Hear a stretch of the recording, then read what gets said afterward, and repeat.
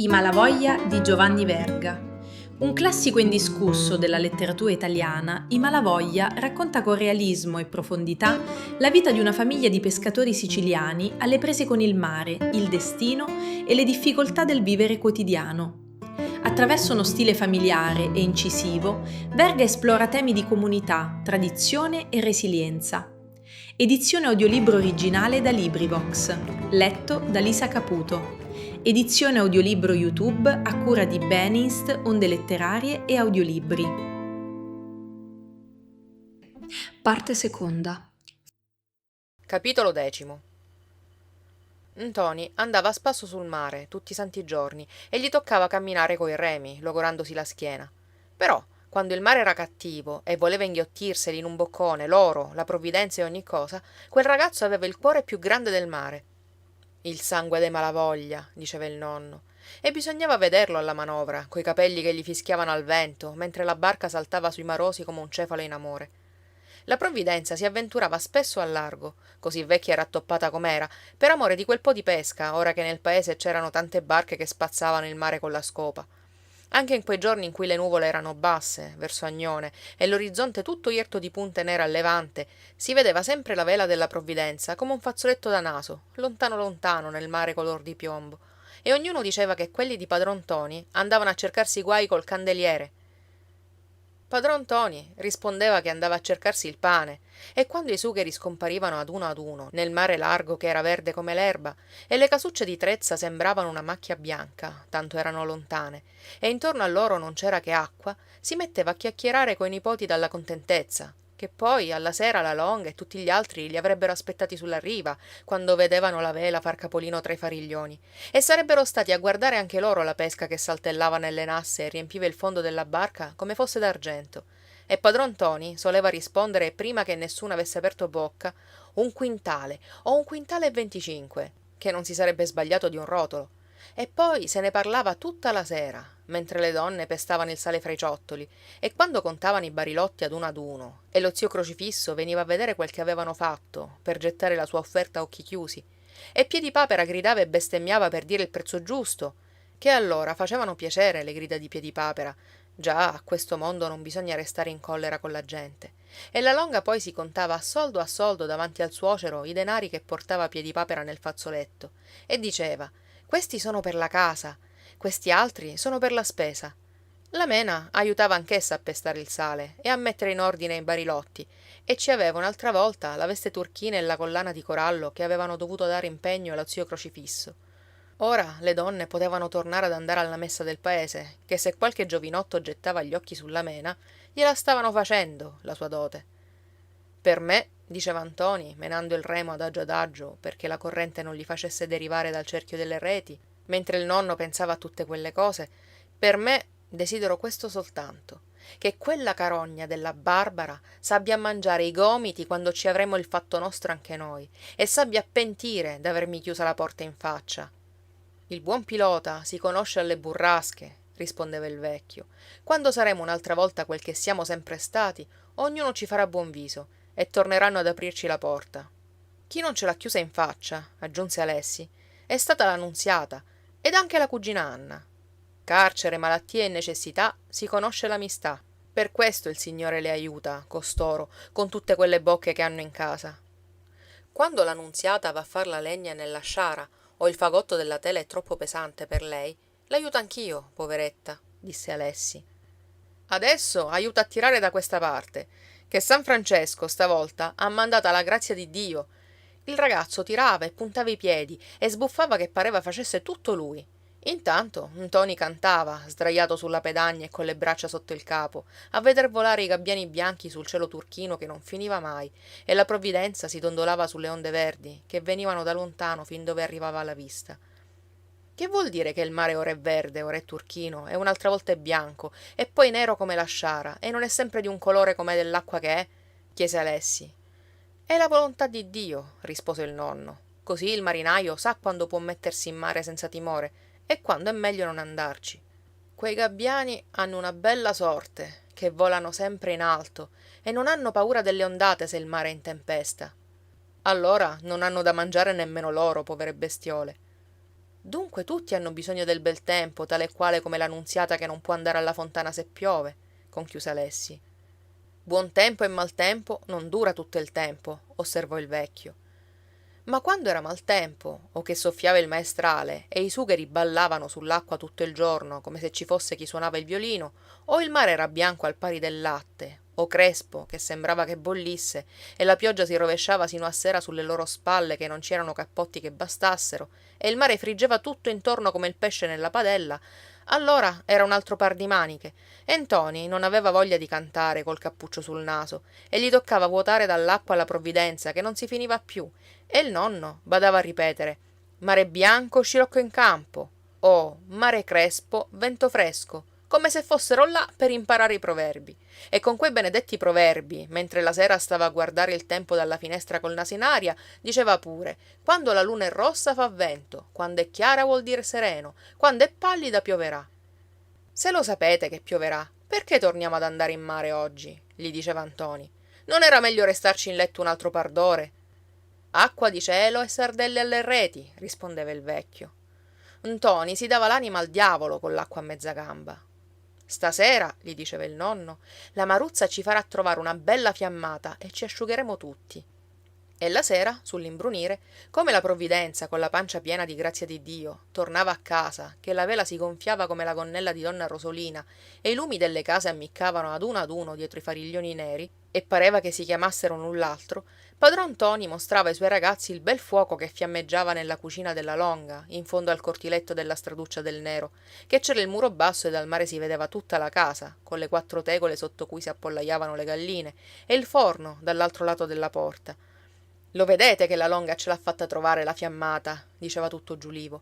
E la Longa li aspettava sulla riva con le ceste pronte, che quando dovevano riportarsele indietro vuote non avevano voglia di ciarlare, ma invece, se le ceste non bastavano e Alessi doveva correre a casa per prenderne delle altre, il nonno si metteva le mani alla bocca per chiamare: Mena! Oh Mena! E Mena sapeva cosa voleva dire, e venivano tutti in processione. Lei, la Lia ed anche la Nunziata con tutti i suoi pulcini dietro. Allora era una festa, né si badava più al freddo o alla pioggia, e davanti alla fiammata stavano a chiacchierare sino a tardi della grazia di Dio che aveva mandato San Francesco e quel che si sarebbe fatto dei denari.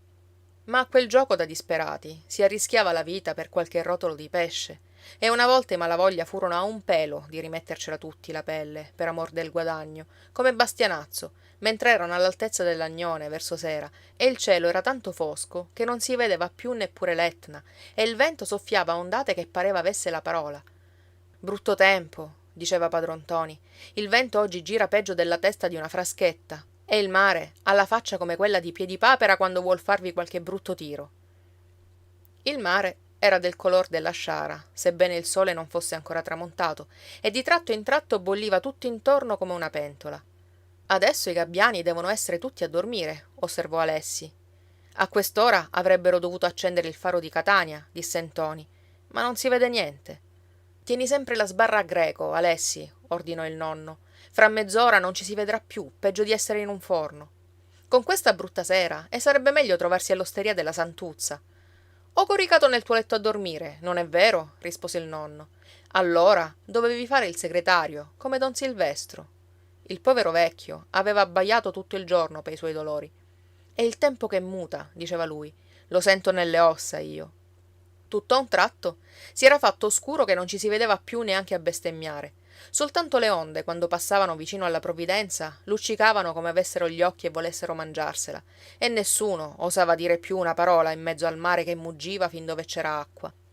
Ho in testa, disse a un tratto Ntoni, che stasera dovremmo dare al diavolo la pesca che abbiamo fatta. Taci! Gli disse il nonno, e la sua voce in quel buio li fece diventare tutti piccini piccini sul banco dove erano. Si udiva il vento sibilare nella vela della provvidenza e la fune che suonava come una corda di chitarra.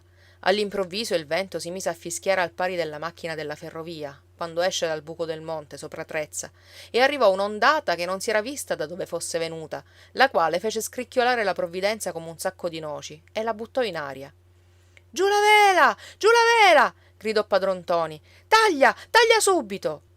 Ntoni, col coltello fra i denti, s'era abbrancato come un gatto all'antenna e ritto sulla sponda per far di contrappeso si lasciò spenzolare sul mare che gli urlava sotto e se lo voleva mangiare. Tienti forte! Gli gridava il nonno in quel fracasso delle onde che lo volevano strappare di là e buttavano in aria la provvidenza e ogni cosa e facevano piegare la barca tutta di un lato, che dentro ci avevano l'acqua sino ai ginocchi. Taglia, taglia! Ripeteva il nonno. Sacramento! Esclamò Ntoni. Se taglio, come faremo poi quando avremo bisogno della vela? Non dire sacramento, che ora siamo nelle mani di Dio. Alessi s'era aggrappato al timone e all'udire quelle parole del nonno cominciò a strillare: Mamma! Mamma mia! Taci! Gli gridò il fratello col coltello fra i denti. Taci, o ti assesto una pedata. Fatti la croce e taci, ripeté il nonno, sicché il ragazzo non osò fiatare più. Ad un tratto la vela cadde tutta di un pezzo, tanto era tesa, e Ntoni la raccolse in un lampo e l'ammainò stretta. Il mestiere lo sai come tuo padre, gli disse il nonno, e sei malavoglia anche tu. La barca si raddrizzò e fece prima un gran salto, poi seguitò a far capriole sulle onde. Da quel timone, ora ci vuole la mano ferma, disse padron Ntoni, e malgrado che il ragazzo ci si fosse aggrappato come un gatto anche lui, arrivavano certe ondate che facevano sbattere il petto contro la manovella a tutte e due. Il remo! Gridò Ntoni. Forza nel tuo remo, Alessi, che a mangiare sei buono anche tu. Adesso i remi valgono meglio del timone. La barca scricchiolava sotto lo sforzo poderoso di quel paio di braccia, e Alessi, ritto contro la pedagna, ci dava l'anima sui remi come poteva anche lui. Tienti fermo! Gli gridò il nonno, che appena si sentiva da un capo all'altro della barca nel fischiare del vento. Tienti fermo, Alessi! Sì, nonno, sì! rispose il ragazzo. Che hai paura? Gli disse Ntoni. No, rispose il nonno per lui. Soltanto raccomandiamoci a Dio. Santo diavolone, esclamò Ntoni col petto ansante. Qui ci vorrebbero le braccia di ferro come la macchina del vapore. Il mare ci vince.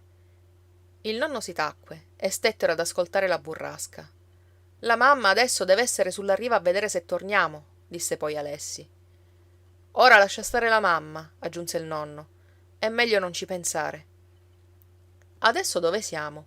Domandò Ntoni dopo un altro bel pezzo, col fiato ai denti dalla stanchezza. Nelle mani di Dio, rispose il nonno. Allora lasciatemi piangere, esclamò Alessi, che non ne poteva più, e si mise a strillare e a chiamare la mamma ad alta voce, in mezzo al rumore del vento e del mare. Né alcuno osò sgridarlo più. Hai un bel cantare, ma nessuno ti sente. Ed è meglio starti cheto, gli disse infine il fratello, con la voce mutata che non si conosceva più nemmen lui. Sta zitto, che adesso non è bene far così, né per te né per gli altri. La vela, ordinò padron Ntoni, il timone al vento verso greco e poi alla volontà di Dio. Il vento contrastava forte alla manovra, ma in 5 minuti la vela fu spiegata e la provvidenza cominciò a balzare sulla cima delle onde, piegata da un lato come un uccello ferito. I malavoglia si tenevano tutti da un lato, afferrati alla sponda. In quel momento nessuno fiatava, perché quando il mare parla in quel modo non si ha coraggio di aprir bocca. Padron Ntoni disse soltanto: a quest'ora laggiù dicono il rosario per noi. E non aggiunsero altro, correndo col vento e con le onde, nella notte che era venuta tutta a un tratto nera come la pece. Il fanale del molo! Gridò Ntoni. Lo vedete? A dritta! Gridò padron Ntoni. A dritta! Non è il fanale del molo! Andiamo sugli scogli! Serra! Serra! Non posso serrare, rispose Ntoni con la voce soffocata dalla tempesta e dallo sforzo. La scotta è bagnata! Il coltello, Alessio, il coltello! Taglia, taglia, presto! In questo momento s'udì uno schianto. La provvidenza, che prima si era curvata su di un fianco, si rilevò come una molla e per poco non sbalzò tutti in mare. L'antenna, insieme alla vela, cadde sulla barca rotta come un filo di paglia. Allora si udì una voce che gridava «Ahi!» come di uno che stesse per morire. «Chi è? Chi è che grida?» domandava Ntoni aiutandosi coi denti e col coltello a tagliare le rilinghe della vela, la quale era caduta con l'antenna sulla barca e copriva ogni cosa. Ad un tratto un colpo di vento la strappò netta e se la portò via sibilando. Allora i due fratelli poterono sbrogliare del tutto il troncone dell'antenna e buttarlo in mare. La barca si raddrizzò, ma padron Ntoni non si raddrizzò lui, e non rispondeva più a Ntoni che lo chiamava. Ora, quando il mare e il vento gridano insieme, non c'è cosa che faccia più paura del non udirsi rispondere alla voce che chiama. Nonno! Nonno! gridava anche Alessi, e al non udir più nulla, I capelli si rizzarono in capo, come fossero vivi, ai due fratelli. La notte era così nera che non si vedeva da un capo all'altro della provvidenza, tanto che Alessi non piangeva più dal terrore. Il nonno era disteso in fondo alla barca, con la testa rotta. Ntoni finalmente lo trovò tastoni e gli parve che fosse morto, perché non fiatava e non si muoveva affatto. La stanga del timone urtava di qua e di là, mentre la barca saltava in aria e si inabissava. Ah, San Francesco di Paola! Ah, San Francesco benedetto! Strillavano i due ragazzi, ora che non sapevano più che fare. San Francesco misericordioso li udì, mentre andava per la burrasca in soccorso dei suoi devoti, e stese il suo mantello sotto la provvidenza, giusto quando stava per spaccarsi come un guscio di noce sullo scoglio dei Colombi, sotto la guardiola della dogana. La barca saltò come un puledro sullo scoglio e venne a cadere in secco, col naso in giù. Coraggio, coraggio! Gridavano loro le guardie dalla riva e correvano qua e là con le lanterne a gettare delle corde. Siam qui noi! Fatevi animo! Finalmente una delle corde venne a cadere a traverso della provvidenza, la quale tremava come una foglia, e batté giusto sulla faccia a Ntoni peggio di un colpo di frusta, ma in quel momento gli parve meglio di una carezza. A me! Gridò afferrando la fune che scorreva rapidamente e gli voleva scivolare dalle mani. Alessi vi si aggrappò anche lui con tutte le sue forze, e così riescirono ad avvolgerla 2 o 3 volte alla sbarra del timone, e le guardie doganali li tirarono a riva. Padron Ntoni, però, non dava più segno di vita, e allorché accostarono la lanterna si vide che aveva la faccia sporca di sangue, sicché tutti lo credettero morto, e i nipoti si strappavano i capelli. Ma dopo un paio d'ore arrivò correndo don Michele, Rocco Spatu, Vanni Pizzuto e tutti gli sfaccendati che erano all'osteria quando giunse la notizia, e con l'acqua fresca e le fregagioni gli fecero riaprir gli occhi. Il povero vecchio, come seppe dove si trovava, che ci voleva meno di un'ora per arrivare a Trezza, disse che lo portassero a casa su di una scala. Maruzza, Mena e le vicine, che strillavano sulla piazza e si battevano il petto, lo videro arrivare in tal modo, disteso sulla scala e con la faccia bianca, come un morto. Niente, niente, andava assicurando don Michele in capo alla folla. Una cosa da nulla. E corse dallo speziale per l'aceto dei 7 ladri. Don Franco venne in persona tenendo con le 2 mani la boccetta, e accorsero anche Piedipapera, comare Grazia, i Zuppiddi, padron Cipolla e tutto il vicinato, nella strada del Nero, che in quelle occasioni si mette un sasso su ogni quistione, ed era venuta anche la Locca, la quale andava sempre dove c'era folla, quando sentiva del brusio pel paese, di notte o di giorno, quasi non chiudesse più gli occhi e aspettasse sempre il suo menico. Sicché la gente si accalcava nella stradicciuola davanti alla casa dei Malavoglia, come se ci fosse il morto, tanto che la cugina Anna dovette chiuder l'uscio sul mostaccio a tutti. Lasciatemi entrare! Gridava la nunziata picchiando coi pugni sull'uscio, che era accorsa mezzo svestita. Lasciatemi vedere cos'è successo da comare Maruzza! Allora era inutile mandarci per la scala, che dopo non ci lasciano entrare in casa per vedere cos'è, strepitava il figlio della Locca. La Zuppidda e la Mangiacarrubbe avevano dimenticato tutti gli improperi che si erano detti e cianciavano davanti alla porta, con le mani sotto il grembiule. Già quel mestiere lì è fatto in tal modo, e si finisce col lasciarci la pelle. Una che mariti la figlia con gente di mare, diceva la Zuppidda, un giorno o l'altro se la vede tornare a casa vedova, e con gli orfani per giunta, che se non fosse stato per don Michele, dei Malavoglia, quella notte, non restava nemmeno la semenza. Il meglio era fare come quelli che non fanno nulla e si guadagnano la loro giornata egualmente, come don Michele, a mo' di esempio, il quale era grasso e grosso meglio di un canonico e andava sempre vestito di panno e si mangiava mezzo paese e tutti lo lisciavano. Anche lo speziale, il quale voleva mangiarsi il re, gli faceva tanto di cappello col cappellaccio nero. Non è nulla, venne a dire don Franco. Gli abbiamo fatta la fasciatura. Ma se non viene la febbre, se ne va. Piedipapera volle andare a vedere anche lui, perché era di casa, e padron Fortunato, e chi d'altri poté entrare a furia di gomitate. La faccia non mi piace niente affatto, sentenziava padron Cipolla scrollando il capo. Come vi sentite, compare Ntoni? Per questo padron Fortunato non gli ha voluto dare il figlio alla Sant'Agata, diceva intanto la Zuppidda, che l'avevano lasciata sulla porta. Ha il naso fine, quell'omaccio. E la Vespa soggiungeva: chi ha roba in mare non ha nulla. Ci vuole la terra al sole, ci vuole. Che notte è venuta pei Malavoglia, esclamava comare Piedipapera. Avete visto che tutte le disgrazie in questa casa arrivano di notte? Osservò padron Cipolla uscendo dalla casa con don Franco e compare Tino. Per buscarsi un pezzo di pane, poveretti, aggiungeva comare Grazia. Per 2 o 3 giorni padron Ntoni fu più di là che di qua. La febbre era venuta, come aveva detto lo speziale, ma era venuta così forte che stava per portarsi via il malato. Il poveraccio non si lagnava più nel suo cantuccio, con la testa fasciata e la barba lunga. Aveva solo una gran sete, e quando Mena o la Longa gli davano da bere, afferrava il boccale con le mani tremanti, che pareva volessero rubarglielo. Don Ciccio veniva la mattina, medicava il ferito, gli tastava il polso, voleva veder la lingua e poi se ne andava scrollando il capo. Una notte persino lasciarono accesa la candela, quando don Ciccio aveva dimenato il capo più forte. La Longa ci aveva messo accanto l'immagine della Madonna e dicevano il rosario davanti al letto del malato, il quale non fiatava più e non voleva nemmeno dell'acqua, e nessuno andò a dormire, tanto che la lia si rompeva le mascelle dallo sbadigliare pel gran sonno. Nella casa c'era un silenzio di malaugurio, sicché i carri passando per la strada facevano ballare i bicchieri sulla tavola e trasalire coloro che stavano a vegliare il malato. Così passò anche tutta la giornata e le vicine stavano sulla porta, cianciando a voce bassa fra di loro e guardando pel vano dell'uscio cosa succedeva. Verso sera padron Ntoni volle veder tutti i suoi ad uno, con gli occhi spenti, e domandava cosa aveva detto il medico. Ntoni era accanto al capezzale e piangeva come un ragazzo, che il cuore l'aveva buono quel giovane. Non piangere così, gli diceva il nonno. Non piangere. Ora tu sei il capo della casa. Pensa che ci hai tutti gli altri sulle spalle e fa come ho fatto io.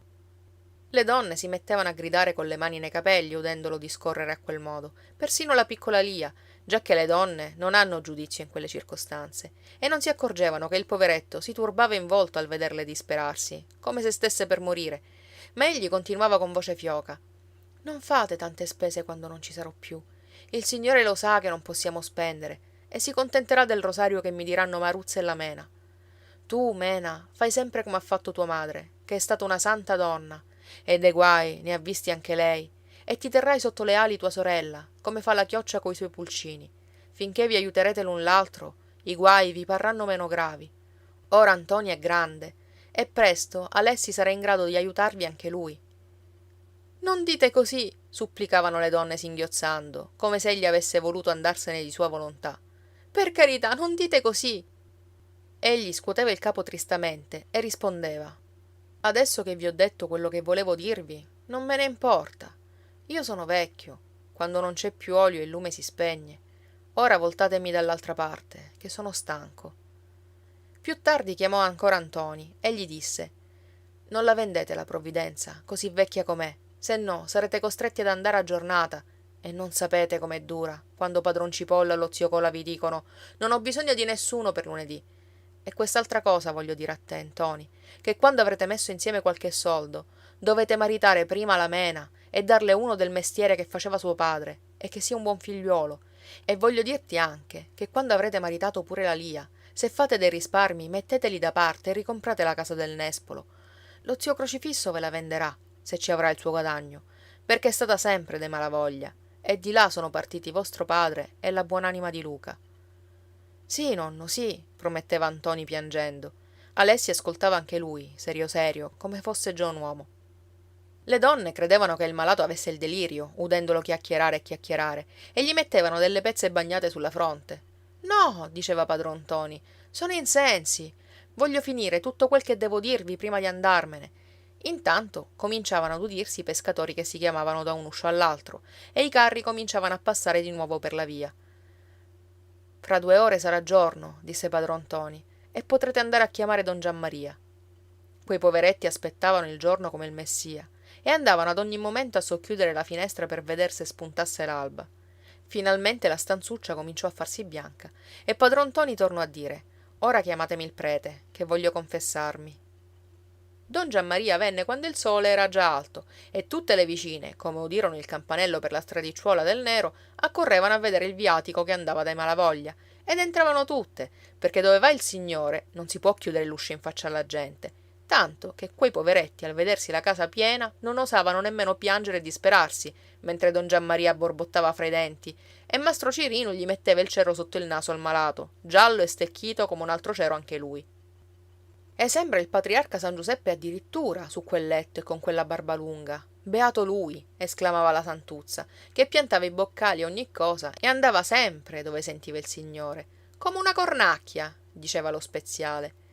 Don Ciccio arrivò che c'era ancora il vicario con l'olio santo, tanto che voleva voltare la briglia dell'asinello e tornarsene indietro. Chi vi ha detto che c'era bisogno del prete?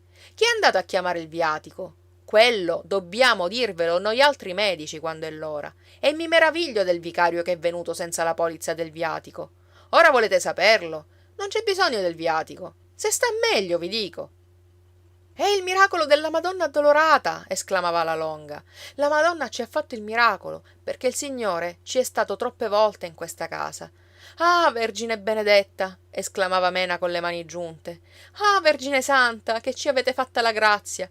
E tutti piangevano dalla consolazione, come se l'infermo fosse già stato in grado di tornare ad imbarcarsi sulla provvidenza. Don Ciccio se ne andava borbottando. Così mi ringraziano. Se campano, la Madonna ha fatto la grazia. Se muoiono, sono io che li ammazzo. Le comari aspettavano sulla porta per veder passare il morto, che dovevano venirselo a prendere da un momento all'altro. Poveretto, brontolavano anch'esse. Quel vecchio ha il cuoio duro. Se non batte il naso per terra come i gatti, non muore. State attenti a quel che vi dico oggi, predicava la Zuppidda. Siamo qui da 2 giorni ad aspettare. Muore, non muore. Vi dico che egli ci sotterrerà tutti. Le comari fecero le corna. Lontano sia, che son figlia di Maria. E la Vespa baciava anche la medaglia che ci aveva sull'abitino. Sciatara e matara, tuono dell'aria e vino solforoso. La Zuppidda soggiunse. Voi almeno non avete figli da maritare come li ho io, che farei gran danno se andassi sottoterra. Le altre ridevano, perché la Vespa non ci aveva che lei stessa da maritare e non ci arrivava anche. Quanto a questo, padron Ntoni fa più danno di tutti, perché è la colonna della casa, rispose la cugina Anna. Quel cetriolo di Ntoni ora non è più un ragazzo. Ma tutte si strinsero nelle spalle. Se muore il vecchio, la vedrete come casca quella casa. In questa arrivò la nunziata, lesta lesta, con la brocca sul capo. Largo, largo, che aspettano l'acqua da comare Maruzza. E i miei ragazzi, se si mettono a giocare, mi lasciano la roba in mezzo alla strada. Lia s'era messa sulla porta, tutta pettoruta, a dire alle comari: il nonno sta meglio. Ha detto don Ciccio che il nonno per adesso non muore. E non le pareva vero che tutte le comari stessero ad ascoltarla come una donna fatta. Venne anche Alessi e disse alla nunziata: ora che sei qui, in 2 salti vado a vedere che n'è della provvidenza. Questo qui ha più giudizio del grande, diceva la cugina Anna. A don Michele gli daranno la medaglia per aver buttato la corda alla provvidenza, diceva lo speziale. E c'è anche la pensione. Così li spendono i denari del popolo. Piedipapera, per difendere don Michele, andava dicendo che se l'era meritata la medaglia e la pensione. Per questo si era buttato all'acqua sino a mezza gamba, con tutti gli stivaloni, per salvare la vita ai Malavoglia. Vi par poco? 3 persone, ed era stato a un pelo di lasciarci il cuoio anche lui, tanto che se ne parlava dappertutto, sicché la domenica, quando si metteva l'uniforme nuovo, le ragazze gli lasciavano gli occhi addosso per veder se ci avesse la medaglia. Barbara Zuppidda, ora che si è levato di mente quel ragazzaccio di Malavoglia, non gli volterà più le spalle a don Michele, andava dicendo Piedipapera. L'ho vista io col naso fra le imposte quando egli passa per la strada. E don Silvestro, sentendo questo, diceva a Vanni Pizzuto: bel guadagno che ci avete fatto a levarvi d'addosso Ntoni di padron Ntoni, ora che la Barbara ha messo gli occhi addosso a don Michele. Se ce li ha messi, li leverà, che sua madre non può vedere né sbirri, né mangiapane, né forestieri. Vedrete, vedrete. La Barbara ha 23 anni e se si mette in testa che ad aspettare ancora il marito comincia a far la muffa, se lo piglia, con le buone o con le cattive. Volete scommettere 12 tarì che si parlano dalla finestra? E tirò fuori il pezzo da 5 lire nuovo. Io non voglio scommettere niente, rispose Pizzuto, stringendosi nelle spalle. A me non me ne importa un corno. Quelli che stavano a sentire, Piedipapera e Rocco Spatu, si scompisciavano dalle risa. Ve lo faccio per niente, aggiunse don Silvestro, messo di buon umore, e se ne andò con gli altri a chiacchierare con lo zio Santoro, davanti all'osteria. Sentite, zio Santoro, volete guadagnarvi 12 tarì? E cavò fuori la moneta nuova, sebbene lo zio Santoro non ci vedesse. Mastro Vanni Pizzuto vuol scommettere 12 tarì che ora don Michele il brigadiere va a parlare con la Barbara Zuppidda la sera. Volete buscarveli voi quei 12 tarì? Oh, anime sante del purgatorio! Esclamò baciando il rosario lo zio Santoro, il quale era stato ad ascoltare tutto intento, con gli occhi spenti. Ma egli era inquieto e muoveva le labbra di qua e di là, come fa delle orecchie un cane da caccia che sente la pedata. Sono amici, non temete, aggiunse don Silvestro sghignazzando. Sono compare Tino e Rocco Spatu, aggiunse il cieco dopo essere stato attento un altro po'. Egli conosceva tutti quelli che passavano, al rumore dei loro passi, fossero con le scarpe o a piedi nudi, e diceva: Voi siete compare Tino, oppure siete compare Cinghialenta, e siccome era sempre là a dir delle barzellette con questo e con quello, sapeva ciò che accadeva in tutto il paese. E allora, per buscarsi quei 12 tarì, come i ragazzi andavano a prendere il vino per la cena, li chiamava Alessi, o Nunziata, o Lia, e domandava pure: Dove vai? Donde vieni? Che hai fatto oggi? Oppure: L'hai visto Don Michele? Ci passa dalla strada del Nero. Ntoni, poveretto, finché c'era stato bisogno, era corso di qua e di là senza fiato e s'era strappati i capelli anche lui. Adesso che il nonno stava meglio, girandolava per il paese, con le mani sotto le ascelle, aspettando che potessero portare un'altra volta la provvidenza da mastro Zuppiddu per rabberciarla, e andava all'osteria a far quattro chiacchiere, giacché non ci aveva un soldo in tasca, e raccontava a questo e a quello come avevano visto la morte con gli occhi, e così passava il tempo, cianciando e sputacchiando. Quando gli pagavano poi qualche bicchiere di vino, se la prendeva con don Michele, che gli aveva rubata l'innamorata e andava ogni sera a parlare con la Barbara. Li aveva visti lo zio Santoro, che aveva domandato alla Nunziata se don Michele ci passava per la strada del Nero. Ma sangue di Giuda! Non mi chiamo Ntoni Malavoglia se non mi taglio questo corno, sangue di Giuda! La gente ci si divertiva a vedergli mangiare l'anima, e perciò gli pagavano da bere. La Santuzza, mentre risciacquava i bicchieri, si voltava dall'altra parte per non sentire le bestemmie e le parolacce che dicevano, ma all'udir discorrere di don Michele si dimenticava anche di questo e stava ad ascoltare con tanto d'occhi. Era divenuta curiosa anche lei e stava tutto orecchi quando ne parlavano, e al fratellino della Nunziata o ad Alessia, allorché venivano pel vino, regalava delle mele e delle mandorle verdi per sapere chi s'era visto nella strada del Nero. Don Michele giurava e spergiurava che non era vero, e spesso la sera, quando l'osteria era già chiusa, si udiva un casa del diavolo dietro la porta. Bugiardo! Gridava la Santuzza. Assassino, ladro, nemico di Dio! Tanto che don Michele non si fece più vedere all'osteria e si contentava di mandare a prendere il vino e berselo nella bottega di Pizzuto, solo col suo fiasco, per amor della pace. Massaro Filippo, invece di esser contento che si fosse tolto così un altro cane da quell'osso della Santuzza, metteva buone parole e cercava di rappattumarli, che nessuno ci capiva più nulla. Ma era tempo perso. Non vedete che voga al largo e non si fa più vedere, esclamava la Santuzza. Questo è segno che la cosa è vera, come è vero Iddio. No, non voglio sentirne parlar più, dovessi chiuder l'osteria e mettermi a far calzetta. Massaro Filippo allora si faceva la bocca amara dalla collera e andava a pregare don Michele come un santo nel posto delle guardie o alla bottega di Pizzuto, perché la finisse quella lite con la Santuzza, dopo che erano stati amici, ed ora avrebbero fatto chiacchierare la gente, e lo abbracciava e lo tirava per la manica. Ma don Michele appuntava i piedi in terra come un mulo e diceva di no, e chi era là presente a godersi la scena osservava che Massaro Filippo faceva una bella figura come è vero Dio. Massaro Filippo ha bisogno d'aiuto, diceva Pizzuto. Non lo vedete? Quella Santuzza si mangerebbe anche il crocifisso. La Santuzza allora un bel giorno si mise la mantellina e andò a confessarsi, sebbene fosse lunedì, e l'osteria fosse piena di gente. La Santuzza andava a confessarsi ogni domenica, e ci stava un'ora col naso alla graticola del confessionario, a risciacquarsi la coscienza, che amava tenerla pulita meglio dei suoi bicchieri. Ma quella volta donna Rosolina, che era gelosa di suo fratello il vicario, e si confessava spesso anche lei per tenerci gli occhi addosso, restò con la bocca aperta, là dove era ad aspettare Ginocchioni, che la Santuzza ci avesse tanta roba nello stomaco, e osservò che suo fratello vicario si soffiò il naso più di 5 volte. Cosa aveva oggi Santuzza che non finiva più? Domandò perciò a don Giammaria quando furono a tavola. Niente, niente, rispondeva suo fratello stendendo la mano verso il piatto. Ma ella, che gli conosceva il debole, lasciava il coperchio sulla zuppiera e lo tormentava a furia di domande, sicché, infine, il poveretto dovette dire che c'era il sigillo della confessione, e sinché fu a tavola, rimase col naso sul piatto e ingozzava i maccheroni come se non avesse visto grazia di Dio da 2 giorni, tanto che gli andarono in veleno, e borbottava fra di sé perché non lo lasciavano mai quieto. Dopo pranzo prese il cappello e il ferraiuolo e andò a fare una visita alla Zuppidda. Ci deve essere sotto qualche cosa, borbottava dal canto suo donna Rosolina. Ci deve essere qualche sudiceria fra suor Mariangela e la Zuppidda sotto il sigillo della confessione. E si mise alla finestra per vedere quanto ci stava suo fratello nella casa di comare Venera.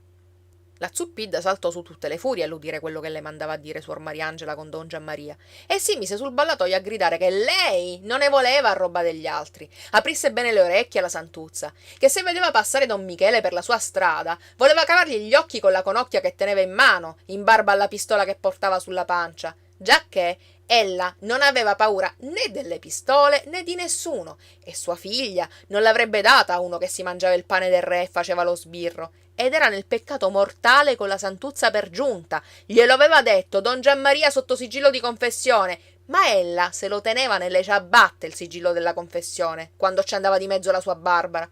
E ne disse tanti e tanti degli improperi che la Longa e la cugina Anna dovettero chiudere la porta perché non udissero le ragazze. E mastro Turi, suo marito, onde non restare indietro, sbraitava anche lui. Se mi toccano la coda, mi fanno fare qualche sproposito, benedetto Dio. Io non ho paura di don Michele e di Massaro Filippo e di tutta la ciurma della Santuzza. State zitto, gli dava sulla voce comare Venera. Non avete inteso che Massaro Filippo non c'entra più con la Santuzza? Gli altri invece continuavano a dire che la Santuzza ci aveva Massaro Filippo per aiutarla a dire le orazioni. L'aveva visto Piedipapera.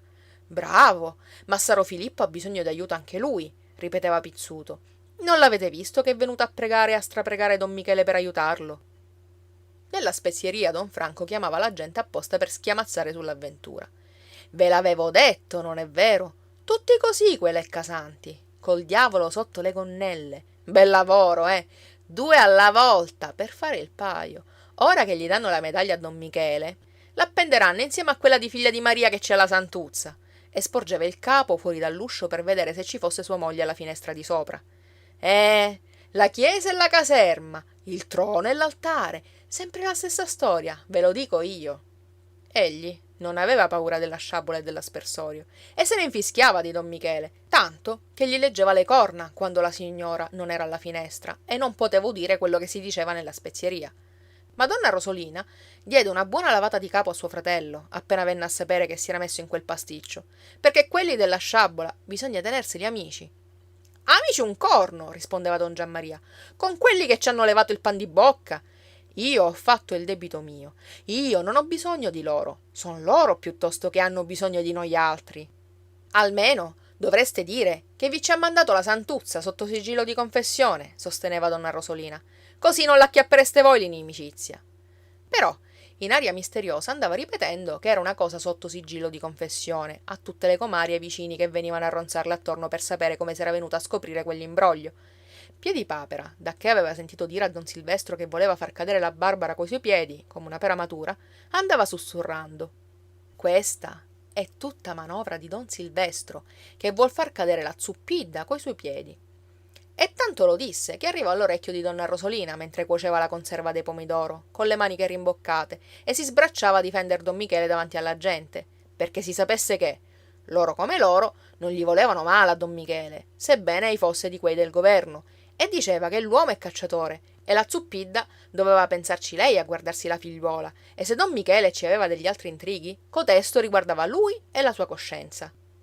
Questa è opera di don Silvestro, che vuole la Zuppidda, e ha scommesso 12 tarì che la farà cascare coi suoi piedi, venne a dirle comare la Vespa mentre aiutava donna Rosolina a fare la conserva dei pomidoro. Ella ci veniva a pregare don Giammaria che facesse entrare gli scrupoli in testa a quel birbante dello zio Crocifisso, il quale ci aveva la testa più dura di un mulo. Non lo vede che ha i piedi nella fossa, diceva, che vuol portarsi anche questo scrupolo sulla coscienza. Ma all'udire la storia di don Silvestro, donna Rosolina di botto cambiò registro e si mise a predicare col mestolo in aria, rossa come la conserva dei pomidoro, contro gli uomini che lusingano le ragazze da marito e quelle pettegole le quali stanno alla finestra ad uccellarli. Già si sapeva che razza di civetta fosse la Barbara, ma faceva specie che ci cascasse anche uno come don Silvestro, il quale sembrava un uomo di proposito, e nessuno si sarebbe aspettato da lui un tradimento simile. Invece poi andava a cercarsi guai con la Zuppidda e con don Michele, mentre ci aveva la sorte in mano e se la lasciava scappare. Al giorno d'oggi, per conoscere un uomo, bisogna mangiare 7 salme di sale. Però don Silvestro si faceva vedere a braccetto con don Michele, e nessuno osava dir parole in faccia a loro di quei discorsi che correvano. Ora donna Rosolina gli sbatteva la finestra sul naso, allorché il segretario stava a guardare in aria dalla porta dello speziale, e non voltava nemmeno il capo quando metteva al sole sul terrazzino la conserva dei pomidori. Una volta poi volle andare a confessarsi ad Aci Castello, perché ci aveva un peccato che non poteva dire a suo fratello, e tanto fece che incontrò per caso don Silvestro, giusto mentre tornava dalla vigna. Oh, beato chi vi vede, cominciò a dirgli fermandosi a prender fiato, perché era tutta rossa e scalmanata. Ci avete gran roba pel capo, che non vi ricordate più degli amici antichi. Io non ci ho nulla pel capo, donna Rosolina. A me mi hanno detto che ce l'avete, ma è una bestialità che vi farebbe venire il capo grosso davvero. Chi ve l'ha detto? Lo dice tutto il paese. Lasciatelo dire. E poi, volete saperla? Io faccio quel che mi piace a me, e se ci avrò la testa pesante, ci ho da pensare io. Buon provi faccia, rispose donna Rosolina col viso rosso. Vuol dire che cominciate ad avercela da adesso, se mi rispondete in questo modo, tanto che non me l'aspettavo e vi ho avuto sinora per giudizioso. Scusate se mi sono sbagliata.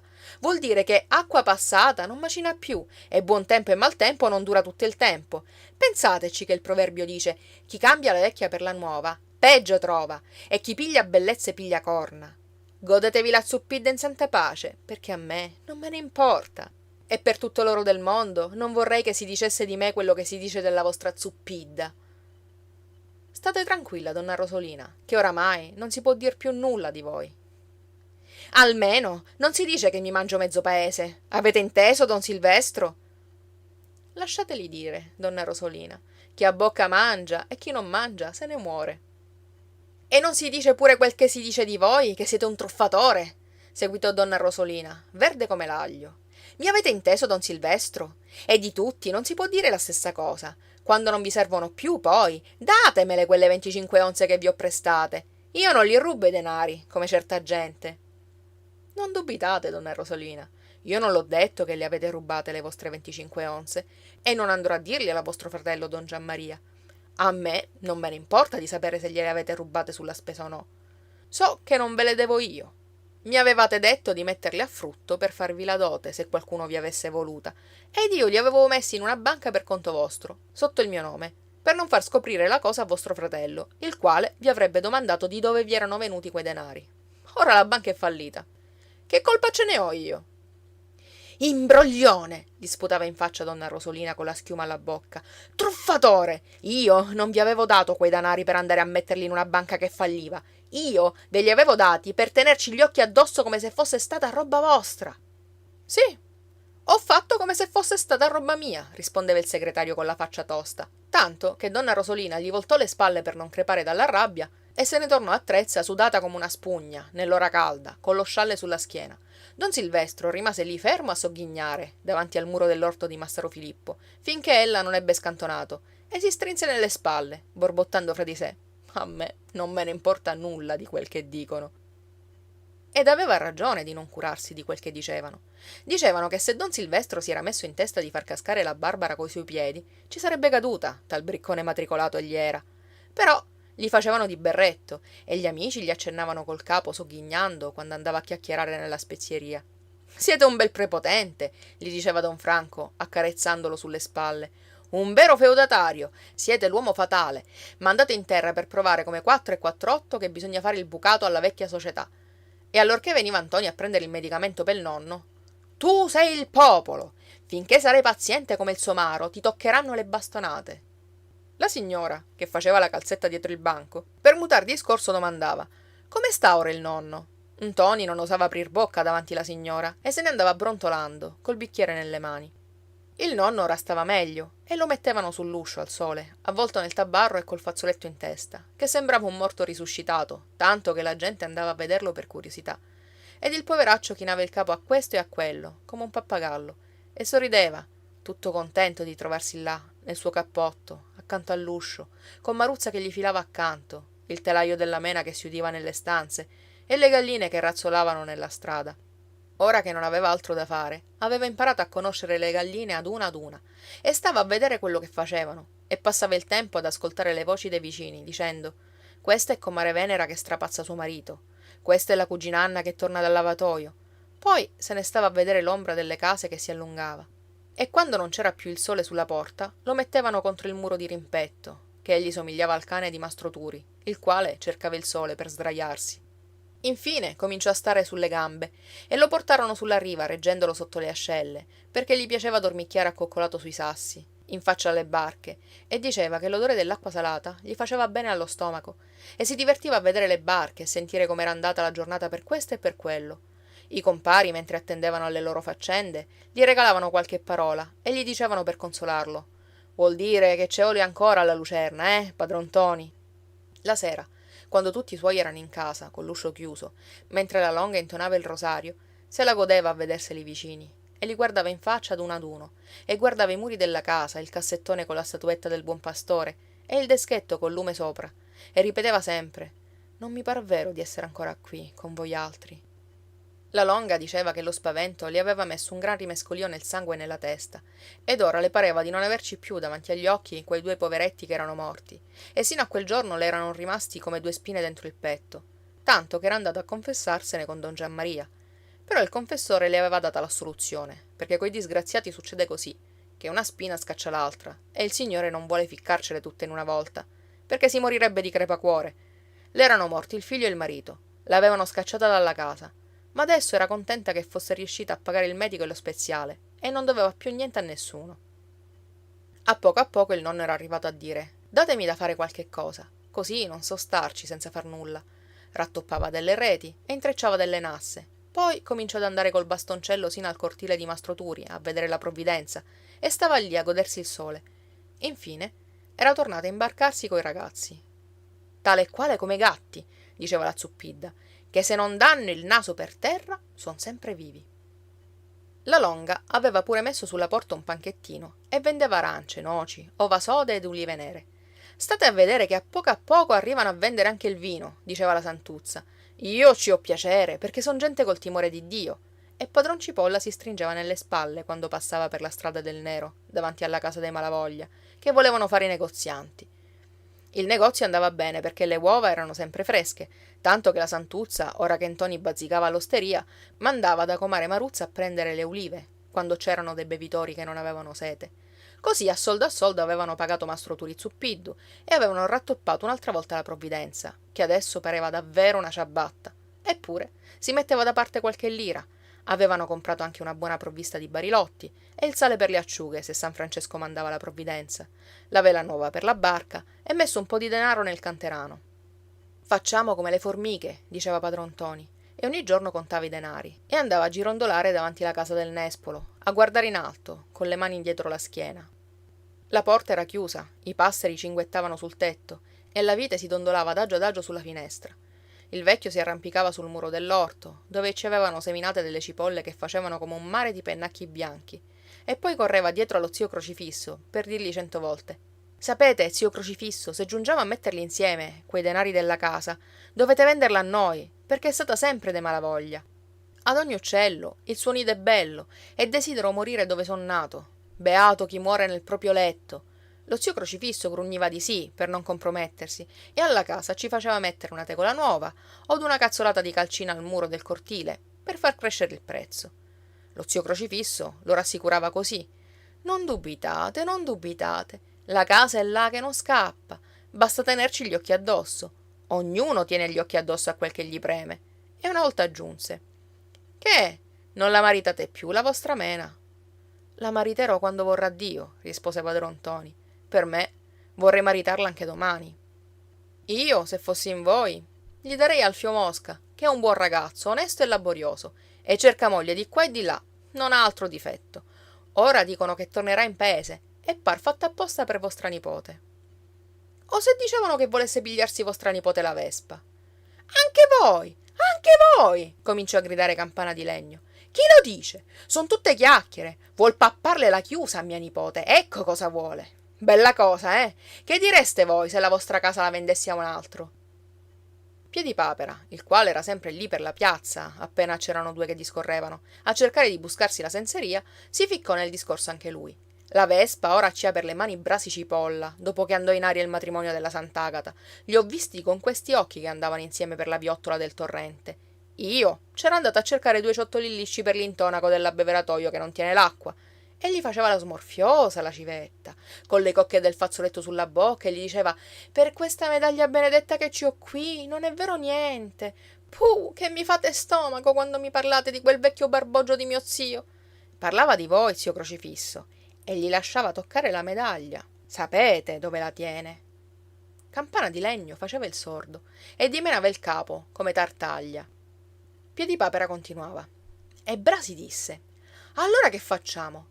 Io non lo so quel che volete fare, rispondeva la Vespa, ma se è vero che mi volete bene, in questo stato non mi lascerete, che quando non vi vedo mi pare che il cuore l'abbia diviso in due, come due spicchi d'arancia, e se vi maritano con qualchedun'altra, vi giuro per questa medaglia benedetta che ci ho qui, sentite, che vedrete qualche cosa di grosso nel paese, e mi butterò in mare bella e vestita come sono. Brasi si grattava il capo e seguitava.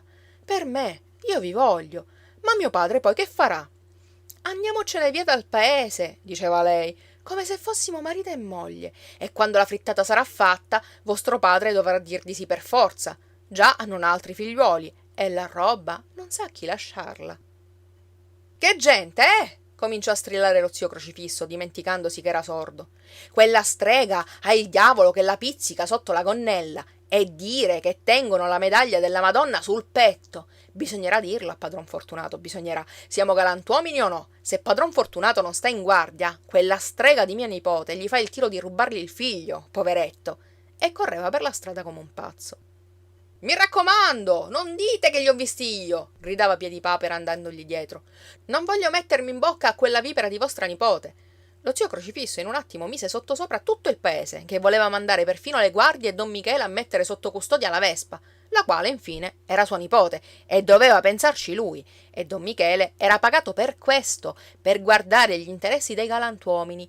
La gente si divertiva a veder padron Cipolla correre di qua e di là anche lui con tanto di lingua fuori, e ci aveva gusto che quel bietolone di suo figlio Brasi fosse andato a cascare nella Vespa, mentre pareva che per lui non fosse buona neppure la figlia di Vittorio Emanuele, che aveva piantato la malavoglia senza dire vi saluto. Mena, però, non s'era messa il fazzoletto nero quando Brasi l'aveva piantata. Anzi, ora tornava a cantare mentre stava al telaio o aiutava a salare le acciughe nelle belle sere d'estate. Stavolta San Francesco l'aveva proprio mandata la provvidenza. C'era stata una passata di acciughe come mai se n'erano viste, una ricchezza per tutto il paese. Le barche tornavano cariche, con la gente che cantava e sventolava i berretti da lontano, per far segno alle donne che aspettavano coi bambini in collo. I rigattieri venivano in folla dalla città, a piedi, a cavallo, sui carri, e Piedipapera non aveva il tempo di grattarsi il capo. Verso l'Ave Maria sulla riva c'era una fiera addirittura, e grida e schiamazzi d'ogni genere. Nel cortile dei Malavoglia il lume stava acceso sino a mezzanotte, che pareva una festa. Le ragazze cantavano e venivano anche le vicine ad aiutare, le figlie della cugina Anna e la Nunziata, perché c'era da guadagnare per tutti, e lungo il muro si vedevano 4 file di barilotti già belli e preparati, coi sassi di sopra. Adesso vorrei qui la zuppidda, esclamava Ntoni, seduto sui sassi a far peso anche lui, con le mani sotto le ascelle. Adesso lo vedrebbe che abbiamo il fatto nostro anche noi, e ce ne infischiamo di don Michele e di don Silvestro. I rigattieri correvano dietro a padron Ntoni coi denari in mano. Piedipapera lo tirava per la manica dicendogli questo è il tempo d'approfittare. Ma padron Ntoni teneva dura a rispondere ne parleremo ad ogni santi. Allora le acciughe avranno il loro prezzo. No, non voglio caparra, non voglio legarmi le mani. So io come vanno le cose. E picchiava i pugni sui barili, dicendo ai nipoti qui c'è la vostra casa e la dote di Mena. La casa ti abbraccia e ti bacia. San Francesco mi ha fatto la grazia di lasciarmi chiudere gli occhi contento. Nello stesso tempo avevano fatte tutte le provviste per l'inverno, il grano, le fave, l'olio, e avevano data la caparra a Massaro Filippo per quel po' di vino della domenica. Ora erano tranquilli.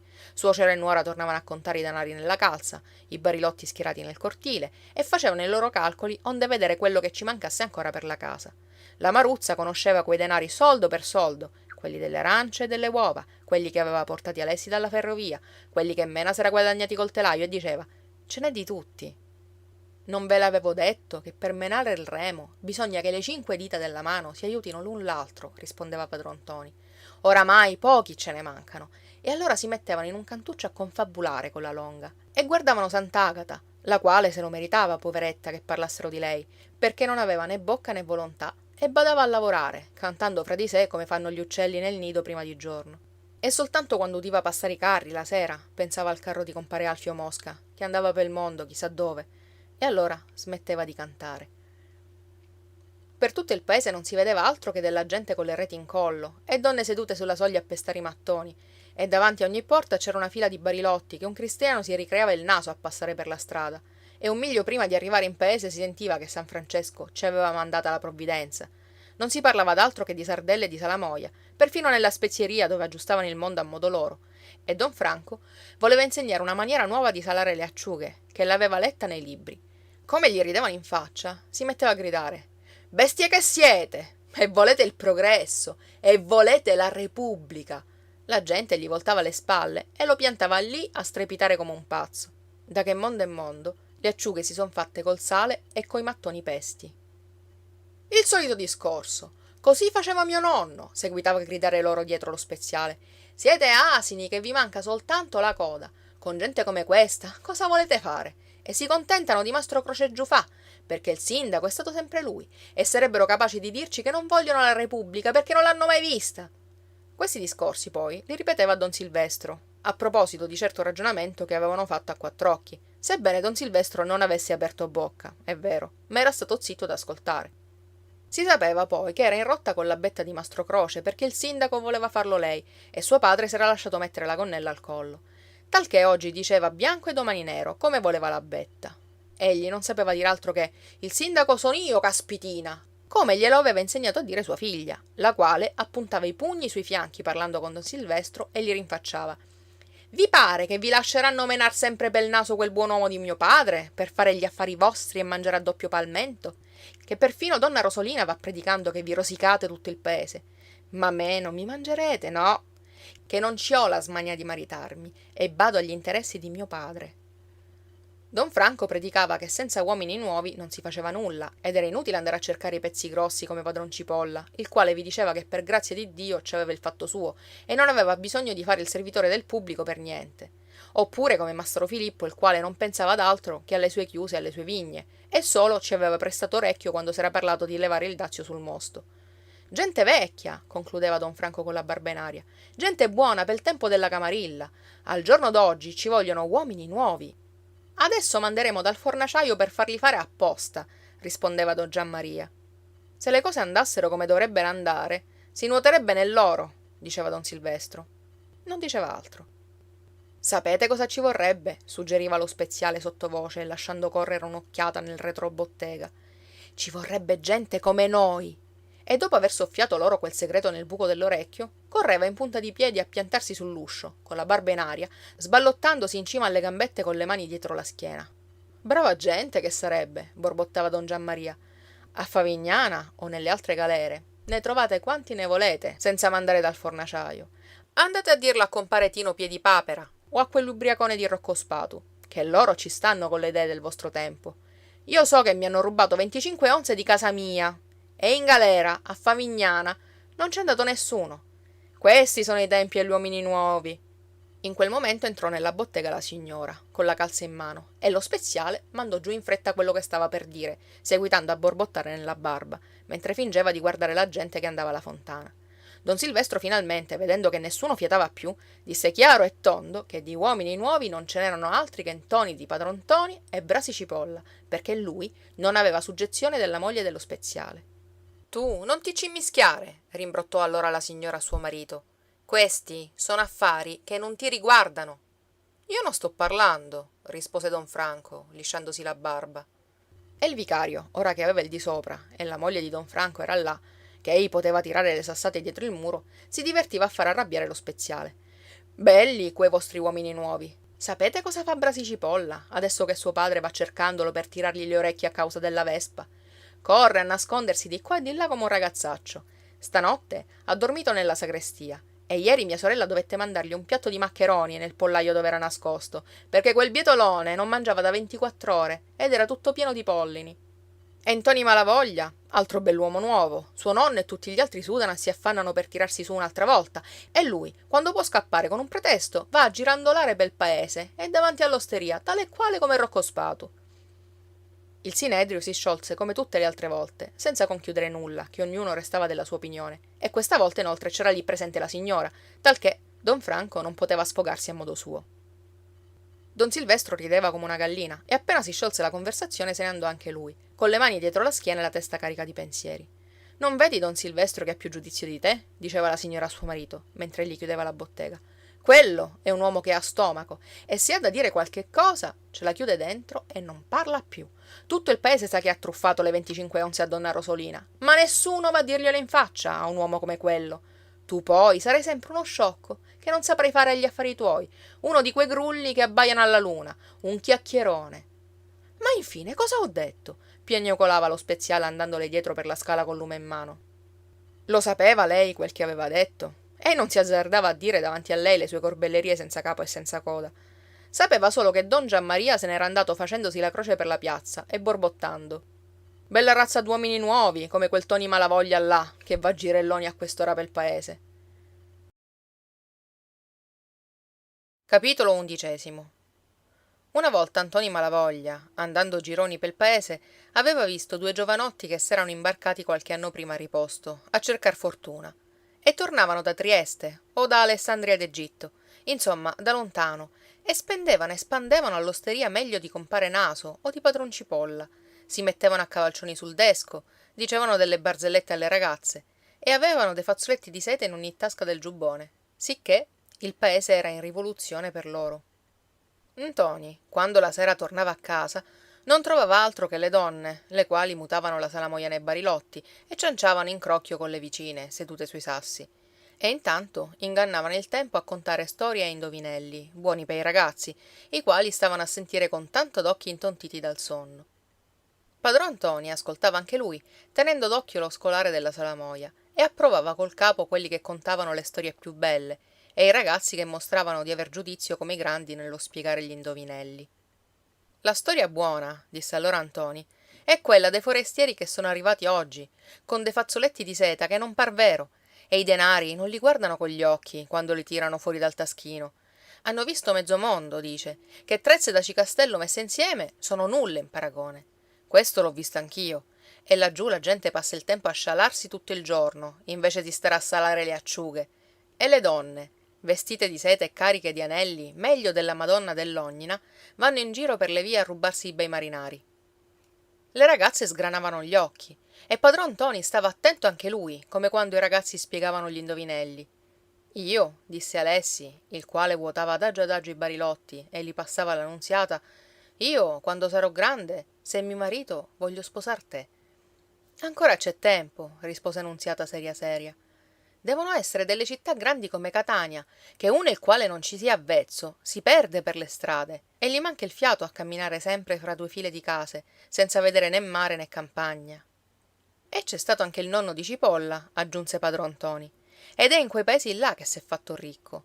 Ma non è più tornato a Trezza e mandò solo i denari ai figliuoli. Poveretto, disse Maruzza. Vediamo se mi indovini quest'altro, disse la Nunziata. 2 lucenti, 2 pungenti, 4 zoccoli e una scopa. Il bue, rispose Tostolia. Questo lo sapevi, che ci sei arrivata subito, esclamò il fratello.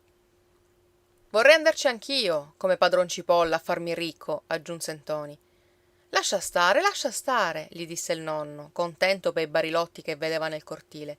Adesso ci abbiamo le acciughe da salare. Ma la Longa guardò il figliuolo col cuore stretto e non disse nulla, perché ogni volta che si parlava di partire le venivano davanti agli occhi quelli che non erano tornati più. E poi soggiunse: né testa né coda, che è meglio ventura. Le file dei barilotti si allineavano sempre lungo il muro, e padron Ntoni, come ne metteva uno al suo posto, coi sassi di sopra, diceva: e un altro. Questi ognissanti son tutti danari. Ntoni allora rideva, che pareva padron Fortunato quando gli parlavano della roba degli altri.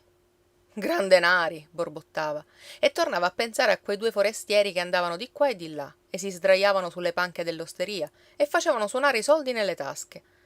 Sua madre lo guardava come se gli leggesse nella testa, né la facevano ridere le barzellette che dicevano nel cortile. Chi deve mangiarsi queste sardelle qui, cominciava la cugina Anna, deve essere il figlio di un re di corona, bello come il sole, il quale camminerà 1 anno, 1 mese e 1 giorno col suo cavallo bianco, finché arriverà a una fontana incantata di latte e di miele, dove scendendo da cavallo per bere troverà il ditale di mia figlia Mara, che ce l'avranno portato le fate, dopo che Mara l'avrà lasciato cascare nella fontana empiendo la brocca. E il figlio del re, col bere che farà nel ditale di Mara, si innamorerà di lei e camminerà ancora 1 anno, 1 mese e 1 giorno, sinché arriverà a Trezza, e il cavallo bianco lo porterà davanti al lavatoio, dove mia figlia Mara starà sciorinando il bucato, e il figlio del re la sposerà e le metterà in dito l'anello, e poi la farà montare in groppa al cavallo bianco e se la porterà nel suo regno. Alessi ascoltava a bocca aperta, che pareva vedesse il figlio del re sul cavallo bianco, a portarsi in groppa la Mara della cugina Anna. E dove se la porterà? Domandò poi la Lia. Lontano lontano, nel suo paese di là del mare, donde non si torna più. Come compare Alfio Mosca, disse la Nunziata. Io non vorrei andarci col figlio del re, se non dovessi tornare più.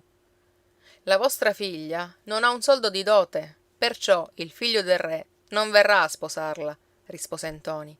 E le volteranno le spalle, come succede alla gente, quando non ha più nulla. Per questo mia figlia sta lavorando qui adesso, dopo essere stata tutto il giorno al lavatoio, per farsi la dote. Non è vero, Mara? Almeno, se non viene il figlio del re, verrà qualchedun altro. Lo so anch'io che il mondo va così, e non abbiamo diritto di lagnarcene. Voi, perché non vi siete innamorato di mia figlia, invece di innamorarvi della Barbara, che è gialla come il zafferano? Perché la Zuppidda aveva il fatto suo, non è vero? E quando la disgrazia vi ha fatto perdere il fatto vostro, a voi altri, è naturale che la Barbara v'avesse a piantare. Voi vi accomodate a ogni cosa, rispose Ntoni imbronciato, e hanno ragione di chiamarvi cuor contento. E se non fossi cuor contento, che si cambiano le cose. Quando uno non ha niente, il meglio è di andarsene come fece compare Alfio Mosca. Quello che dico io, esclamò Ntoni.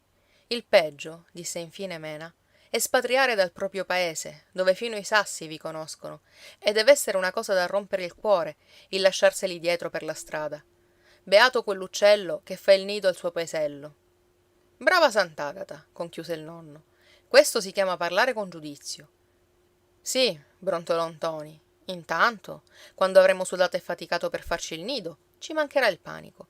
E quando arriveremo a recuperar la casa del nespolo, dovremo continuare a logorarci la vita dal lunedì al sabato e saremo sempre da capo. Oh, tu che non vorresti lavorare più, cosa vorresti fare? L'avvocato? Io non voglio fare l'avvocato, brontolò Ntoni e se ne andò a letto di cattivo umore. Ma da allora in poi non pensava ad altro che a quella vita senza pensieri e senza fatica che facevano gli altri. E la sera, per non sentire quelle chiacchiere senza sugo, si metteva sull'uscio con le spalle al muro, a guardare la gente che passava e digerirsi la sua mala sorte. Almeno così si riposava per il giorno dopo, che si tornava da capo a far la stessa cosa, al pari dell'asino di compare Mosca, il quale, come vedeva prendere il basto, gonfiava la schiena aspettando che lo bardassero. Carne d'asino, borbottava. Ecco cosa siamo. Carne da lavoro. E si vedeva chiaro che era stanco di quella vitaccia e voleva andarsene a far fortuna come gli altri. Tanto che sua madre, poveretta, l'accarezzava sulle spalle e l'accarezzava pure col tono della voce e con gli occhi pieni di lagrime, guardandolo fisso per leggergli dentro e toccargli il cuore. Ma ei diceva di no, che sarebbe stato meglio per lui e per loro, e quando tornava poi sarebbero stati tutti allegri. La povera donna non chiudeva occhio in tutta la notte e inzuppava di lagrime il guanciale. Infine il nonno se ne accorse e chiamò il nipote fuori dell'uscio, accanto alla cappelletta, per domandargli cosa avesse. Orsù, che c'è di nuovo? Dillo a tuo nonno, dillo. Ntoni si stringeva nelle spalle, ma il vecchio seguitava ad accennare di sì col capo, e sputava, e si grattava il capo cercando le parole. Sì, sì, qualcosa ce l'hai in testa, ragazzo mio, qualcosa che non c'era prima. Chi va coi zoppi, all'anno zoppica. C'è che sono un povero diavolo, ecco cosa c'è. Beh, che novità, e non lo sapevi? Sei quel che è stato tuo padre e quel che è stato tuo nonno. Più ricco è in terra chi meno desidera. Meglio contentarsi che lamentarsi. Bella consolazione. Questa volta il vecchio trovò subito le parole, perché si sentiva il cuore sulle labbra. Almeno non lo dire davanti a tua madre. Mia madre. Era meglio che non mi avesse partorito mia madre. Sì, accennava padron Ntoni. Sì, meglio che non t'avesse partorito, se oggi dovevi parlare in tal modo. Ntoni per un po' non seppe che dire. Ebbene, esclamò poi, lo faccio per lei, per voi e per tutti. Voglio farla ricca, mia madre. Ecco cosa voglio. Adesso ci arrabattiamo con la casa e con la dote di Mena. Poi crescerà Lia e un po' che le annate andranno scarse staremo sempre nella miseria. Non voglio più farla questa vita. Voglio cambiar stato, io e tutti voi. Voglio che siamo ricchi, la mamma, voi, Mena, Alessia e tutti. padron ntoni spalancò tanto d'occhi e andava ruminando quelle parole come per poterle mandar giù. Ricchi, diceva, ricchi. E che faremo quando saremo ricchi? Ntoni si grattò il capo e si mise a cercare anche lui cosa avrebbero fatto. Faremo quel che fanno gli altri. Non faremo nulla, non faremo. Andremo a stare in città, a non far nulla, e a mangiare pasta e carne tutti i giorni. Va, va a starci tu in città. Per me io voglio morire dove son nato. E pensando alla casa dove era nato e che non era più sua, si lasciò cadere la testa sul petto. Tu sei un ragazzo e non lo sai, non lo sai. Vedrai cos'è quando non potrai più dormire nel tuo letto e il sole non entrerà più dalla tua finestra. Lo vedrai, te lo dico io, che son vecchio. Il poveraccio tossiva che pareva soffocasse, col dorso curvo, e dimenava tristamente il capo. Ad ogni uccello suo nido è bello. Vedi quelle passere, le vedi? Hanno fatto il nido sempre colà e torneranno a farcelo e non vogliono andarsene. Io non sono una passera, io non sono una bestia come loro, rispondeva Ntoni. Io non voglio vivere come un cane alla catena, come l'asino di compare Alfio o come un mulo da bindolo, sempre a girar la ruota. Io non voglio morir di fame in un cantuccio o finire in bocca ai pescicani. Ringrazia Dio piuttosto che t'ha fatto nascer qui e guardati dall'andare a morire lontano dai sassi che ti conoscono. Chi cambia la vecchia per la nuova, peggio trova. Tu hai paura del lavoro, hai paura della povertà, ed io che non ho più né le tue braccia né la tua salute, non ho paura, vedi? Il buon pilota si prova alle burrasche. Tu hai paura di dover guadagnare il pane che mangi. Ecco cos'hai. Quando la buonanima di tuo nonno mi lasciò la provvidenza e 5 bocche da sfamare, io era più giovane di te e non aveva paura. Ed ho fatto il mio dovere senza brontolare. E lo faccio ancora. E prego Iddio di aiutarmi a farlo sempre sinché ci avrò gli occhi aperti, come l'ha fatto tuo padre e tuo fratello Luca, benedetto, che non ha avuto paura di andare a fare il suo dovere. Tua madre l'ha fatto anche lei il suo dovere, povera femminuccia, nascosta fra quelle 4 mura. E tu non sai quante lagrime ha pianto, e quante ne piange ora che vuoi andartene, che la mattina tua sorella trova il lenzuolo tutto fradicio. E non di meno sta zitta, e non dice di queste cose che ti vengono in mente. E ha lavorato, e si è aiutata come una povera formica anche lei. Non ha fatto altro, tutta la sua vita, prima che le toccasse di piangere tanto, fin da quando ti dava la poppa, e quando non sapevi ancora abbottonarti le brache, che allora non ti era venuta in mente la tentazione di muovere le gambe e andartene pel mondo come uno zingaro. In conclusione, Ntoni si mise a piangere come un bambino, perché in fondo quel ragazzo il cuore ce l'aveva buono come il pane, ma il giorno dopo tornò da capo. La mattina si lasciava caricare svogliatamente degli arnesi e se ne andava al mare brontolando. Tale e quale l'asino di compare Alfio, come fa giorno allungo il collo per vedere se vengono a mettermi il basto. Dopo che avevano buttato le reti, lasciava Alessi a menare il remo adagio per non fare deviare la barca, e si metteva le mani sotto le ascelle, a guardare lontano, dove finiva il mare, e c'erano quelle grosse città dove non si faceva altro che di spassarsi e non far nulla. O pensava a quei 2 marinai che erano tornati di laggiù, ed ora se n'erano già andati da un pezzo, ma gli pareva che non avessero a far altro che andar gironi pel mondo, da un'osteria all'altra, a spendere i denari che avevano in tasca. La sera i suoi parenti, dopo aver messo a sesto la barca e gli attrezzi, per non vedergli quel muso lungo, lo lasciavano andare a gironzolare come un cagnaccio, senza un soldo in tasca. Che hai, Ntoni? Gli diceva la longa, guardandolo timidamente nel viso, con gli occhi lustri di lagrime, perché la poveretta indovinava quel che avesse. Dimmelo a me che son tua madre. Egli non rispondeva, o rispondeva che non aveva niente. E infine glielo disse cosa aveva, che il nonno e tutti gli altri ne volevano la pelle di lui, e non ne poteva più. Voleva andare a cercarsi la fortuna, come tutti gli altri.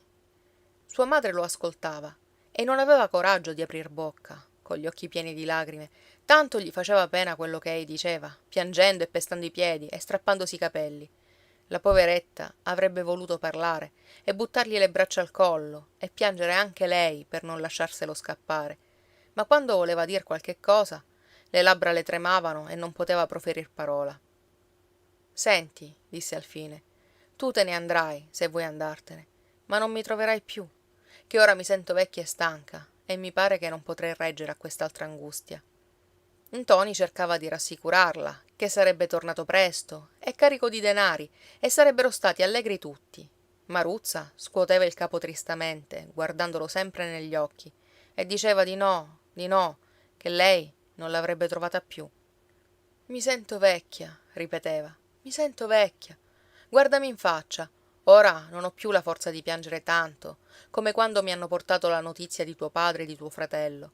Se vado al lavatoio, la sera torno a casa stanca che non ne posso più. E prima non era così.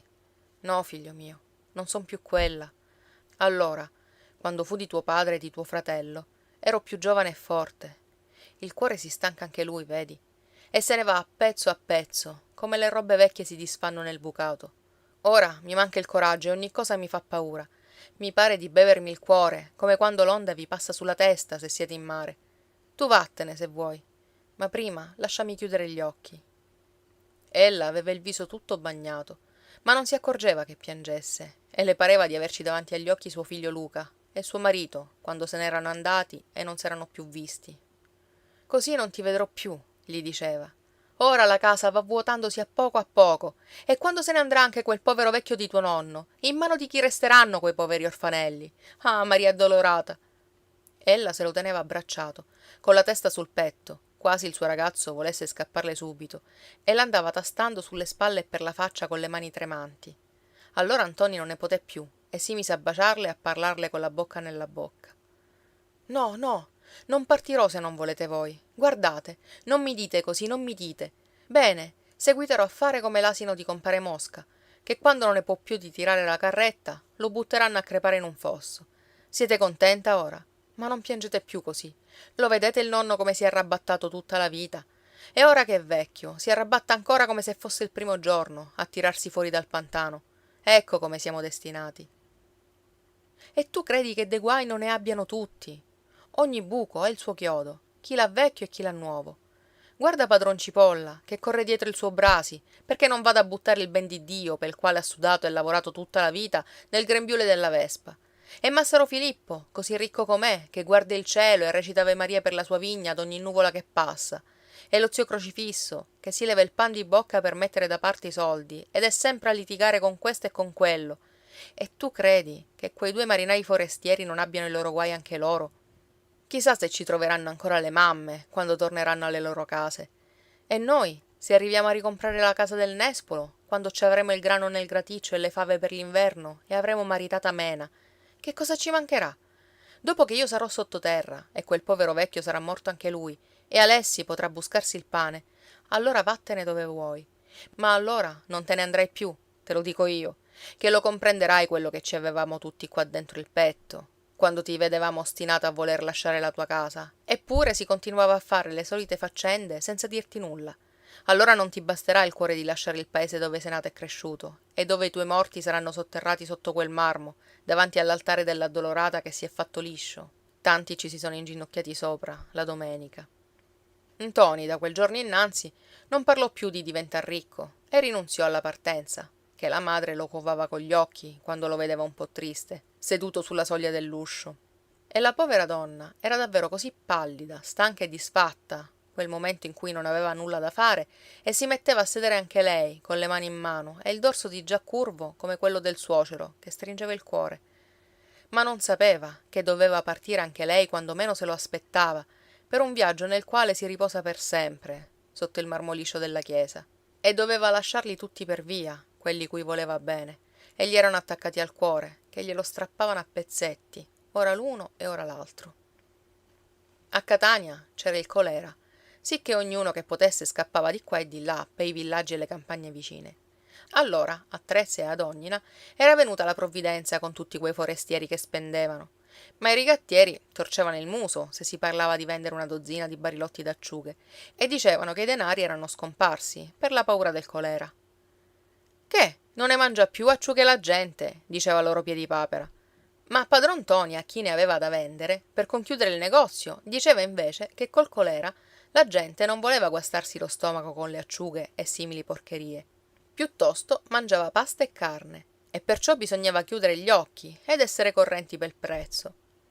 Questa non ce l'avevano messa nel conto i Malavoglia. Quindi, per non andare indietro a mo' de gamberi, la Longa andava a portare le ova e il pane fresco di qua e di là per le casine dei forestieri, mentre gli uomini erano in mare, e così si faceva qualche soldo. Ma bisognava guardarsi bene dai cattivi incontri e non accettare nemmeno una presa di tabacco da chi non si conosceva, Andando per la strada bisognava camminare nel bel mezzo e lontano dai muri, dove si correva il rischio di acchiapparsi mille porcherie, e badare di non mettersi a sedere sui sassi o lungo i muricciuoli. La Longa una volta, mentre tornava da Aci Castello, col paniere al braccio, si sentì così stanca che le gambe le tremavano e sembrava fossero di piombo. Allora si lasciò vincere dalla tentazione di riposare 2 minuti su quelle 4 pietre lisce messe in fila all'ombra del caprifico che c'era accanto alla cappelletta, prima d'entrare nel paese. E non si accorse, ma ci pensò dopo, che uno sconosciuto, il quale pareva stanco anche lui, poveraccio, c'era stato seduto pochi momenti prima e aveva lasciato sui sassi delle gocce di certa sudiceria che sembrava olio. Insomma, ci cascò anche lei. Prese il colera e tornò a casa che non ne poteva più, gialla come un voto della Madonna e con le occhiaie nere. Talché la Mena, che era sola in casa, si mise a piangere al solo vederla, e la Lia corse a cogliere dell'erba santa e delle foglie di malva. Mena tremava come una fronda mentre faceva il letto. Eppure l'ammalata, seduta sulla scranna, stanca morta, col viso giallo e le occhiaie nere, badava a dirle: non è nulla, non vi spaventate. Quando mi sarò messa in letto, ogni cosa passerà. E cercava di aiutare anche lei, ma ad ogni momento le mancavano le forze e tornava a sedersi.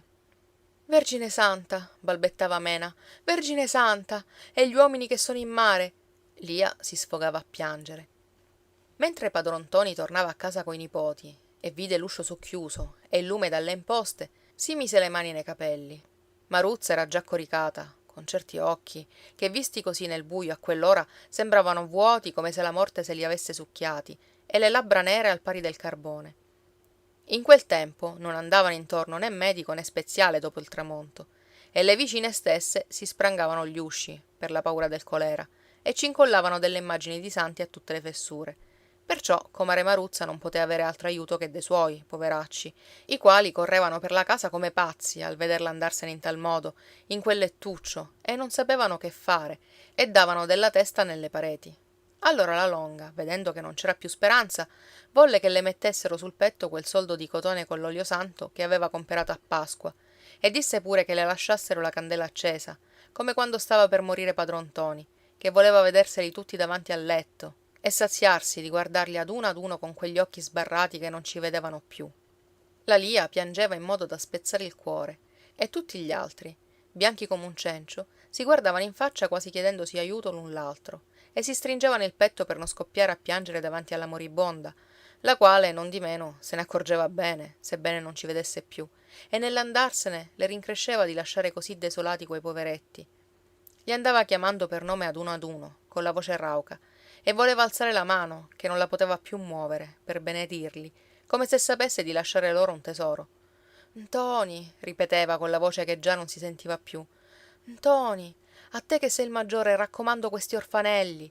E sentendola parlar così, mentre era ancora viva, tutti gli altri non poterono trattenersi di scoppiare a piangere e singhiozzare. Così passarono tutta la notte davanti al lettuccio, dove Maruzza non si muoveva più, sin quando la candela cominciò a mancare e si spense anch'essa, e l'alba entrava dalla finestra, pallida come la morta, la quale aveva il viso disfatto e affilato al pari di un coltello, e le labbra nere. Ma pure Mena non si stancava di baciarla nella bocca e parlarle come se potesse sentirla. Ntoni si picchiava il petto singhiozzando: oh mamma, che ve ne siete andata prima di me e volevo lasciarvi.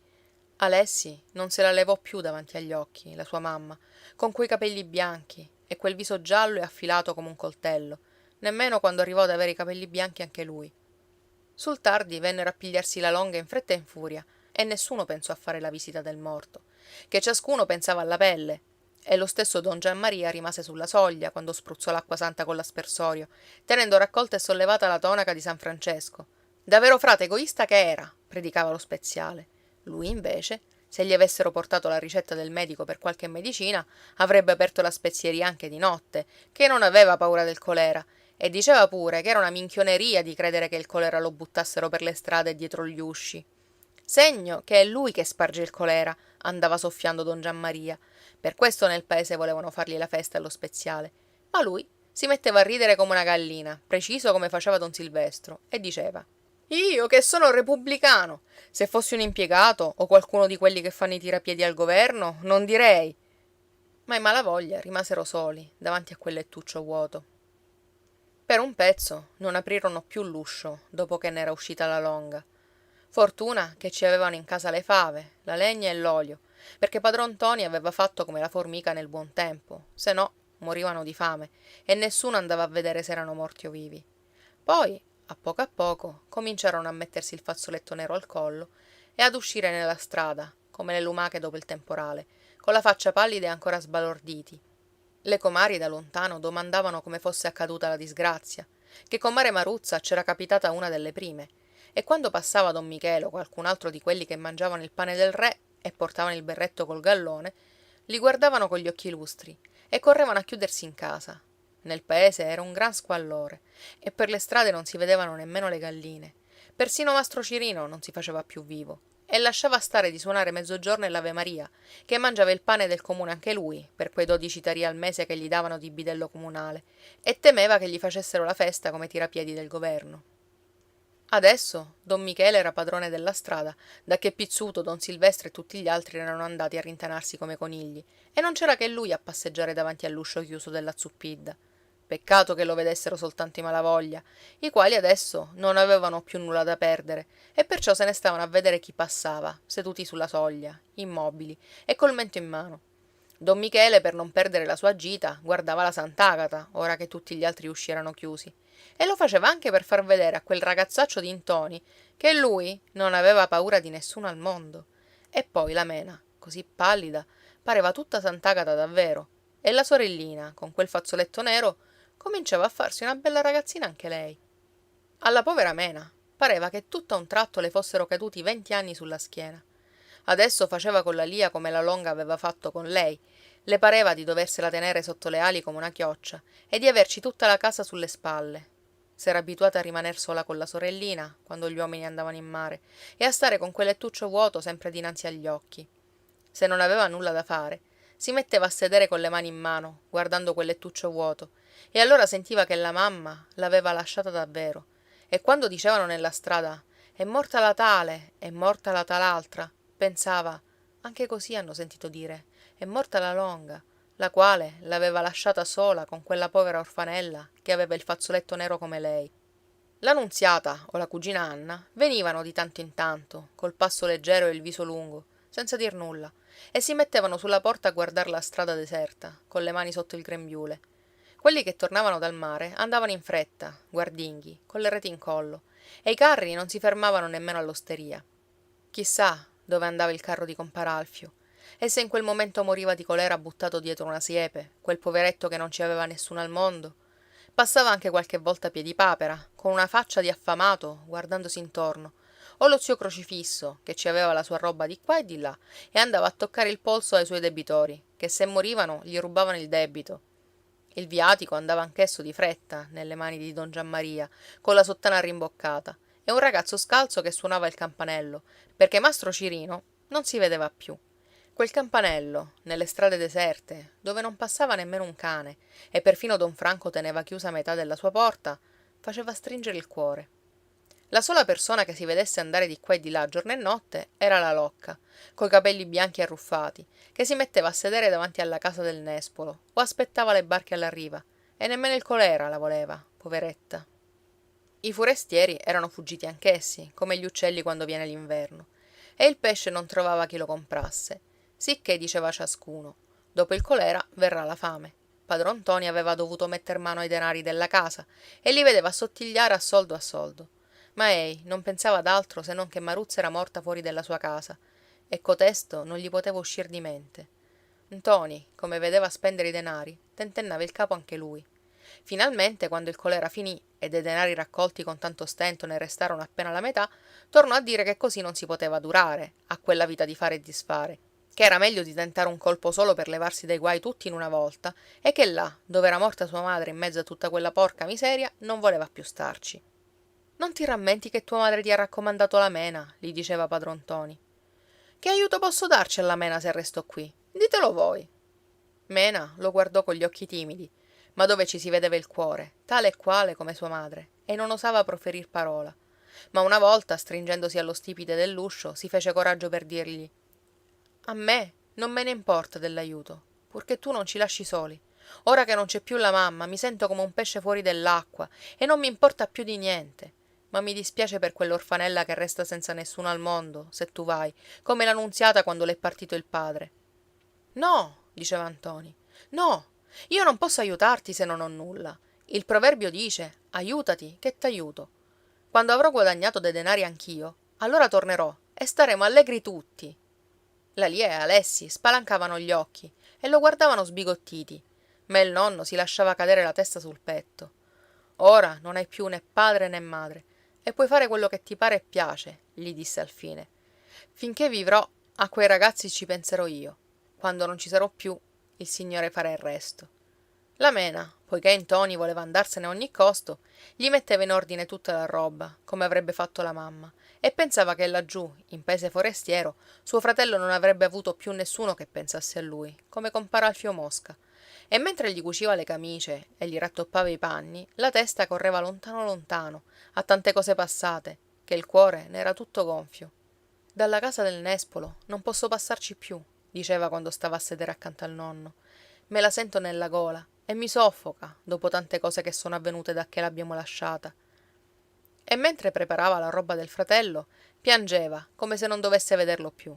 Infine, quando ogni cosa fu in ordine, il nonno chiamò il suo ragazzo per fargli l'ultima predica e dargli gli ultimi consigli per quando sarebbe stato solo, che avrebbe dovuto far capitale soltanto della sua testa e non avrebbe avuti accanto i suoi di casa per dirgli come doveva fare o per disperarsi insieme. E gli diede anche un po' di denaro, caso mai ne avesse bisogno, e il suo tabarro foderato di pelle, che oramai lui era vecchio e non gli serviva più. I ragazzi, vedendo il fratello maggiore affaccendarsi nei preparativi della partenza, gli andavano dietro pian piano per la casa e non osavano dirgli più nulla, come fosse di già un estraneo. Così se n'è andato mio padre, disse infine la Nunziata, la quale era andata a dirgli addio anche lei e stava sull'uscio. Nessuno allora parlò più. Le vicine venivano ad una a salutare compare Ntoni e poi stettero ad aspettarlo sulla strada per vederlo partire. Egli indugiava col fagotto sulle spalle e le scarpe in mano, come all'ultimo momento gli fossero venute meno il cuore e le gambe tutto a un tratto, e guardava di qua e di là per stamparsi la casa e il paese, ogni cosa in mente, e aveva la faccia sconvolta come gli altri. Il nonno prese il suo bastone per accompagnarlo sino alla città, e la Mena in un cantuccio piangeva cheta cheta. Via, diceva Ntoni, orsù, via. Vado per tornare alla fin fine, e son tornato un'altra volta da soldato.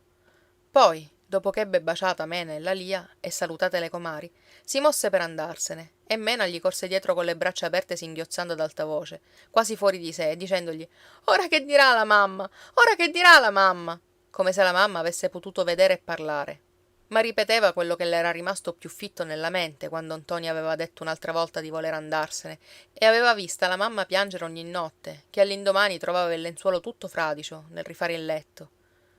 Addio, Ntoni! Gli gridò dietro Alessi facendosi coraggio, come il fratello era già lontano, e allora la Lia cominciò a strillare. Così se n'è andato mio padre, disse infine la Nunziata, la quale era rimasta sulla porta. Ntoni si voltò prima di scantonare dalla strada del nero, con gli occhi lagrimosi anche lui, e fece un saluto con la mano. Mena allora chiuse l'uscio e andò a sedersi in un angolo insieme alla Lia, la quale piangeva a voce alta. Ora ne manca un altro della casa, disse lei. E se fossimo nella casa del nespolo, parrebbe vuota come una chiesa. Come se ne andavano ad uno tutti quelli che le volevano bene, ella si sentiva davvero un pesce fuori dell'acqua. E la Nunziata, la presente, con le sue piccine in collo, tornava a dire: così se n'è andato mio padre. Capitolo 12.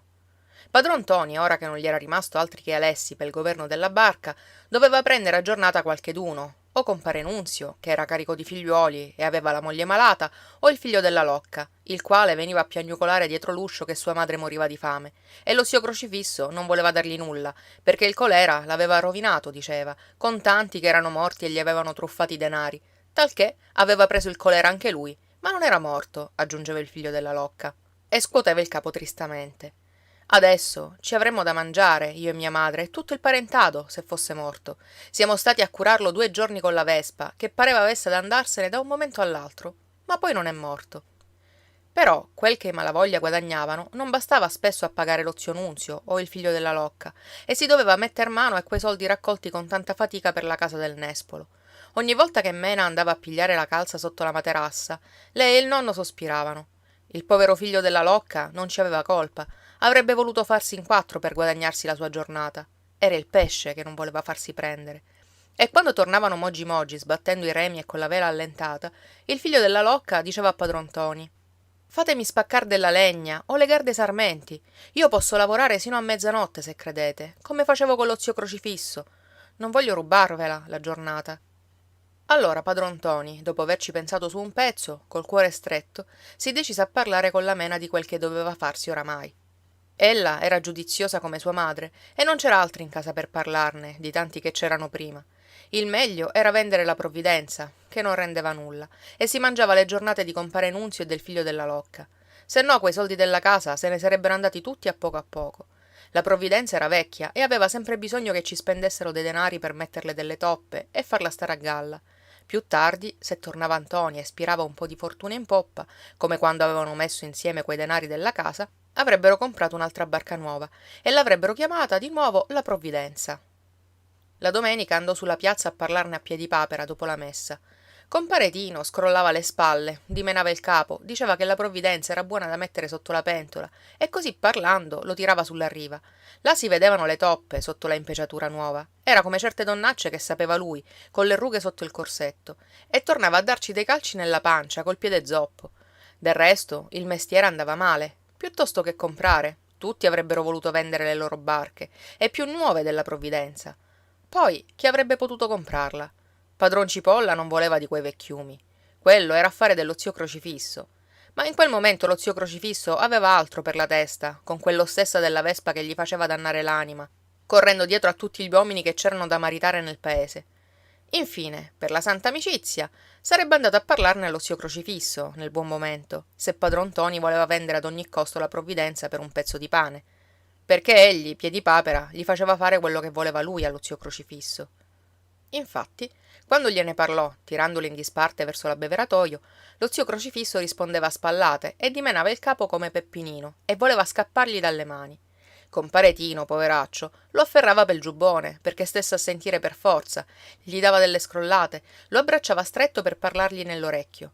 Sì, siete una bestia se vi lasciate scappare quell'occasione. Per un pezzo di pane. Padron Ntoni la vende proprio perché non può tirare innanzi, ora che suo nipote l'ha piantato. Ma voi potreste darle in mano a compare Nunzio o al figlio della Locca che muoiono di fame e verrebbero a lavorare per niente. Tutto quello che buscheranno ve lo papperete voi. Siete una bestia, vi dico. La barca è ben conservata, come se fosse nuova. Padron Ntoni se ne intendeva quando l'aveva fatta fare. Questo è un affare d'oro, come quello dei lupini, sentite a me. Ma lo zio Crocifisso non voleva sentir parlare di niente, che quasi quasi gli spuntavano le lagrime con quella faccia gialla, ora che aveva preso il colera, e tirava per andarsene e voleva lasciargli il giubbone nelle mani. Non me ne importa, ripeteva, non me ne importa niente. Voi non sapete cosa c'ho qui dentro, compare Tino. Tutti vogliono succhiarmi il sangue come le sanguisughe e prendersi il fatto mio. Ora v'è anche Pizzuto che corre dietro la Vespa, tutti come cani da caccia. E voi prendetevela la Vespa. O infine, non è sangue vostro, lei è la sua chiusa. Non sarà una bocca di più, no, che ha le mani benedette quella donna, e non lo perderete il pane che gli darete da mangiare. Ci avrete una serva in casa senza darle salario e vi prenderete anche la chiusa. Sentite a me, zio Crocifisso, questo è un altro affare come quello dei lupini. Padron Ntoni intanto aspettava la risposta davanti alla bottega di Pizzuto e guardava come un'anima del purgatorio quei due che pareva si azzuffassero per cercare di indovinare se lo zio Crocifisso diceva di sì. Piedipapera veniva a dirgli quel che aveva potuto ottenere dallo zio Crocifisso e poi tornava a parlare con lui e andava e veniva per la piazza come la spola nel telaio, tirandosi dietro la sua gamba storta, finché riesci a metterli d'accordo. Benone, diceva a padron Ntoni, e allo zio Crocifisso, per un pezzo di pane. Così combinò anche la vendita di tutti gli attrezzi, che i malavoglia non sapevano che farsene, ora che non possedevano più una tavola sull'acqua. Ma a padron Ntoni gli parve che gli strappassero le budella dallo stomaco, come si portavano via le nasse, le reti, le fiocine, le canne e ogni cosa. Ci penserò io a trovarvi d'andare a giornata, voi e vostro nipote Alessi, non dubitate, gli diceva Piedipapera. Bisogna che vi contentiate di poco, sapete. Forza di giovane e consiglio di vecchio. Per la mia senseria poi mi rimetto al vostro buon cuore. In tempo di carestia, pane d'orzo, rispondeva padron Ntoni. Necessità abbassa nobiltà. Va bene, siamo intesi, conchiuse Piedipapera, e andò davvero a parlarne con padron Cipolla, nella spiazzeria, dove don Silvestro era riuscito a tirarli un'altra volta, lui, Massaro Filippo e qualche altro pesce grosso, per discorrere degli affari del comune, che infine erano denari loro, ed è una minchioneria non contare per nulla nel paese quando si è ricchi e le tasse si pagano peggio degli altri. Voi che siete tanto ricco, potreste dargli del pane a quel poveraccio di padron Ntoni, soggiungeva Piedipapera.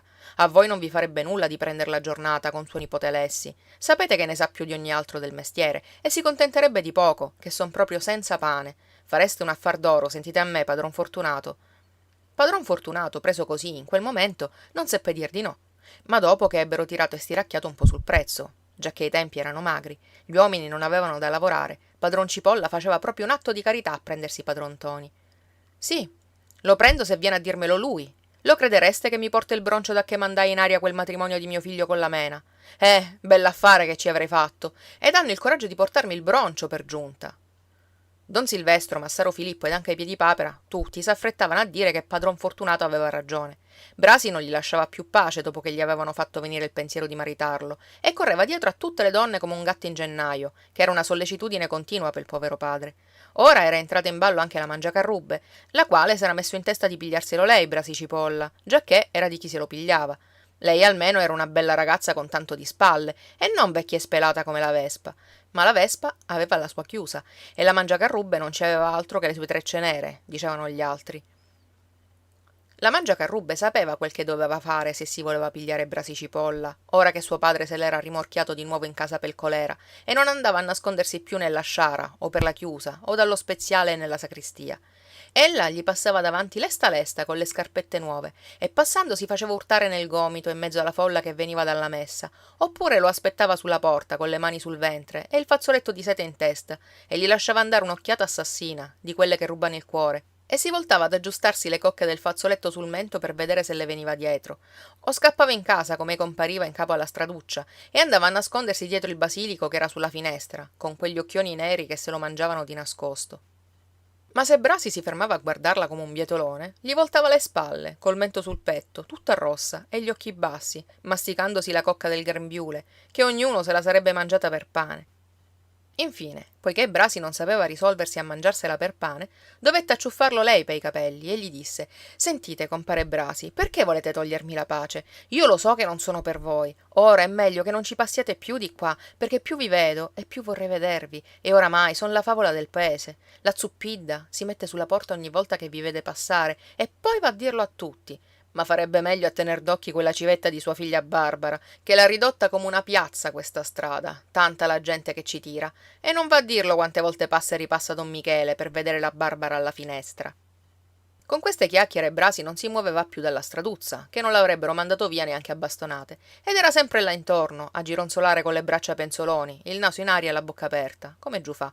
La Mangiacarrubbe, dal suo canto, stava alla finestra e cambiava ogni giorno fazzoletti di seta e collane di vetro, come una regina. Tutto quello che aveva lo metteva alla finestra, andava dicendo la Zuppidda, e quel bietolone di Brasi prendeva tutto per oro contante, ed era imbestialito, che non aveva paura nemmeno di suo padre, se fosse venuto a prenderlo a scapaccioni. Questa è la mano di Dio per castigar la superbia di padron Fortunato, diceva la gente. Per lui sarebbe stato 100 volte meglio dare a suo figlio la malavoglia, la quale almeno ci aveva quel po' di dote e non la spendeva in fazzoletti e collane. Mena, invece, non ci metteva neppure il naso alla finestra, perché non ci stava bene, adesso che l'era morta la mamma, e aveva il fazzoletto nero. E poi doveva anche badare a quella piccina e farle da mamma, e non aveva chi l'aiutasse nelle faccenduole di casa, tanto che doveva andare anche al lavatoio e alla fontana e a portare il pane agli uomini quando erano a giornata, sicché non era più come Sant'Agata quando nessuno la vedeva e stava sempre al telaio. Adesso aveva poco tempo da stare al telaio. Don Michele, dal giorno che la Zuppidda s'era messa a predicare sul ballatoio con la conocchia in mano, che voleva cavargli gli occhi con quella conocchia se tornava a bazzicar da quelle parti per la Barbara, passava e ripassava per la strada del Nero 10 volte al giorno, onde mostrare che non aveva paura della Zuppidda né della sua conocchia. E quando arrivava alla casa dei Malavoglia, rallentava il passo e guardava dentro, per vedere le belle ragazze che crescevano nella casa dei Malavoglia. La sera gli uomini, tornando dal mare, trovavano ogni cosa preparata, la pentola che bolliva e la tovaglia sul desco. Oramai quel desco era troppo grande per loro, e ci si perdevano. Chiudevano l'uscio e mangiavano in santa pace. Poi si mettevano a sedere sulla porta, coi ginocchi fra le braccia, e si riposavano della giornata. Almeno non mancava nulla, e non toccavano più i denari della casa. Padron Ntoni aveva sempre la casa davanti agli occhi, là vicino, con le finestre chiuse, e il nespolo che si affacciava sul muro del cortile. Maruzza non aveva potuto morire in quella casa, né egli forse vi sarebbe morto, ma i denari cominciavano a raggranellarsi, e i suoi ragazzi ci sarebbero tornati un giorno, ora che Alessi cominciava a farsi uomo anche lui, ed era un buon figliuolo della pasta dei Malavoglia. Quando poi avrebbero maritato le ragazze e ricomperata la casa, se potevano metter su anche la barca, non avevano più nulla a desiderare, e padron Ntoni avrebbe chiuso gli occhi contento. La Nunziata e la cugina Anna venivano anche loro a sedersi lì accanto sui sassi, a chiacchierare dopo cena con quei poveretti, che erano rimasti soli e derelitti anch'essi, talché sembrava fossero parenti. La Nunziata pareva che fosse a casa sua e ci conduceva i suoi piccini, come la chioccia. Alessi, seduto accanto a lei, le diceva: «O che l'hai finita oggi la tua tela?» Oppure: «Lunedì ci andrai a vendemmiare da Massaro Filippo? Ora che viene il tempo delle ulive, avrai sempre da buscartela la tua giornata, anche se non hai roba da lavare. E potrai condurvi il tuo fratellino, che ora glieli daranno 2 soldi al giorno». La Nunziata, seria seria, gli raccontava tutti i suoi progetti e gli domandava dei consigli e ragionavano insieme in disparte, come se avessero già i capelli bianchi. «Hanno imparato presto perché hanno visti guai assai», diceva padron Ntoni. «Il giudizio viene con le disgrazie». Alessi, coi ginocchi fra le braccia, al pari del nonno anche lui, domandava alla Nunziata: «Mi vorrai per marito quando sarò grande?» «Ancora c'è tempo», rispondeva lei. «Sì, c'è tempo, ma è meglio pensarci adesso, così saprò quel che devo fare. Prima bisogna maritare la Mena e la Lia, quando sarà grande anche lei. Lia comincia a volere le vesti lunghe e i fazzoletti con le rose, e tu pure c'hai i tuoi ragazzi da situare. Bisogna arrivare a comprare la barca poi ci aiuterà a comprare la casa. Il nonno vorrebbe avere un'altra volta quella del nespolo. E anche a me mi piacerebbe, che saprei dove andare a occhi chiusi o di notte, senza battere il naso. E c'è il cortile grande per gli attrezzi, e in 2 salti sei al mare. Poi, quando le mie sorelle saranno maritate, il nonno verrà a stare con noi e lo metteremo nella stanza grande del cortile, che c'entra il sole. Così, quando non potrà più venire sul mare, povero vecchio, se ne starà accanto all'uscio nel cortile, e nell'estate ci avrà lì vicino il nespolo per fargli ombra. Noi prenderemo la camera dell'orto, ti piace? E ci avrai accanto la cucina, così avrai ogni cosa sotto mano, non è vero? Quando tornerà mio fratello Ntoni, gliela daremo a lui, e noi andremo a stare sul solaio. Tu non avrai che a scendere la scaletta per essere in cucina o nell'orto». «In cucina vuole essere rifatto il focolare», disse Nunziata. «L'ultima volta che ci cuocevo la minestra, quando la povera comare Maruzza non aveva animo di far nulla, la pentola bisognava tenerla su coi sassi».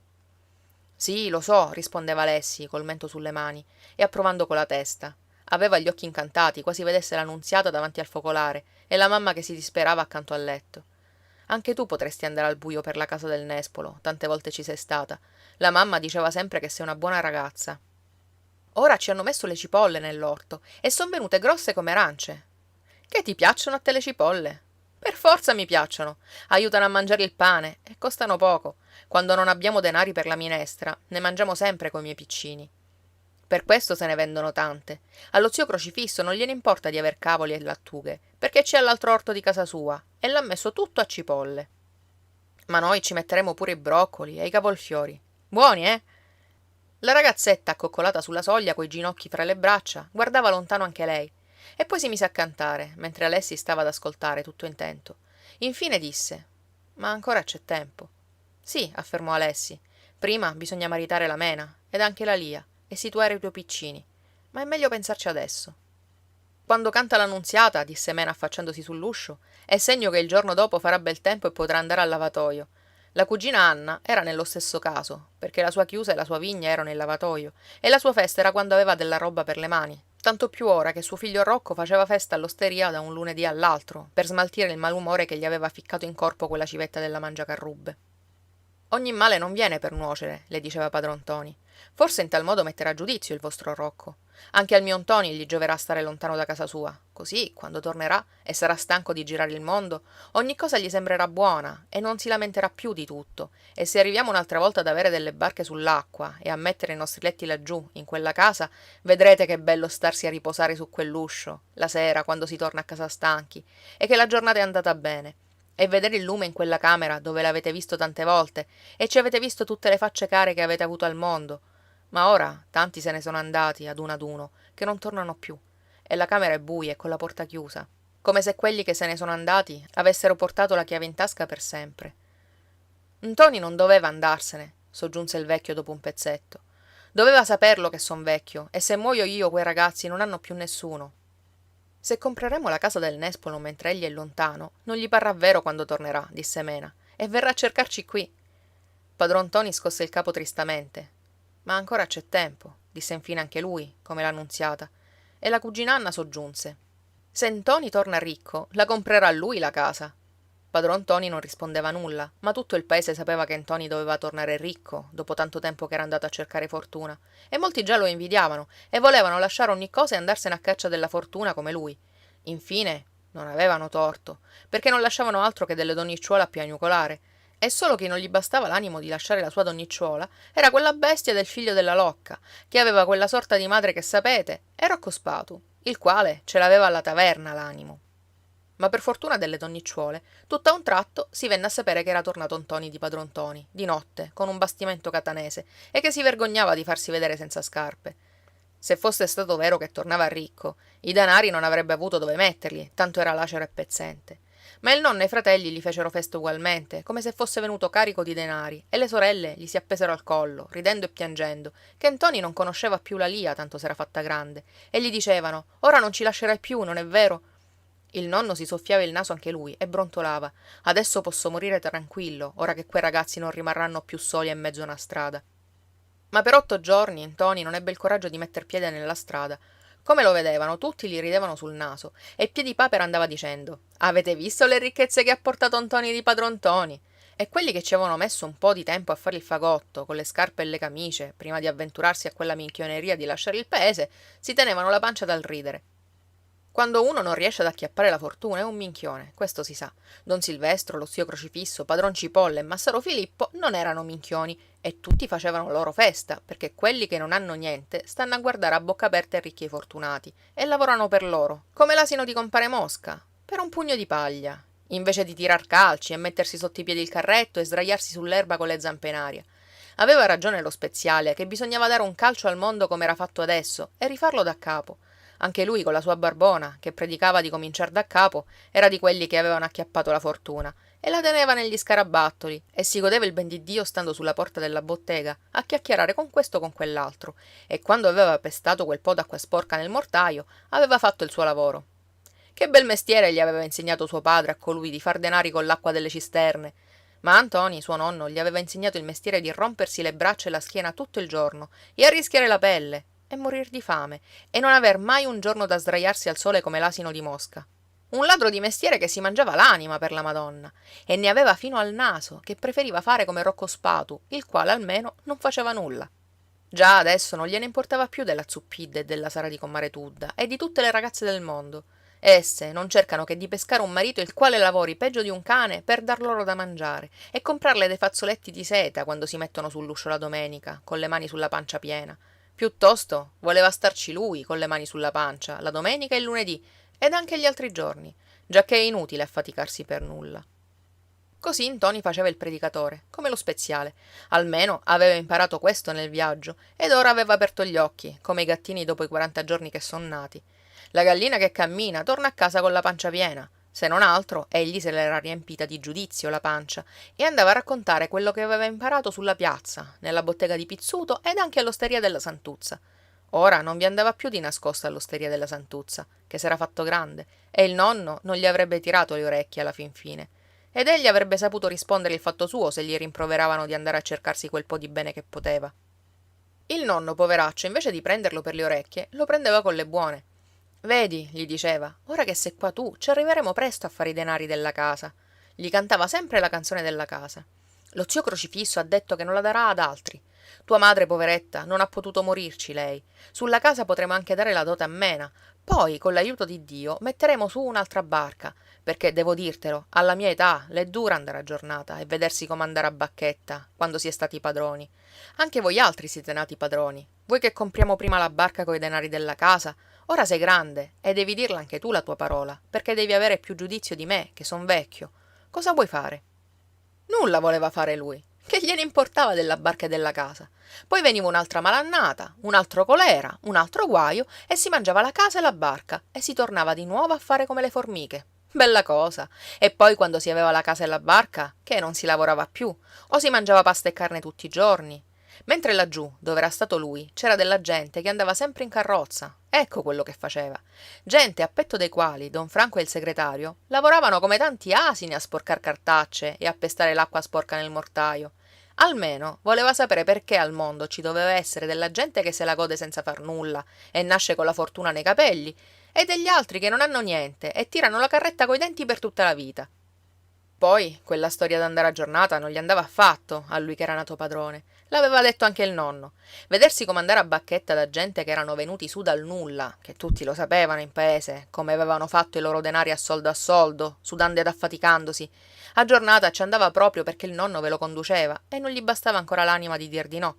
Ma quando il soprastante gli stava addosso come un cane e gli gridava dalla poppa: «Oh laggiù, ragazzo, che facciamo?» Gli veniva voglia di dargli del remo sulla testa e preferiva starsene ad aggiustare le nasse e rifare le maglie delle reti seduto sulla riva, con le gambe distese e la schiena appoggiata ai sassi. Che allora, seppure stava un momento con le mani sotto le ascelle, nessuno gli diceva nulla. Là veniva anche a stirarsi le braccia Rocco Spatu e Vanni Pizzuto quando non aveva che fare fra una barba e l'altra, ed anche Piedipapera, che era il suo mestiere di chiacchierare con questo e con quello per cercare le senserie, e si discorreva di ciò che succedeva in paese, di quello che donna Rosolina aveva raccontato a suo fratello sotto il sigillo della confessione, quando era stato il tempo del colera, che don Silvestro le aveva truffato le 25 onze e non poteva andare dal giudice perché le 25 onze donna Rosolina le aveva rubate a suo fratello il vicario, e si sarebbe saputo il motivo per cui aveva dato in mano a don Silvestro quel denaro, per sua vergogna. Poi, osservò Pizzuto, donde le erano venute le 25 onze a donna Rosolina? Roba rubata non dura. Almeno erano sempre nella casa, diceva Spatu.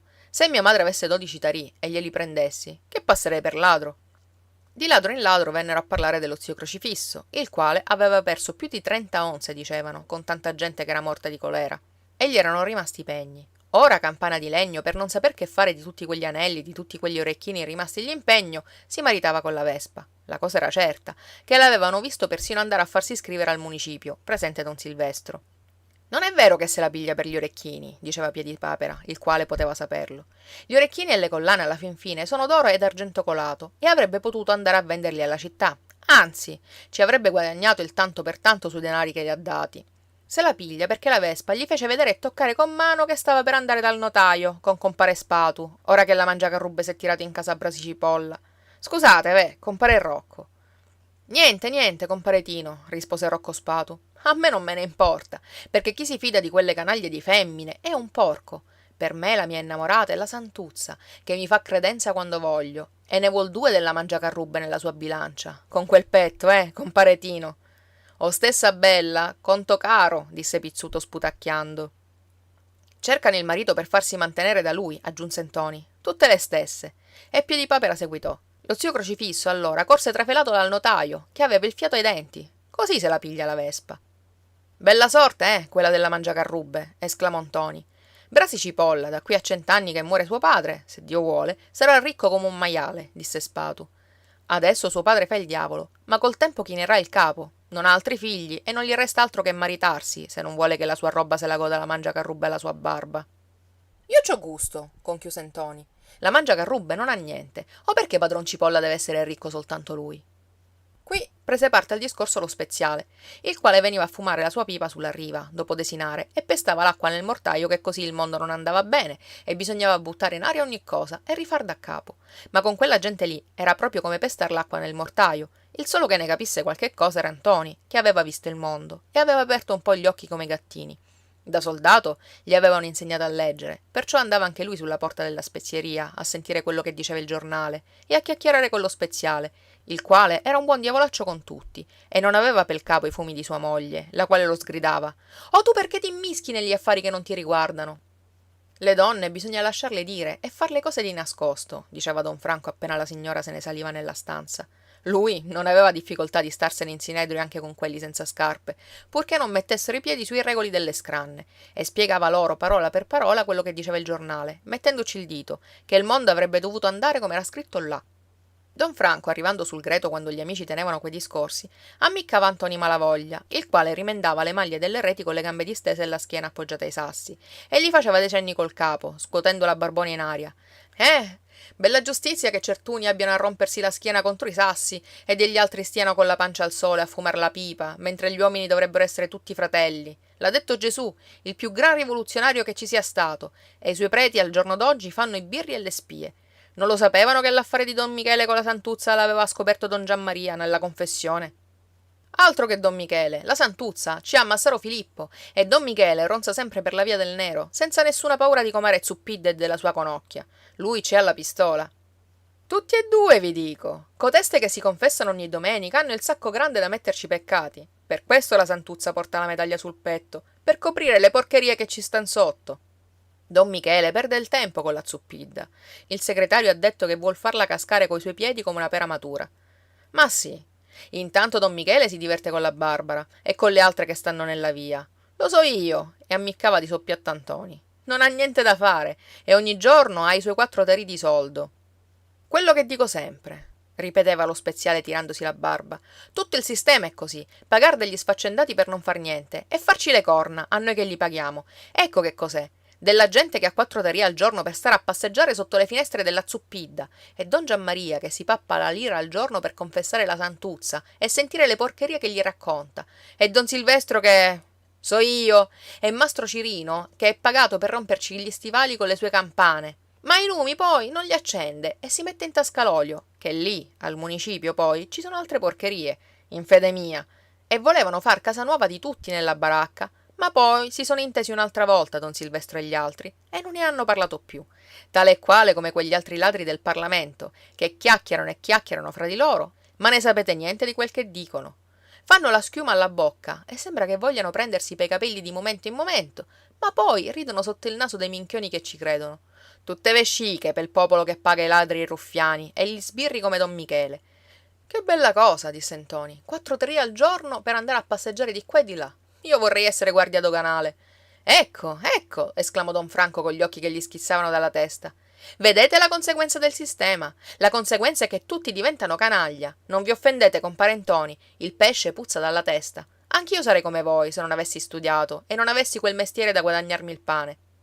Infatti, dicevano che era un bel mestiere quello che gli aveva insegnato suo padre allo speziale, di pestare nel mortaio e di far denari con l'acqua sporca, mentre c'era gente che doveva cuocersi le corna al sole e cavarsi gli occhi con le maglie delle reti e prendersi il granchio alle gambe e alla schiena per guadagnarsi 10 soldi. E così lasciarono le reti e le chiacchiere e se ne tornarono all'osteria sputacchiando per la strada. Capitolo 13.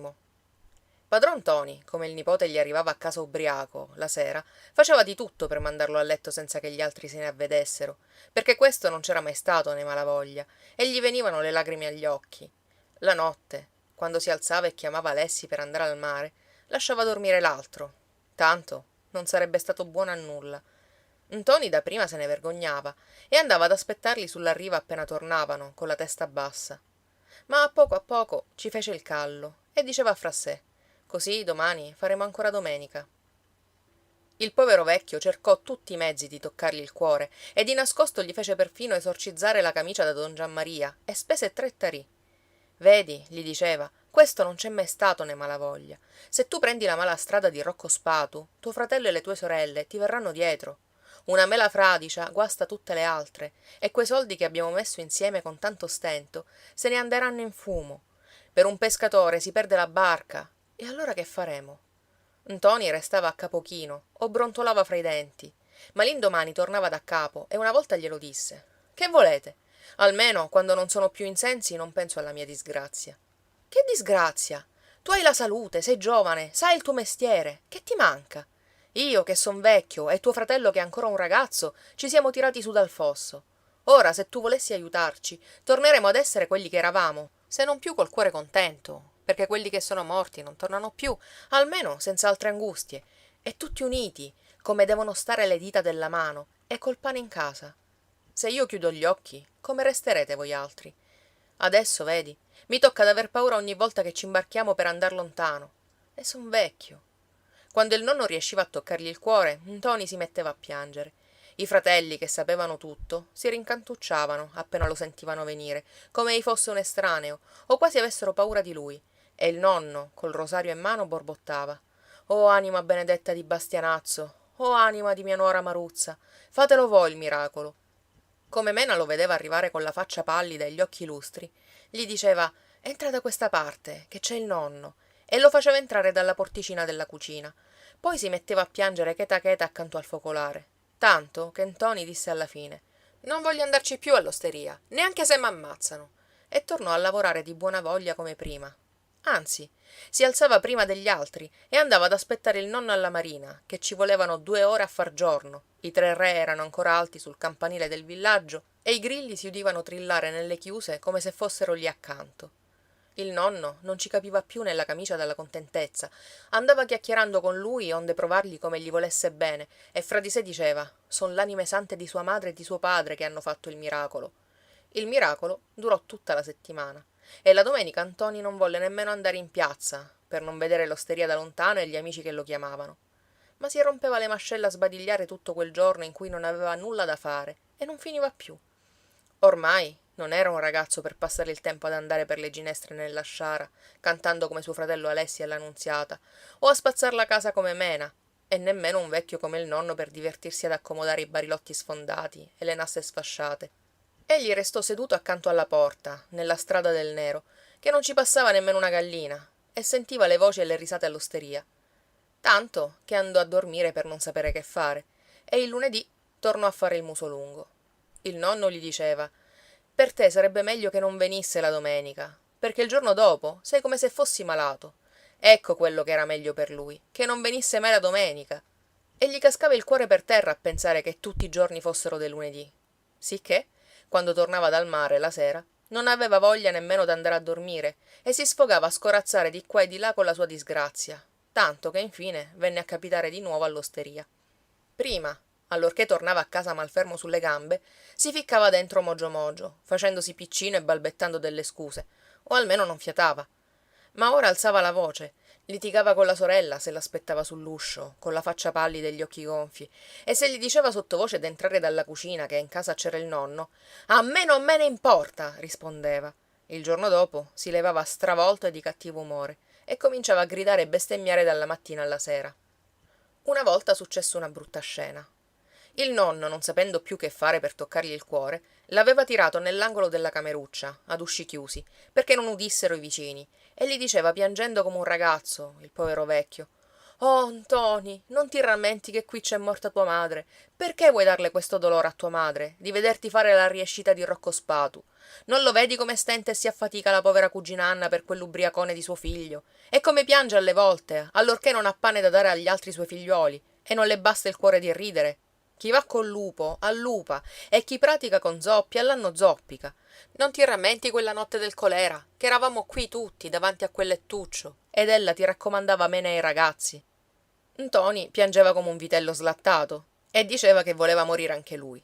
Ma poi, adagio, tornava all'osteria. E la notte, invece di venire a casa, andava per la via, fermandosi dietro gli usci, con le spalle appoggiate al muro, stanco morto, insieme a Rocco Spatu e a Cinghialenta, e si metteva a cantare con loro per scacciare la malinconia. Infine il povero padron Ntoni non osava più mostrarsi per le strade dalla vergogna. Il nipote, invece, per evitare le prediche, veniva a casa con la faccia scura. Così non gli rompevano la devozione con le solite prediche. Già le prediche se le faceva da se stesso, a voce bassa, ed era tutta colpa della sua disgrazia che l'aveva fatto nascere in quello stato.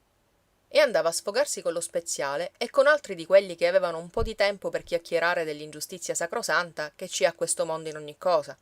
Che se uno va dalla santuzza, per dimenticare i suoi guai, si chiama ubriacone, mentre tanti altri che si ubriacano a casa di vino buono non hanno guai per la testa, né nessuno che li rimproveri o faccia loro la predica di andare a lavorare, giacché non hanno nulla da fare e son ricchi per due.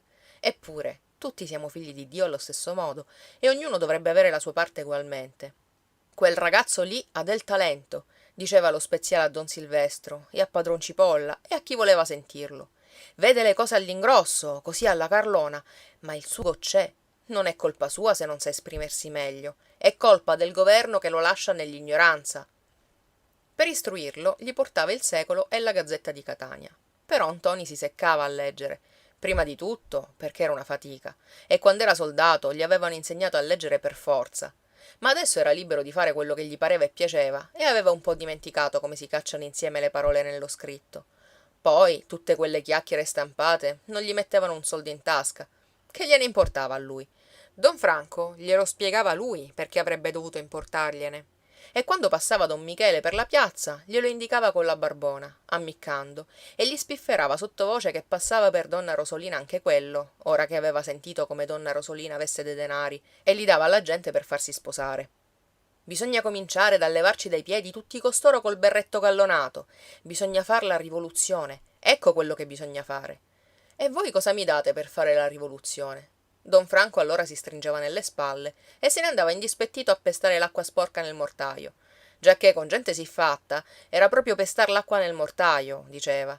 E Piedipapera, appena Ntoni voltava le spalle, soggiungeva sottovoce. Se volesse ammazzare don Michele, dovrebbe ammazzarlo per qualche altra cosa. Che gli vuol rubare la sorella? Ma Ntoni è peggio d'un maiale, tanto che si fa mantenere dalla santuzza. Piedipapera se lo sentiva sullo stomaco don Michele, dacché guardava con gli occhi torvi lui e Rocco Spatu e Cinghialenta quando li incontrava. Perciò voleva levarselo davanti. Quelle povere malavoglia erano arrivate al punto che andavano per le bocche di tutti per colpa del fratello. Tanto i malavoglia erano caduti in bassa fortuna. Ora tutto il paese sapeva che don Michele passava e ripassava per la strada del nero, onde far dispetto alla Zuppidda, la quale stava a guardia di sua figlia con la conocchia in mano. Intanto don Michele, per non perdere i suoi passi, aveva gettato gli occhi su di Lia, la quale si era fatta una bella ragazza anche lei, e non aveva nessuno che le stesse a guardia, tranne la sorella, che si faceva rossa per lei, e le diceva: rientriamo in casa, Lia, sulla porta, non ci stiamo bene ora che siamo orfane. Ma la Lia era vanerella peggio di suo fratello Ntoni, e le piaceva starsene sulla porta a far vedere il fazzoletto con le rose, che ognuno le diceva: come siete bella con quel fazzoletto, comare Lia. E don Michele se la mangiava con gli occhi.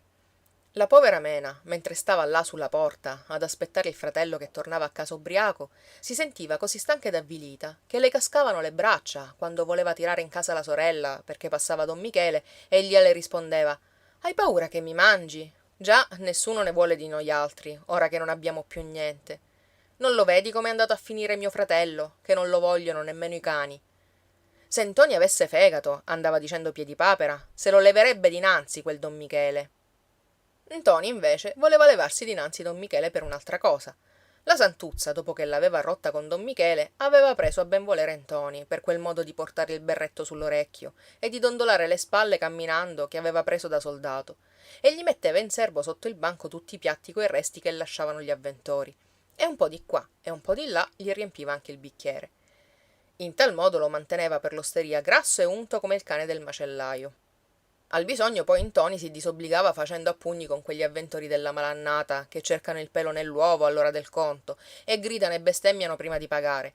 Con gli amici della taverna invece era allegro e chiacchierone e teneva d'occhio anche il banco allorché la santuzza andava a confessarsi.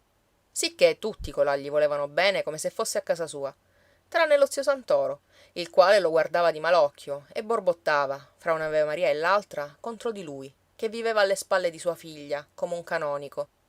La santuzza rispondeva che era la padrona. Se voleva far vivere alle sue spalle Ntoni Malavoglia, grasso come un canonico, segno che ci aveva il suo piacere e non aveva più bisogno di nessuno. Sì, sì, brontolava lo zio Santoro, quando poteva chiapparlo un momento a quattro occhi. Di don Michele ne hai sempre bisogno. Massaro Filippo m'ha detto 10 volte che è tempo di finirla, che il vino nuovo non può tenerlo più nella cantina e bisognerebbe farlo entrare in paese di contrabbando. Massaro Filippo pensa al suo interesse. Ma io, vedete, dovessi pagare il dazio 2 volte e il contrabbando, don Michele non lo voglio più. No e poi no. Ella non voleva perdonare a don Michele quella partaccia che gli aveva fatta con la Zuppidda, dopo tanto tempo che era stato trattato come un canonico nell'osteria, per l'amore dei suoi galloni. E Ntoni Malavoglia, senza galloni, valeva 10 volte don Michele. A lui, quello che gli dava, glielo dava di tutto cuore. Ntoni si guadagnava il pane in tal modo, e quando il nonno gli rimproverava il suo far nulla e la sorella lo guardava tristamente con gli occhi fissi, rispondeva: forse che vi costo qualche cosa? Dei denari della casa non ne spendo, e il mio pane me lo guadagno da me. Meglio sarebbe che tu morissi di fame, gli diceva il nonno, e che avessimo a morire tutti oggi stesso. Infine nessuno parlava più, seduti dove erano e voltandosi le spalle. Padron Ntoni era ridotto a non aprir bocca per non litigare col nipote. E Ntoni poi, quando era stanco della predica, piantava lì tutti della paranza a piagnucolare e se ne andava a trovar Rocco o compare Vanni, coi quali si stava allegri e se ne trovava sempre una nuova da inventare. Una volta inventarono di fare la serenata allo zio Crocifisso, la notte in cui s'era maritato con la Vespa, e condussero sotto le finestre di lui tutti coloro cui lo zio Crocifisso non voleva prestare più un soldo, coi cocci e le pentole fesse, i campanacci del beccaio e gli zufoli di canna, a fare il baccano e una casa del diavolo sino a mezzanotte. Talché la Vespa l'indomani s'alzò più verde del solito e se la prese con quella canaglia della Santuzza, nella taverna della quale s'era macchinata tutta quella birbonata, per gelosia che lei se l'era trovato il marito, onde stare in grazia di Dio, mentre le altre erano sempre nel peccato mortale e facevano mille porcherie sotto l'abitino della Madonna. La gente gli rideva sul muso allo zio Crocifisso, come lo vide sposo sulla piazza, vestito di nuovo e giallo come un morto, dalla paura che gli aveva fatto la Vespa con quel vestito nuovo che costava denari. La Vespa era sempre a spendere e a spandere, che se l'avessero lasciata fare avrebbe vuotato il sacco in una settimana. E diceva che la padrona adesso era lei, tanto che tutti i giorni c'era il diavolo dallo zio Crocifisso. Sua moglie gli piantava le unghie sulla faccia e gli gridava che voleva aver le chiavi lei e non voleva star sempre a desiderare un pezzo di pane e un fazzoletto nuovo peggio di prima, perché se avesse saputo quel che le doveva venire dal matrimonio, con quel bel marito che l'era toccato, si sarebbe tenuta la chiusa e la medaglia di figlia di Maria, piuttosto. Già, tanto e tanto avrebbe potuto portarla ancora, la medaglia di figlia di Maria. E lui strillava che era rovinato, che non era più padrone del fatto suo, che v'era tuttora il colera in casa e volevano farlo morire di crepacuore prima del tempo, per scialacquarsi allegramente la roba che egli aveva stentato tanto a raggranellare. Lui pure, se avesse saputo tutto questo, avrebbe mandato al diavolo la chiusa e la moglie, che già lui di moglie non ne aveva bisogno, e l'avevano preso per il collo, facendogli credere che la Vespa avesse acchiappato Brasi Cipolla e stesse per scappargli insieme alla chiusa, maledetta chiusa. Giusto in quel punto si seppe che Brasi Cipolla s'era lasciato rubare dalla Mangiacarrubbe, come un bietolone, e padron Fortunato li andava cercando per la sciara e pel vallone e sotto il ponte, con la schiuma alla bocca, giurando e spergiurando che se li trovava voleva dar loro tante di quelle pedate e farsi venire le orecchie di suo figlio nelle mani. Lo zio Crocifisso, a quel discorso, si cacciava le mani nei capelli anche lui e diceva che la Zuppidda l'aveva rovinato a non rapire Brasi una settimana prima. Questa è stata la volontà di Dio, andava dicendo picchiandosi il petto. La volontà di Dio è stata che io m'avessi a pigliar la Vespa per castigo dei miei peccati. E dei peccati doveva avercene grossi assai, perché la Vespa gli avvelenava il pane in bocca e gli faceva soffrire le pene del purgatorio notte e giorno. Per giunta poi si vantava di essergli fedele, che non avrebbe guardato in faccia un cristiano, fosse giovane e bello come Ntoni Malavoglia o Vanni Pizzuto, per tutto l'oro del mondo, mentre gli uomini le ronzavano sempre attorno a tentarla come ci avesse il miele nelle gonnelle. Se fosse vero, andrei a chiamarglielo io stesso colui, borbottava lo zio Crocifisso, purché me la levasse davanti. E diceva pure che avrebbe pagato qualche cosa a Vanni Pizzuto o a Ntoni Malavoglia perché gli facessero le corna, giacché Ntoni faceva quel mestiere. Allora potrei mandarla via quella strega che mi son cacciata in casa. Ma Ntoni il mestiere lo faceva dove era grasso e ci mangiava e beveva, che era un piacere a vederlo. Ora portava la testa alta e se la rideva se il nonno gli diceva qualche parola a bassa voce. Adesso era il nonno che si faceva piccino, quasi il torto fosse suo. Ntoni diceva che se non lo volevano in casa, sapeva dove andare a dormire, nella stalla della Santuzza, e già non spendevano nulla a casa sua per dargli da mangiare. Padron Ntoni e Alessi e Mena, tutto quello che buscavano con la pesca, col telaio, al lavatoio e con tutti gli altri mestieri, potevano metterlo da parte per quella famosa barca di San Pietro, con la quale si guadagnava di rompersi le braccia tutti i giorni per un rotolo di pesce, o per la casa del Nespolo, nella quale si sarebbe andati a crepare allegramente di fame. Tanto lui un soldo non l'avrebbe voluto. Povero diavolo per povero diavolo, preferiva godersi un po' di riposo finché era giovane, e non abbaiava la notte come il nonno. Il sole c'era lì per tutti, e l'ombra degli ulivi per mettersi al fresco, e la piazza per passeggiare, e gli scalini della chiesa per stare a chiacchierare, e lo stradone per veder passare la gente e sentir le notizie, e l'osteria per mangiare e bere con gli amici.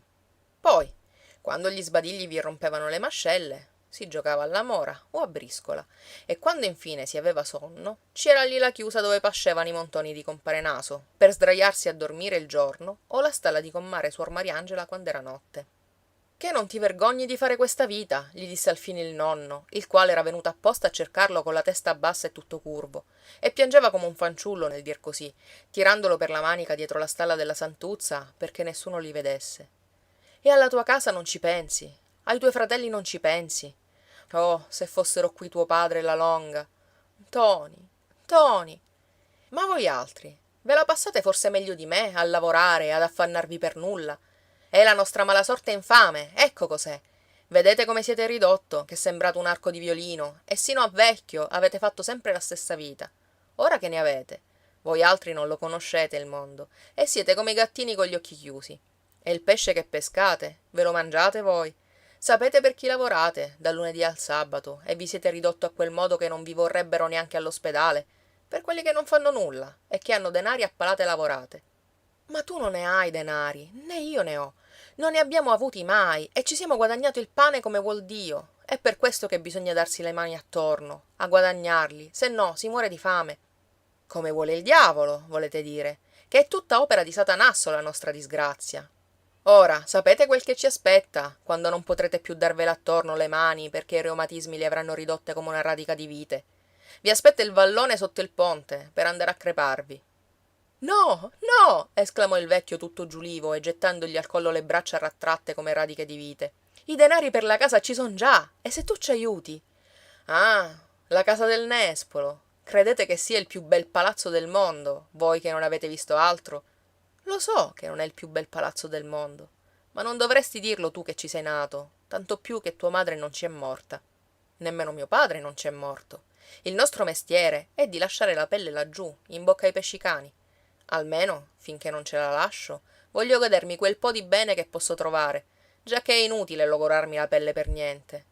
E poi, quando avrete la casa, e quando avrete la barca, e poi, e la dote di Mena, e la dote di Lia. Ah, sangue di Giuda ladro, che mala sorte è la nostra. Il vecchio se ne andò desolato, scuotendo il capo col dorso curvo, che le parole amare del nipote l'avevano schiacciato peggio di un pezzo di scoglio piombatogli sulla schiena. Adesso non aveva più coraggio per nulla, gli cascavano le braccia e aveva voglia di piangere.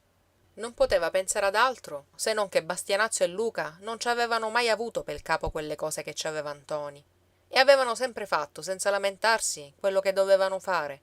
E mulinava pure che era inutile pensare alla dote di Mena e di Lia, giacché non ci sarebbero arrivati mai. La povera Mena pareva che lo sapesse anche lei, tanto era avvilita.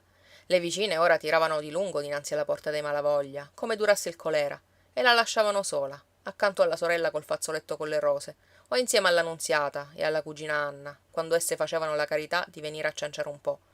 Giacché la cugina Anna ci aveva anche lei, poveretta, quell'ubriacone di Rocco, e oramai tutti lo sapevano. E la Nunziata era troppo piccola quando quel bel mobile di suo padre l'aveva piantata per andarsene a cercare fortuna altrove. Le poverette si intendevano fra di loro appunto per questo, quando discorrevano a bassa voce, col capo chino e le mani sotto il grembiule, ed anche quando tacevano, senza guardarsi in viso, pensando ognuno ai casi suoi. Quando si è ridotti allo stato in cui siamo, diceva Lia che parlava come una donna fatta, bisogna aiutarsi da sé e che ognuno pensi ai suoi interessi. Don Michele di tanto in tanto si fermava a salutarle o a dir qualche barzelletta, tanto che le donne si erano addomesticate col berretto gallonato e non ne avevano più paura. Anzi, la Lia s'era lasciata andare a dire anche lei delle barzellette e ci rideva sopra. Né la Mena osava sgridarla o andarsene in cucina e lasciarla sola, ora che non aveva più la madre. E restava lì anche lei, accasciata su di se stessa, guardando di qua e di là della strada con gli occhi stanchi. Oramai, come si vedeva che i vicini li avevano abbandonati, le si gonfiava il cuore di riconoscenza ogni volta che don Michele, con tutto il suo berretto gallonato, non sdegnava di fermarsi sulla porta dei Malavoglia a far quattro chiacchiere. E se don Michele trovava la Lia sola, la guardava negli occhi, tirandosi i mustacchi, col berretto gallonato messo alla sgherra, e le diceva: «Che bella ragazza che siete, comare Malavoglia». Nessuno le aveva detto questo, perciò ella si faceva rossa come un pomodoro. «Come va che non vi siete maritata ancora?» le diceva anche don Michele. Ella si stringeva nelle spalle e rispondeva che non lo sapeva. Voi dovreste avere la veste di lana e seta e gli orecchini lunghi, che allora, in parola d'onore, gli fareste tenere il candeliere a molte signore della città. La veste di lana e seta non fa per me, don Michele, rispondeva Lia. O perché? La zuppidda non l'ha? E la mangiacarrubbe, ora che ha acchiappato Brasi di padron Cipolla, non l'avrà anche lei? E la Vespa, se la vuole, non se la farà come le altre? Loro son ricche, loro. Sorte scellerata, esclamava don Michele battendo col pugno sulla sciabola. Vorrei pigliare un terno all'otto, vorrei pigliare, comare Lia, per farvi vedere cosa son capace di fare. Alle volte don Michele aggiungeva permettete con la mano nel berretto e si metteva a sedere lì vicino sui sassi mentre non aveva da fare. Mena credeva che volesse stare lì per comare Barbara e non gli diceva nulla. Ma don Michele alla Lia le giurava che non era per la Barbara e non ci aveva mai pensato sulla santa parola d'onore. Pensava a tutt'altro lui, se non lo sapeva comare Lia. E si fregava il mento o si stirava i baffi guardandola come il basilisco. La ragazza si faceva di mille colori e s'alzava per andarsene. Però don Michele la prendeva per la mano e le diceva perché volete farmi questa offesa, comare Malavoglia? Restate lì, che nessuno vi mangia. Così, mentre aspettavano gli uomini dal mare, passavano il tempo. Ella sulla porta e don Michele sui sassi, sminuzzando qualche sterpolino per non sapere che fare. E le domandava che ci verreste a stare nella città? Che verrei a farci nella città? Quello è il posto per voi. Voi non siete fatta per star qui, fra questi villani, in parola d'onore. Voi siete una roba fine e di prima qualità e siete fatta per stare in una bella casetta e andare a spasso alla marina e alla villa quando c'è la musica, vestita bene, come mi intendo io, con un bel fazzoletto di seta in testa e la collana d'ambra. Qui par di stare in mezzo ai porci, parola mia d'onore, e non vedo l'ora di essere traslocato, che mi hanno promesso di richiamarmi alla città con l'anno nuovo. Lia si metteva a ridere della burla e scrollava le spalle, che lei non sapeva nemmeno come fossero fatte le collane d'ambra e i fazzoletti di seta. Una volta poi don Michele tirò fuori in gran mistero un bel fazzoletto giallo e rosso, con la sua brava carta, che l'aveva avuto da un contrabbando, e voleva regalarlo a comare Lia. No, no, diceva lei tutta rossa, non lo piglio se mi ammazzate. E don Michele insisteva. Questa non me l'aspettavo, comare Lia. Non me lo merito, vedete. E dovette avvolgere un'altra volta il fazzoletto nella carta e metterselo in tasca. D'allora in poi, quando vedeva spuntare il naso di don Michele, Lia correva a ficcarsi in casa per paura che volesse darle il fazzoletto. Don Michele aveva un bel passare e ripassare e far brontolare la zuppidda con la schiuma alla bocca e aveva un bel allungare il collo dentro l'uscio dei Malavoglia, che non vedeva più nessuno, talché alla fine si decise ad entrare. Le ragazze, come se lo videro dinanzi, rimasero a bocca aperta, tremando quasi avessero la terzana e senza saper che fare. Voi non l'avete voluto il fazzoletto di seta, comare Lia, diss'egli alla ragazza, la quale s'era fatta rossa come un papavero. Ma io son tornato pel bene che voglio a voi altri. Che cosa fa vostro fratello Ntoni? Anche Mena si faceva rossa quando le domandavano che cosa facesse suo fratello Ntoni, perché non faceva nulla. E don Michele continuò. Ho paura che vi dia qualche dispiacere a tutti voi altri, vostro fratello Ntoni. Io vi sono amico e chiudo gli occhi. Ma quando verrà qui un altro brigadiere invece mia, vorrà sapere che cosa va a fare vostro fratello con Cinghialenta, la sera, verso il rotolo, e con quell'altro buon arnese di Rocco Spatu, quando vanno a passeggiare nella sciara, come se avessero delle scarpe da buttar via. Aprite bene gli occhi anche voi a quel che vi dico ora, comare Mena, e ditegli pure che non bazzichi tanto con quell'imbroglione di Piedipapera nella bottega di Pizzuto, che si sa tutto, e nei guai poi ci resterà lui. Gli altri sono volpi vecchie e sarebbe bene che vostro nonno non lo facesse andare a passeggiare nella sciara, perché la sciara non è fatta per andarci a passeggiare e gli scogli del rotolo ci sentono come se avessero le orecchie, ditegli, e vedono anche senza cannocchiale le barche che vanno costeggiando quatte quatte verso l'imbrunire, come se andassero a pescar pipistrelli.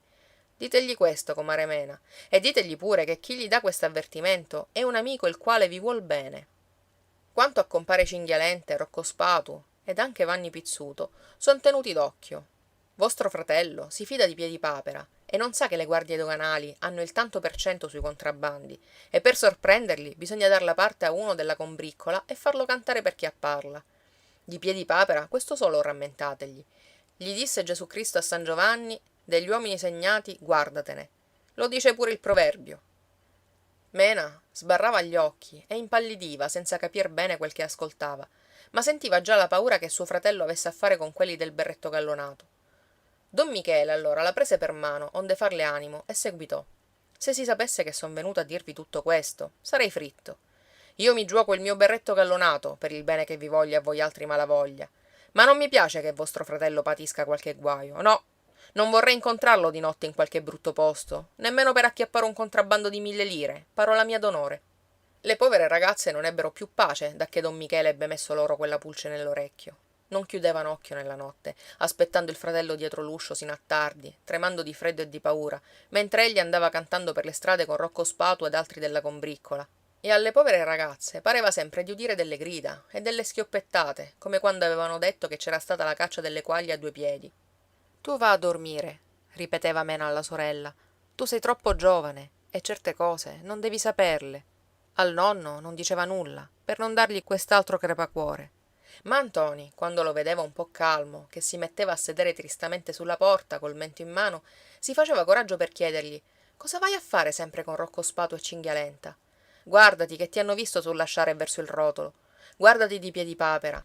Sai il detto dell'antico che gli disse Gesù Cristo a San Giovanni: degli uomini segnati, guardatene. Chi te l'ha detto? Domandava Ntoni saltando su come un diavolo. Dimmi chi te l'ha detto. Don Michele me l'ha detto, rispondeva lei con le lacrime agli occhi. M'ha detto di guardarti di Piedipapera, che per acchiappare un contrabbando bisogna dar la parte ad uno della combriccola. E non ti ha detto altro? No, non mi ha detto altro. Ntoni allora giurava che non era vero niente e non lo dicesse al nonno. Poi si levava di là frettoloso e se ne andava all'osteria a smaltire l'uggia, e se incontrava quelli del berretto gallonato faceva il giro lungo per non vederli neanche nel battesimo. Già don Michele non sapeva nulla e parlava a casaccio, onde fargli paura, per la bizza che ci aveva contro di lui dopo l'affare della Santuzza, la quale l'aveva messo fuori della porta come un cane rognoso. Alla fin fine, egli non aveva paura di don Michele e dei suoi galloni, che era ben pagato per succhiare il sangue del povero. Bella cosa! Don Michele non aveva bisogno di cercare di aiutarsi in qualche maniera, così grasso e pasciuto, e non aveva altro da fare che metter le mani addosso a qualche povero diavolo, se si industriava a buscarsi come poteva un pezzo di 12 tarì.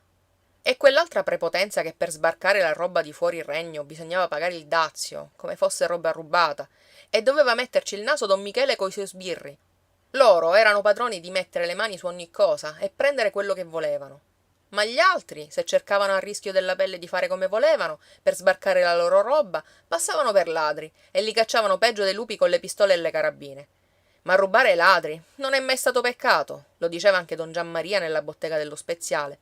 E don Franco approvava col capo e con tutta la barba, sogghignando che quando si faceva la Repubblica non se ne vedevano più di quelle porcherie. E di quegli impiegati di Satanasso, aggiungeva il vicario. A don Giammaria gli cuoceva tuttora delle 25 onze che gli erano scappate di casa. Ora donna Rosolina aveva perso anche la testa, con le 25 onze, e correva dietro a don Michele per farsi mangiare il resto. Come lo vedeva andare nella strada del nero, credeva ci andasse per vedere lei sul terrazzino, e stava sempre al terrazzino con la conserva dei pomidoro e con le bocce dei peperoni, per far vedere di che era capace, poiché non gliel'avrebbero levato dalla testa con le tenaglie che don Michele, con la sua pancia, ora che si era levato dal peccato mortale con la santuzza, non cercasse una donna di casa e di giudizio, come intendeva lei. Perciò lo difendeva se suo fratello diceva corna del governo e dei mangiapane, e rispondeva: dei mangiapane come don Silvestro sì, che si mangiano un paese senza far nulla, ma i dazi ci vogliono per pagare i soldati, che fanno bella vista con la montura, e senza soldati ci mangeremmo come lupi fra di noi. Dei fannulloni pagati per portare il fucile, e non altro, sogghignava lo speziale, come i preti, che prendono 3 tarì per messa. Dite la verità, don Giammaria, che capitale ci mettete voi nella messa che vi pagano 3 tarì? E voi? Che capitale ci mettete in quell'acqua sporca che vi fate pagare a sangue d'uomo? Rimbeccava il vicario con la schiuma alla bocca. Don Franco aveva imparato a ridere come don Silvestro per far dannare l'anima a don Giammaria, e continuava senza dargli retta, che aveva sperimentato il mezzo migliore per fargli perdere la tramontana. In mezz'ora si guadagnano la loro giornata, e poi sono a spasso tutto il giorno, tale e quale come don Michele, il quale sembra un uccellaccio per di giorno, sempre là per i piedi, dacché non va più a scaldare le panche della Santuzza. Per questo ce l'ha con me, entrava a dire Ntoni. È arrabbiato come un cane e vuol fare il prepotente perché ci ha la sciabola. Ma sangue della Madonna! Una volta o l'altra voglio dargliela sul muso la sua sciabola, per fargli vedere che me ne infischio io. Bravo! Esclamava lo speziale. Così va fatto. Bisogna che il popolo mostri i denti. Ma lontano di qua, che non voglio pasticci nella mia spezieria. Al governo non parrebbe vero di tirarmi nell'imbroglio pei capelli, ma a me non mi piace avere a che fare coi giudici e con tutta quella canaglia della baracca. Ntoni Malavoglia levava i pugni al cielo e giurava e sacramentava per Cristo e per la Madonna che voleva finirla, avesse dovuto andare in galera. Già egli non aveva niente da perdere. La Santuzza non lo guardava più dello stesso occhio, tante gliene aveva dette quel pane perso di suo padre, piagnucolando fra un'Avemaria e l'altra, dopo che Massaro Filippo non mandava più il vino all'osteria. Le diceva che gli avventori cominciavano a diradare come le mosche a Sant'Andrea, dacché non ci trovavano più il vino di Massaro Filippo, al quale erano avvezzi come il bambino alla poppa. Lo zio Santoro ogni volta ripeteva alla figliuola: che vuoi farne di quell'affamato di Ntoni Malavoglia? Non vedi che ti mangia tutta la roba senza frutto? Tu lo ingrassi meglio di un maiale e poi va a fare il cascamorto con la vespa e con la mangiacarrubbe, ora che sono ricche. E le diceva pure: gli avventori se ne vanno perché egli ti sta sempre alla gonnella e non ti lascia un momento da dirti una barzelletta. Oppure: così lacero e sudicio è una porcheria avercelo per la bettola, che sembra tutta una stalla e la gente ha schifo di beverci nei bicchieri. Don Michele sì che ci stava bene sulla porta, coi galloni nel berretto. La gente che paga il vino vuol berselo in santa pace ed è contenta di vedere uno con la sciabola lì davanti. Poi tutti gli facevano di berretto e nessuno ti avrebbe negato un soldo se te lo doveva, quando era segnato col carbone sul muro. Ora che non c'è più lui, non viene nemmeno Massaro Filippo. L'altra volta è passato di qua ed io volevo farlo entrare, ma ei dice che è inutile venirci, giacché il mosto non può farlo passare più di contrabbando, ora che sei in collera con Don Michele. Una cosa che non è buona né per l'anima né per il corpo. La gente comincia perfino a mormorare che Antoni gli fai la carità pelosa, giacché Massaro Filippo non ci viene più, e vedrai come andrà a finire. Vedrai che arriverà all'orecchio del vicario e ti leveranno la medaglia di figlia di Maria. La Santuzza teneva duro ancora, perché in casa sua voleva esser sempre la padrona, ma cominciava ad aprire gli occhi anche lei, giacché tutto quello che le diceva suo padre era il Santo Evangelo, e non trattava più Ntoni come prima. Se c'era un rimasuglio da riporre in serbo nel piatto, non lo dava più a lui, e gli metteva dell'acqua sporca nei fondi di bicchiere, sicché Ntoni alla fine cominciò a fare il viso lungo, e la Santuzza gli rispose che i fannulloni non le piacevano, e lei e suo padre se lo guadagnavano il pane, così pure avrebbe dovuto far lui, e aiutare un po' nella casa, a spaccar legna o a soffiare nel fuoco, invece di starsene come un lazzarone a vociare e dormire con la testa fra le braccia o a sputacchiare per terra dappertutto, che faceva un mare e non si sapeva più dove mettere i piedi. Ntoni un po' andò a spaccar legna, brontolando, o a soffiare nel fuoco, per fare meno fatica. Ma gli era duro lavorare tutto il giorno come un cane, peggio di quello che faceva un tempo a casa sua, per vedersi trattare peggio di un cane a sgarbi e parolacce, in grazia di quei piatti sporchi che gli davano da leccare. Una volta, finalmente, mentre la Santuzza tornava dal confessarsi col rosario in mano, le fece una scenata, lagnandosi che questo avveniva perché don Michele era tornato a gironzolare davanti all'osteria, che l'aspettava anche sulla piazza quando andava a confessarsi, e lo zio Santoro gli gridava dietro per salutarlo, quando sentiva la sua voce, e andava a cercarlo fin nella bottega di Pizzuto, tastando i muri col bastone per trovar la strada. La Santuzza allora cominciò a fare il diavolo e rispondergli che era venuta apposta per farle fare i peccati, mentre aveva l'ostia in bocca, e farle perdere la comunione. Se non vi piace, andatevene, gli diceva. Io non voglio dannarmi l'anima per voi, e non vi ho detto nulla quando ho saputo che correte dietro le donnacce come la vespa e la mangiacarrubbe, ora che sono malmaritate. Correte a trovarle, che ora ci hanno il trovolo in casa e cercano il maiale. Ma Ntoni giurava che non era vero, e a lui non gliene importava di queste cose. Alle femmine non ci pensava più, e avrebbe potuto sputargli in faccia se lo vedeva parlare con un'altra donna. No, così non te lo levi dai piedi, ripeteva intanto lo zio Santoro. Non vedi come è attaccato al pane che ti mangia? Bisogna rompere la pentola per aggiustarla. Bisogna farlo mettere fuori a pedate. Massaro Filippo mi ha detto che il mosto non può tenerlo più nelle botti e lo venderà ad altri se tu non fai la pace con don Michele e non ti riesce di farlo entrare di contrabbando come prima. E tornava a cercare Massaro Filippo nella bottega di Pizzuto, tastando i muri col bastone. Sua figlia faceva la sdegnosa, protestando che non avrebbe mai piegato il capo a don Michele, dopo la partaccia che colui le aveva fatto. Lascia fare a me che l'aggiusto io, assicurava lo zio Santoro. Farò le cose con giudizio. Non ti lascerei fare la figura di tornare a leccare gli stivali a don Michele. Sono tuo padre o no, santo Dio? Ntoni, dacché la Santuzza gli faceva degli sgarbi, bisognava che pensasse come pagare il pane che gli davano all'osteria, giacché a casa sua non osava comparire, e quei poveretti intanto pensavano a lui quando mangiavano la loro minestra senza appetito, come se anch'egli fosse morto, e non stendevano nemmeno la tovaglia, sparpagliati per la casa, con la scodella sulle ginocchia. Questo è l'ultimo colpo per me che sono vecchio, ripeteva il nonno. E chi lo vedeva passare con le reti in spalla per andare a giornata diceva: questa è l'ultima invernata per padron Ntoni. Poco ci vorrà che tutti quegli orfani rimangono sulla strada. E la Lia, se la Mena le diceva di ficcarsi dentro quando passava don Michele, rispondeva con tanto di bocca: sì, bisogna ficcarsi in casa, quasi fossi un tesoro.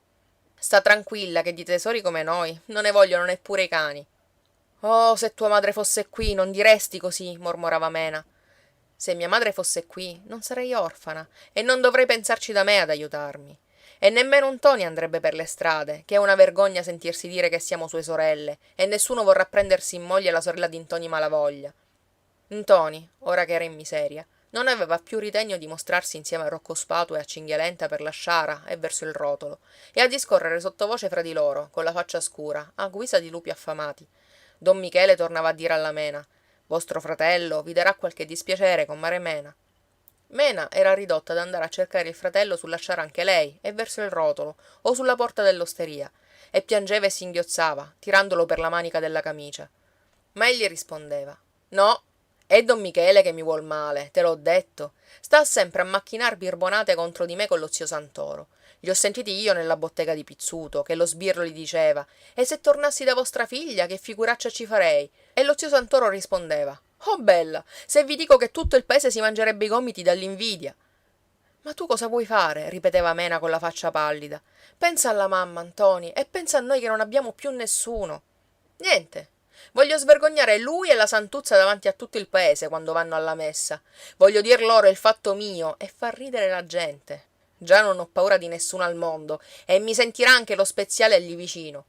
Mena, infatti, aveva un bel piangere e un bel pregare. Egli tornava a dire che non aveva nulla da perdere e dovevano pensarci gli altri più di lui, che era stanco di fare quella vita e voleva finirla, come diceva don Franco.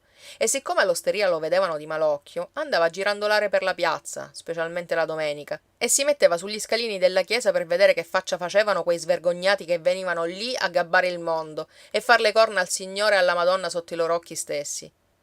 La Santuzza, dacché incontrava Ntoni che faceva la sentinella sulla porta della chiesa, se ne andava da Cicastello per la messa, di buon mattino, onde sfuggire la tentazione di far peccati. Ntoni vedeva passare la mangiacarrubbe col naso nella mantellina, senza guardar più nessuno, ora che aveva acchiappato il marito. La Vespa, tutta in fronzoli e con tanto di rosario in mano, andava a pregare il Signore di liberarla di quel castigo di Dio di suo marito. E Ntoni sghignazzava loro dietro: ora che l'hanno pescato il marito non hanno più bisogno di nulla. Ci è chi deve pensare a dar loro da mangiare. Lo zio Crocifisso aveva persa anche la devozione, dacché si era messa la vespa addosso, e non andava nemmeno in chiesa per stare lontano dalla moglie almeno il tempo della messa. Così si dannava l'anima. Questo è l'ultimo anno per me, andava piagnucolando, e adesso correva a cercare padron Ntoni e gli altri disgraziati al pari di lui. Nella mia vigna ci ha grandinato e alla vendemmia non ci arrivo di certo. Sapete, zio Crocifisso, rispondeva padron Ntoni, quando vogliamo andare dal notaio per quell'affare della casa, io son pronto e ci ho qui i denari. Colui non pensava ad altro che alla sua casa e non gliene importava un corno degli affari degli altri. Non mi parlate di notaio, padron Ntoni. Quando sento parlare di notaio mi rammento del giorno in cui mi ci lasciai trascinare dalla Vespa. Maledetto sia il giorno che ci misi i piedi. Ma compare Piedipapera, che fiutava la senseria, gli diceva: quella strega della Vespa, se morite voi, è capace di dargliela per un pezzo di pane la casa del nespolo, ed è meglio che gli facciate voi i vostri affari, finché ci avete gli occhi aperti. Allora lo zio Crocifisso rispondeva: sì, sì, andiamoci pure dal notaio, ma bisogna che mi facciate guadagnare qualche cosa su quest'affare. Vedete quante perdite ho fatte.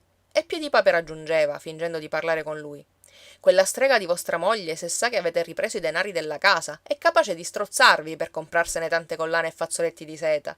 E diceva pure: almeno la mangiacarrubbe non ne compra più collane e fazzoletti di seta, ora che ha acchiappato il marito. La vedete come viene a messa, con una vesticciuola di cotonina. A me non me ne importa della mangiacarrubbe, ma avrebbero dovuto bruciarla viva anche lei, con tutte le altre donne che sono al mondo per farci dannare l'anima.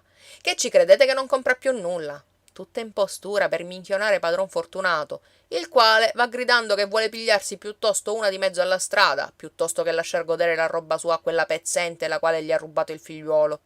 Io per me gli regalerei la Vespa se la volesse, tutte le stesse, e guai a chi ci capita per sua disgrazia, che il Signore leva il lume.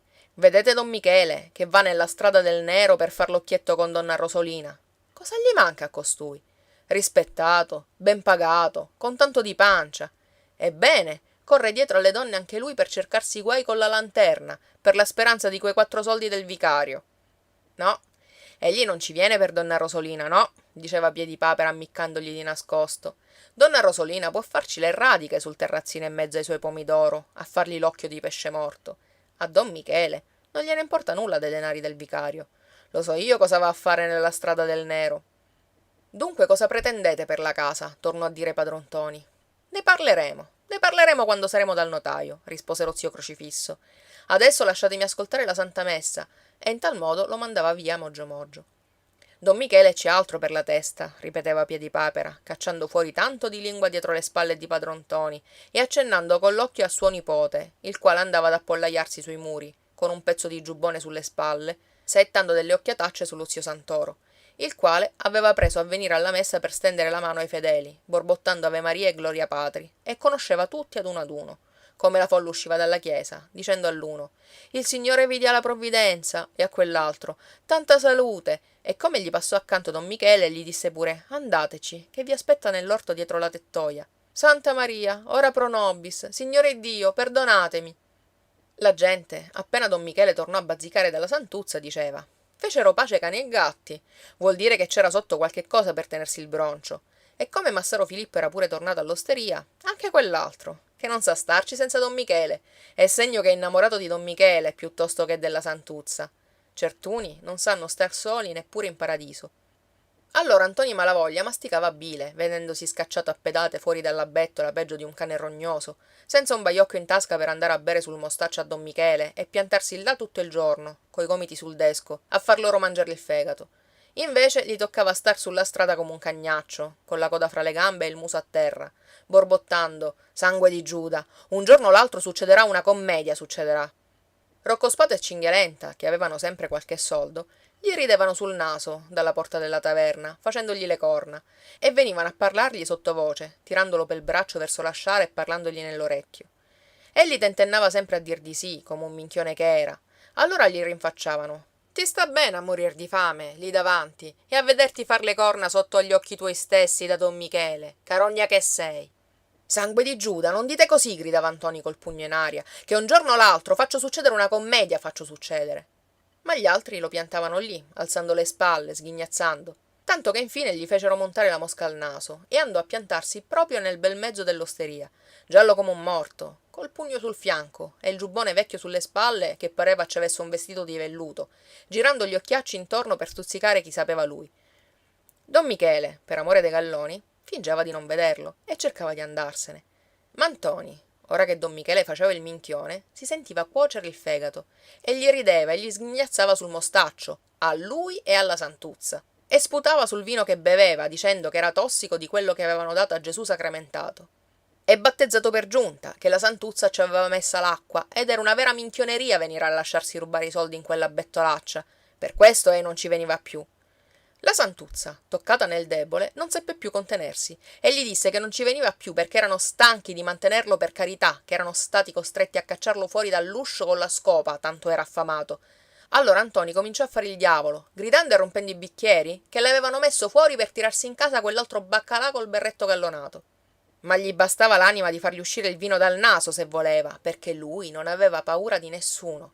Don Michele, giallo anche lui, col berretto di traverso, balbettava: per la santa parola d'onore stavolta finisce brutta, intanto che la santuzza faceva piovere i bicchieri e le mezzette addosso a tutti e due. Così finalmente si azzuffarono e cominciarono a darsi dei pugni e a rotolarsi sotto le panche, che volevano mangiarsi il naso, mentre la gente li prendeva a calci e a pugni per separarli. E ci riescì infine Peppinaso con la cinghia di cuoio che s'era levata dai calzoni e dove arrivava levava il pelo. Don Michele si spolverò la montura, andò a raccattare la sciabola che aveva persa e se ne uscì borbottando fra i denti, senz'altro, per amor dei galloni. Ma Ntoni Malavoglia, il quale mandava un fiume di sangue dal naso, vedendolo sgattaiolare, non lo potevano tenere dal gridargli dietro un mare di improperi dalla porta dell'osteria, mostrandogli il pugno e asciugandosi con la manica il sangue che gli colava dal naso, e gli prometteva che voleva dargli il resto quando l'incontrava. Capitolo 14.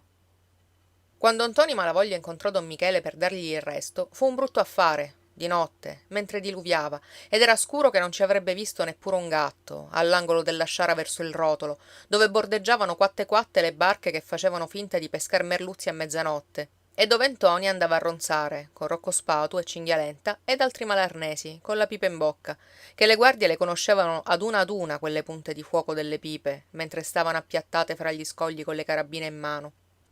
Comare Mena, aveva detto don Michele un'altra volta, passando dalla strada del nero, ditegli a vostro fratello di non andarci di notte al rotolo con Rocco Spatu e Cinghialenta.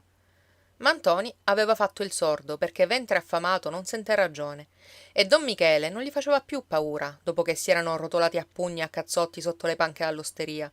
Inoltre gli aveva promesso di dargli il resto quando l'incontrava e non voleva passare per canaglia e per spaccone agli occhi della Santuzza e di tutti quelli che erano stati presenti alla minaccia. Gli ho detto che gli darò il rimanente dove l'incontrerò, e se l'incontro al rotolo glielo do al rotolo, ripeteva coi suoi amici, e ci avevano tirato anche il figlio della Locca. Avevano passato la sera all'osteria, a bere e schiamazzare, che la bettola è come un porto di mare, e la Santuzza non avrebbe potuto mandarlo via, ora che ci aveva dei soldi in tasca e li faceva ballare nella mano. Don Michele era passato a far la ronda, ma Rocco Spatu, che sapeva la legge, diceva sputacchiando: finché c'è il lume sulla porta abbiamo il diritto di star qua, e si appoggiava al muro per star meglio. Ntoni Malavoglia se la godeva anche a far sbadigliare la Santuzza, la quale dormicchiava dietro i bicchieri, con la testa posata su quei cuscini che portavano la medaglia di figlia di Maria. E ci sta sul morbido meglio che su un fascio d'erba fresca, diceva Ntoni, il quale aveva il vino chiacchierone, mentre Rocco, pieno come una botte, non fiatava più, con le spalle al muro. Lo zio Santoro, intanto, a tastoni, aveva ritirato il lume e chiudeva la porta. Ora andatevene, che ho sonno, disse la Santuzza. Io non ho mica sonno, io. Massaro Filippo a me mi lascia dormire la notte. A me non me ne importa se vi lascia dormire, ma non voglio che mi prendano la multa per amor vostro se mi trovano l'uscio aperto a quest'ora. Chi ve la piglia la multa? Quello sbirro di don Michele? Fatelo venire qui, che gliela do io la multa. Ditegli che c'è qui Ntoni Malavoglia, sangue della Madonna. La Santuzza intanto lo aveva preso per le spalle e lo spingeva fuori dell'uscio. Andate a dirglielo voi stesso e andate a cercarvi i guai fuori di qui. Io non ne voglio chiacchiere con la polizia pei vostri begli occhi. Ntoni, vistosi cacciare in quel modo sulla strada, nel fango e con l'acqua che veniva giù come Dio la mandava, tirò fuori tanto di coltello e giurava e sacramentava che voleva pungerli tutti quanti, lei e don Michele. Cinghialenta era il solo che stesse in sensi per tutti e lo tirava pel giubbone e gli diceva: lascia stare per stasera, non lo sai quello che abbiamo da fare. Al figlio della Locca allora gli venne una gran voglia di mettersi a piangere al buio. È ubriaco, osservò Rocco Spatu, messo sotto la gronda. Portatelo qui che gli farà bene.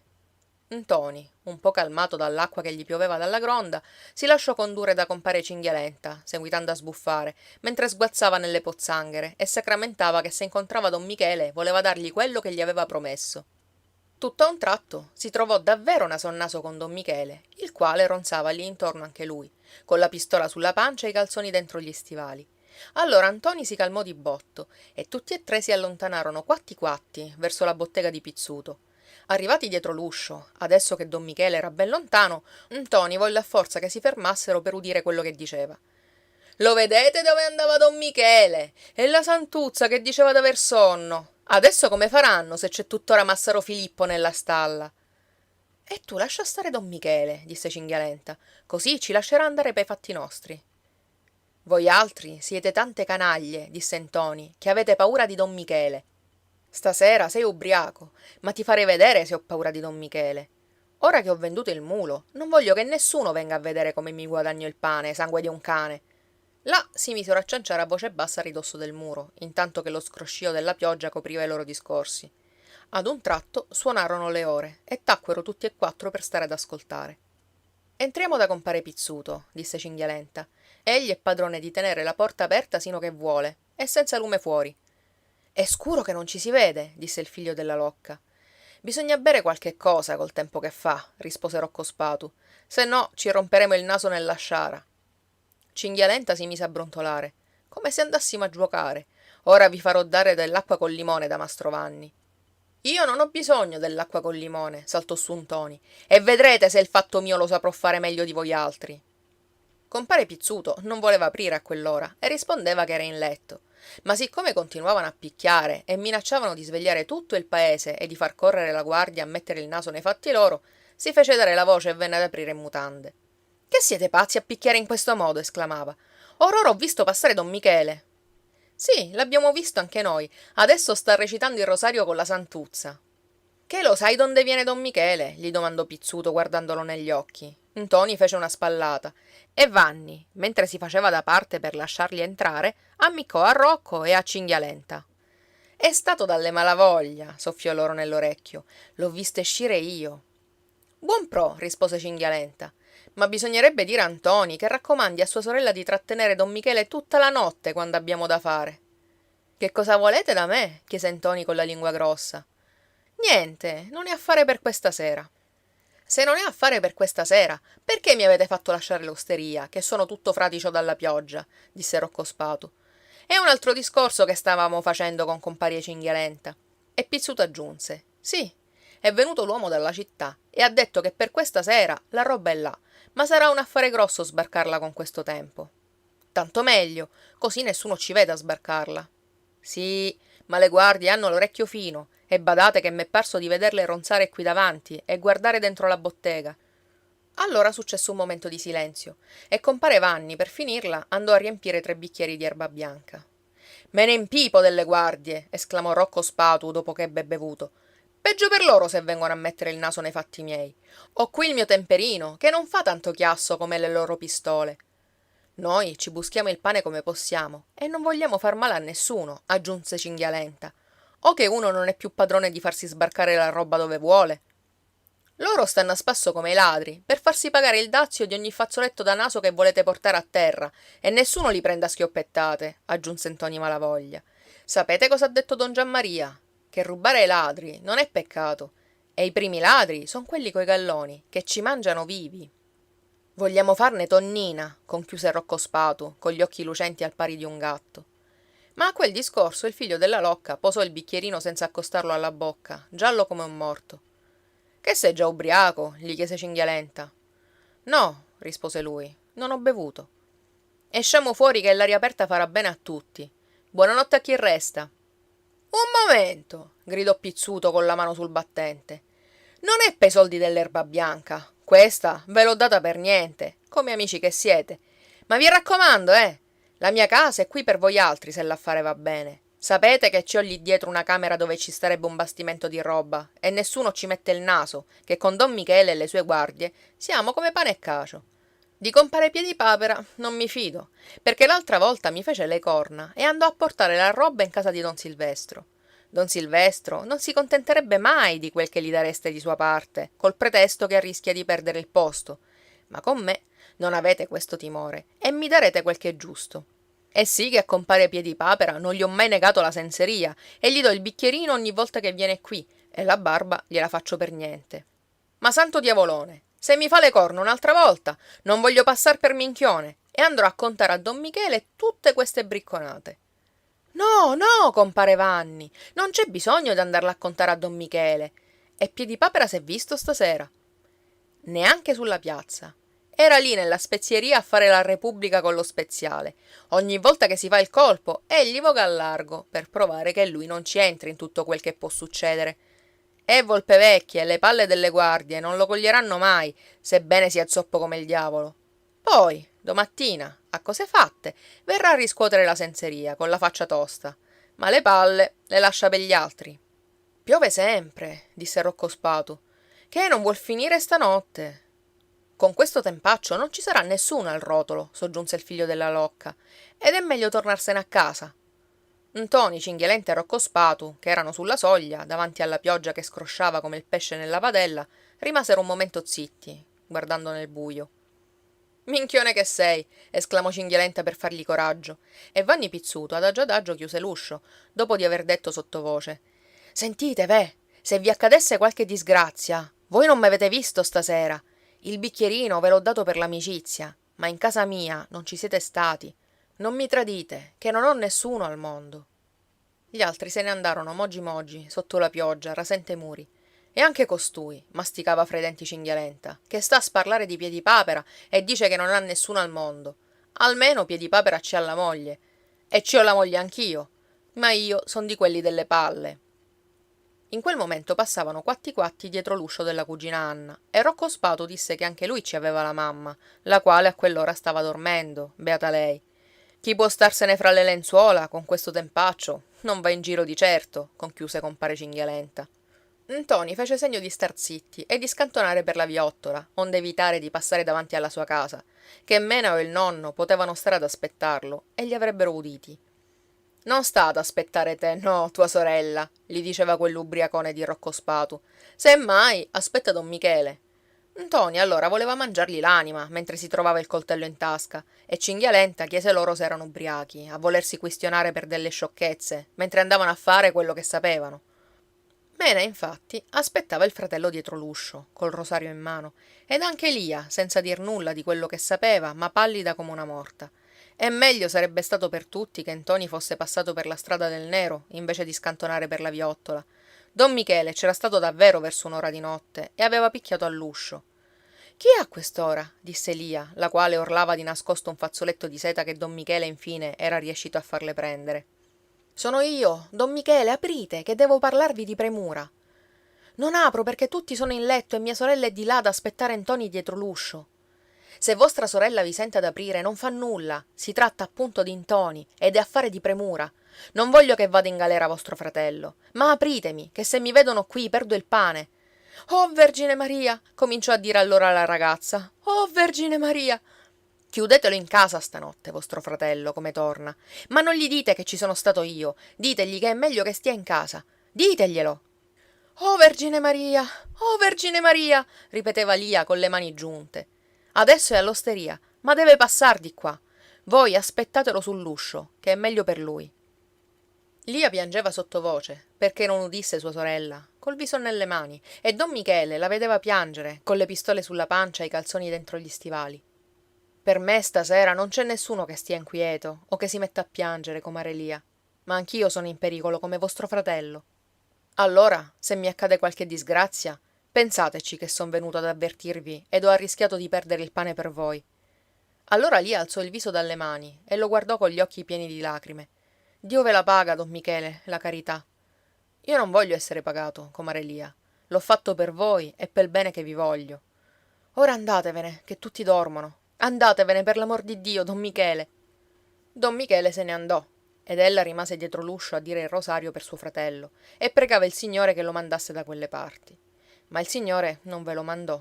Tutti e quattro, Ntoni, Cinghialenta, Rocco Spatu e il figlio della Locca, filavano quatti quatti lungo i muri della viottola, e come furono sulla sciara, si cavarono le scarpe e stettero ad origliare un po', inquieti e con le scarpe in mano. Non si sente nulla, disse Cinghialenta. La pioggia continuava a cadere e dalla sciara non si udiva altro che il brontolare del mare là sotto. Non ci si vede nemmeno a bestemmiare, disse Rocco Spatu. Come faranno ad afferrare lo scoglio dei Colombi con questo scuro? Sono tutti gente pratica, rispose Cinghialenta. Conoscono le coste, palmo a palmo, ad occhi chiusi. Ma io non sento nulla, osservò Ntoni. È vero, non si sente nulla, rispose Cinghialenta.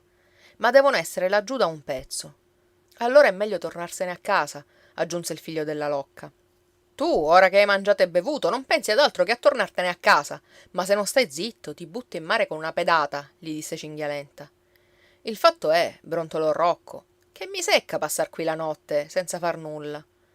Ora sapremo se ci sono o no, e si misero a fare lo strido della civetta. Se sentono, le guardie di don Michele, disse Ntoni, correranno qui subito, perché con una notte come questa, le civette non vanno in giro. Allora è meglio andarcene, piagnucolò il figlio della Locca, giacché nessuno risponde.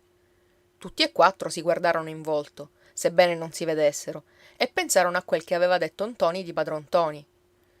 Che facciamo? Tornò a dire il figlio della Locca. Scendiamo sulla strada, propose Cinghialenta. Se non c'è nessuno nemmeno là, vuol dire che non son venuti. Ntoni, mentre scendevano sulla strada, disse: Piedipapera è capace di venderci tutti per un bicchiere di vino. Ora che non hai più il bicchiere dinanzi, gli disse Cinghialenta, hai paura anche tu. Andiamo, sangue del diavolo, vi farò vedere se ho paura. Nello scendere adagio per gli scogli, tenendosi bene per non rompersi il collo, Spatu osservò sottovoce: Vanni Pizzuto a quest'ora è nel suo letto, lui che se la prendeva con Piedipapera perché si acchiappa la senseria senza far nulla. Orbè, conchiuse Cinghialenta, se non volete rischiar la pelle, dovevate restare a casa a dormire. Nessuno fiatò più, e Ntoni andava pensando, mentre metteva le mani avanti per vedere dove posava i piedi, che compare Cinghialenta avrebbe potuto fare a meno di dir così, perché a ciascuno in quei frangenti gli viene davanti agli occhi la sua casa, col letto e la mena che sonnecchiava dietro l'uscio. Quell'ubriacone di Rocco Spatu disse infine: La nostra pelle non vale un baiocco. Chi va là? Udirono gridare a un tratto dietro il muro della strada. Fermi! Fermi tutti! Tradimento! Tradimento! Cominciarono a gridare, mettendosi a fuggire per la sciara, senza badare più dove mettevano i piedi. Ma Ntoni, che aveva già scavalcato il muro, si trovò naso a naso con don Michele, il quale aveva la pistola in pugno. Sangue della Madonna! Gridò Malavoglia tirando fuori il coltello. Voglio farvi vedere se ho paura della pistola. La pistola di don Michele partì in aria, ma egli stramazzò come un bue, colpito al petto. Ntoni allora voleva fuggire, saltando meglio di un capriolo, però le guardie gli furono addosso, intanto che piovevano le schioppettate come la grandine, e lo gettarono a terra. Ora come farà la mia mamma? Piagnucolava il figlio della Locca, mentre lo legavano peggio di Cristo. Non stringete tanto forte, sangue della Madonna! Urlava Ntoni. Lo vedete che non posso più muovermi? Va là, Malavoglia! Gli rispondevano. Il tuo conto è bello e aggiustato. E lo spingevano a boccate di carabina. Mentre lo conducevano in caserma, legato peggio di Cristo anche lui, e gli portavano dietro don Michele, sulle spalle delle guardie, andava cercando con gli occhi dove fossero Cinghialenta e Rocco Spatu. L'hanno scappata, diceva fra sé. Non hanno a temere più niente, come Vanni Pizzuto e Piedipapera, che dormono fra le lenzuola a quest'ora. Soltanto a casa mia non dormono più, da che hanno udito le schioppettate. Infatti, quei poveretti non dormivano, e stavano sulla porta, sotto la pioggia, come se avesse parlato loro il cuore, mentre i vicini si voltavano dall'altra parte e tornavano a dormire, sbadigliando. Domani sapremo cos'è stato. Sul tardi, appena principiò a rompere l'alba, la gente si affollava davanti alla bottega di Pizzuto, che c'era ancora il lumicino, e lì si faceva un gran chiacchierare di quel che era successo, in quel diavolio della notte. Hanno sorpreso il contrabbando e i contrabbandieri, raccontava Pizzuto, e don Michele ci ha buscato una coltellata. La gente guardava verso la porta dei Malavoglia e faceva segno col dito. Infine venne la cugina Anna, tutta spettinata, bianca come un cencio, e non sapeva che dire.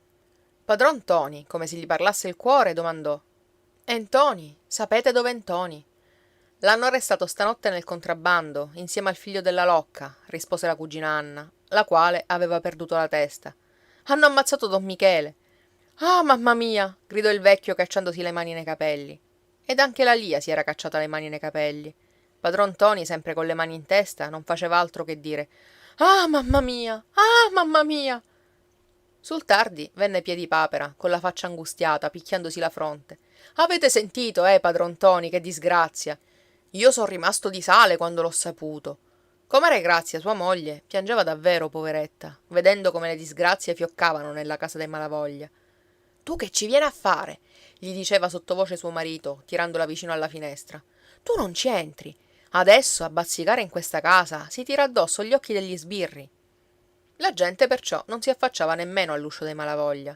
Solo la Nunziata, appena sentita la notizia, aveva affidato i ragazzi al più grandicello e raccomandata la sua casa alla vicina, ed era corsa da comare Mena a piangere con lei, come una che non aveva ancora gli anni del giudizio.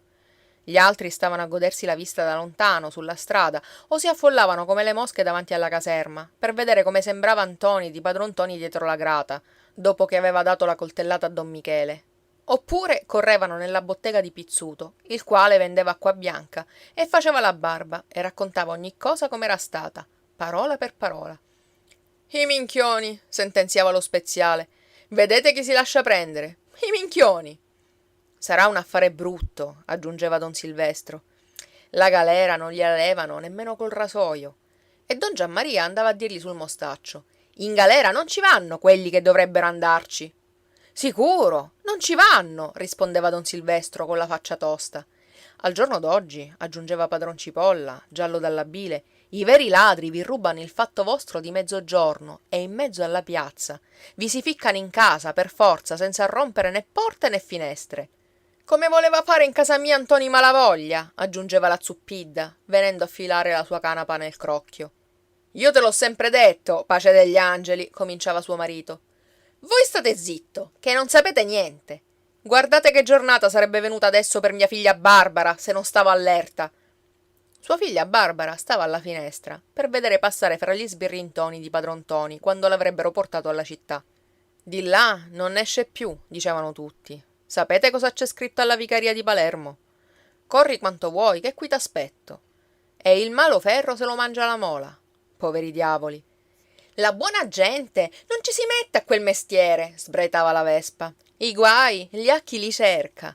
Vedete chi ci si mette a queste cose? Chi non fa altro mestiere ed è un malarnese come Malavoglia e il figlio della Locca.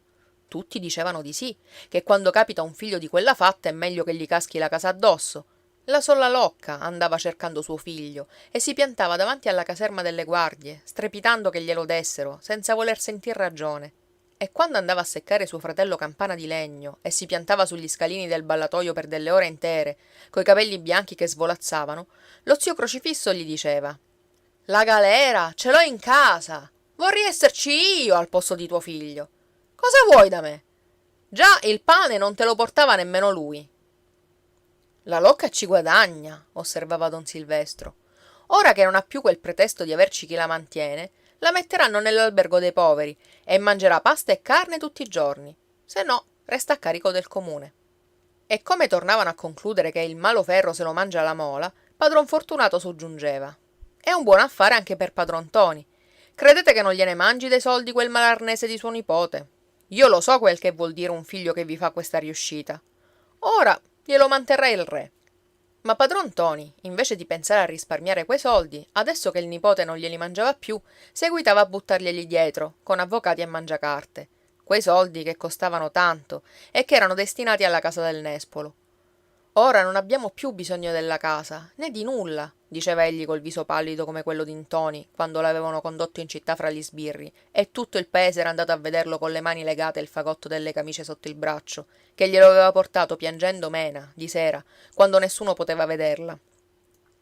Il nonno era andato a cercare l'avvocato, quello delle chiacchiere, che adesso, dopo aver visto passare anche don Michele, mentre lo portavano all'ospedale, in carrozza, con la faccia gialla lui pure e la montura sbottonata, il povero vecchio aveva paura e non stava a cercare il pelo nell'uovo con le chiacchiere dell'avvocato, purché gli sciogliessero le mani a suo nipote e lo lasciassero tornare a casa.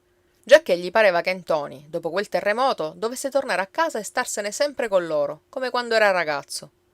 Don Silvestro gli fece la carità d'andar con lui dall'avvocato, perché diceva che quando a un cristiano accade una disgrazia come quella dei Malavoglia, bisogna aiutare il prossimo con le mani e coi piedi, fosse pure un birbante da galera, e fare il possibile per levarlo di mano alla giustizia. Per questo siamo cristiani e dobbiamo aiutare i nostri simili.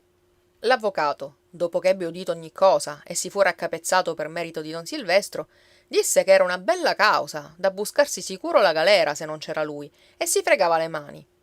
Padron Ntoni diventava molle come un minchione al sentir parlare di galera, ma il dottor Scipione gli batteva sulla spalla e gli diceva che non era dottore se non gliela faceva cavare con 4 o 5 anni di prigione. Cosa ha detto l'avvocato? Domandò Mena appena vide comparire il nonno con quella faccia, e si mise a piangere prima di udire la risposta. Il vecchio si strappava quei pochi capelli bianchi e andava come un pazzo per la casa, ripetendo: Ah, perché non siamo morti tutti? Lia, bianca come la camicia, piantava tanto d'occhi in faccia a ciascuno che parlava, senza poter aprir bocca. Poco dopo arrivò la citazione per testimonianza a Barbara Zuppidda, a Grazia Piedipapera e don Franco lo Speziale, e a tutti quelli che chiacchieravano nella piazza e nella bottega di Pizzuto. Sicché il paese intero si mise in subbuglio e la gente si affollava con la carta bollata in mano e giurava che non sapeva nulla, come è vero Dio, perché non voleva averci a che fare con la giustizia. Accidenti Antonia e i Malavoglia che gli tiravano pei capelli nei loro imbrogli. La Zuppidda strillava come un'ossessa: Io non so niente! Io all'Ave Maria mi chiudo in casa e non sono come loro che vanno in giro per fare quello che fanno o che stanno sull'uscio per cicalare con gli sbirri. Alla larga col governo, aggiungeva don Franco. Sanno che sono repubblicano e sarebbero contenti di acchiappare un pretesto per farmi sparire dalla faccia della terra. La gente si logorava il cervello a sapere che cosa potessero dire in testimonianza la Zuppidda e comare Grazia e gli altri, che non avevano visto niente, e le schioppettate l'avevano udita dal letto, mentre dormivano. Ma don Silvestro si fregava le mani come l'avvocato e diceva che lo sapeva lui perché li avevano citati, ed era meglio per l'avvocato. Ogni volta che l'avvocato andava a parlare con Toni Malavoglia, don Silvestro l'accompagnava alla prigione, quando non aveva nulla da fare. Al consiglio adesso non ci andava nessuno, e le ulive erano raccolte. Anche padron Ntoni aveva tentato d'andarci 2 o 3 volte, ma com'era arrivato davanti a quelle finestre con le inferriate e i soldati col fucile che le guardavano e guardavano tutti coloro che entravano, si era sentito male allo stomaco ed era rimasto ad aspettare lì davanti, seduto sul marciapiedi, in mezzo a quelli che vendevano castagne e fichi d'India, e non gli pareva vero che il suo Ntoni fosse là, dietro a quelle grate, coi soldati a guardia. L'avvocato poi tornava dal chiacchierare con Ntoni fresco come una rosa, fregandosi le mani, e gli diceva che suo nipote stava bene, anzi, era ingrassato. Adesso, al povero vecchio, gli pareva che suo nipote fosse dei soldati. Perché non me lo lasciano andare? Domandava ogni volta come un pappagallo, o come un ragazzo che non sente ragione, e voleva anche sapere se lo tenevano con le mani legate. Lasciatelo stare dov'è, gli rispondeva il dottor Scipioni. In queste cose è meglio farci passare del tempo sopra. Già non gli manca nulla, ve l'ho detto, e ingrassa come un cappone. Le cose vanno bene. Don Michele è quasi guarito dalla sua ferita, e anche questo per noi è una cosa buona. Non ci pensate, vi dico, e tornatevene nella barca, che questo è affar mio. Non ci posso tornare nella barca, ora che Ntoni è carcerato. Non ci posso tornare. Ognuno ci guarderebbe dove passiamo. E poi non ho più la testa al suo posto, ora che Ntoni è carcerato.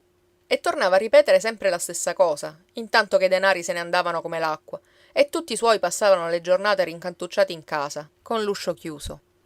Finalmente arrivò il giorno della citazione, e bisognava che quelli che ci erano scritti andassero al tribunale coi loro piedi, se non volevano andarci coi carabinieri. Ci andò persino don Franco, il quale lasciò il cappellaccio nero per comparire davanti alla giustizia, ed era pallido, peggio di Ntoni Malavoglia, che stava dietro la grata come una bestia feroce, coi carabinieri al lato.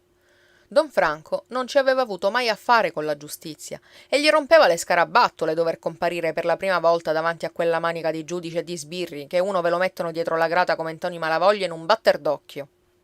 Tutto il paese era andato a vedere che faccia ci avesse dietro la grata Ntoni di padron Ntoni, in mezzo ai carabinieri. E giallo come una candela, che non ardiva soffiarsi il naso per non vedere tutti quegli occhi d'amici e di conoscenti che se lo mangiavano, e voltava e rivoltava nelle mani il suo berretto, mentre il presidente, col robone nero e la tovaglia sotto il mento, gli spifferava tutte le birbonate che aveva fatto, ed erano scritte senza che vi mancasse una parola sulla carta. Don Michele era là, giallo anche lui, seduto sulla sedia, di faccia ai giudei che sbadigliavano e si facevano vento col fazzoletto. L'avvocato intanto chiacchierava sottovoce col suo vicino, come se non fosse stato fatto suo. Per stavolta, mormorava la Zuppidda all'orecchio della vicina, udendo tutte quelle porcherie che Ntoni aveva fatto, la galera non gliela levano di certo. C'era anche la Santuzza, per dire alla giustizia dove era stato Ntoni e dove aveva passata quella sera. Guardate cosa vanno a domandare alla Santuzza, borbottava la Zuppidda. Son curiosa di sentire cosa risponderà per non spiattellare alla giustizia tutti i fatti suoi. Ma da noi che vogliono sapere? Domandò comare Grazia. Vogliono sapere se è vero che la Lia se la intendeva con don Michele e che suo fratello Ntoni abbia voluto ammazzarlo per tagliarsi le corna. Me l'ha detto l'avvocato. Che vi venga il colera! Soffiò loro lo speziale facendo gli occhiacci. Volete che andiamo tutti in galera? Sappiate che con la giustizia bisogna dir sempre di no e che noi non sappiamo niente. Comare Venera si rincantucciò nella mantellina, ma seguitò a borbottare. Questa è la verità. Li ho visti io con gli occhi miei e lo sa tutto il paese. Quella mattina nella casa dei Malavoglia c'era stata una tragedia che il nonno, come aveva visto partire tutto il paese per andare a sentire condannare Ntoni, aveva voluto correre con gli altri e Lia, coi capelli arruffati, gli occhi pazzi e il mento che ballava, avrebbe voluto andare anche lei e cercava la mantellina per la casa senza dir nulla, ma con la faccia stravolta e le mani tremanti.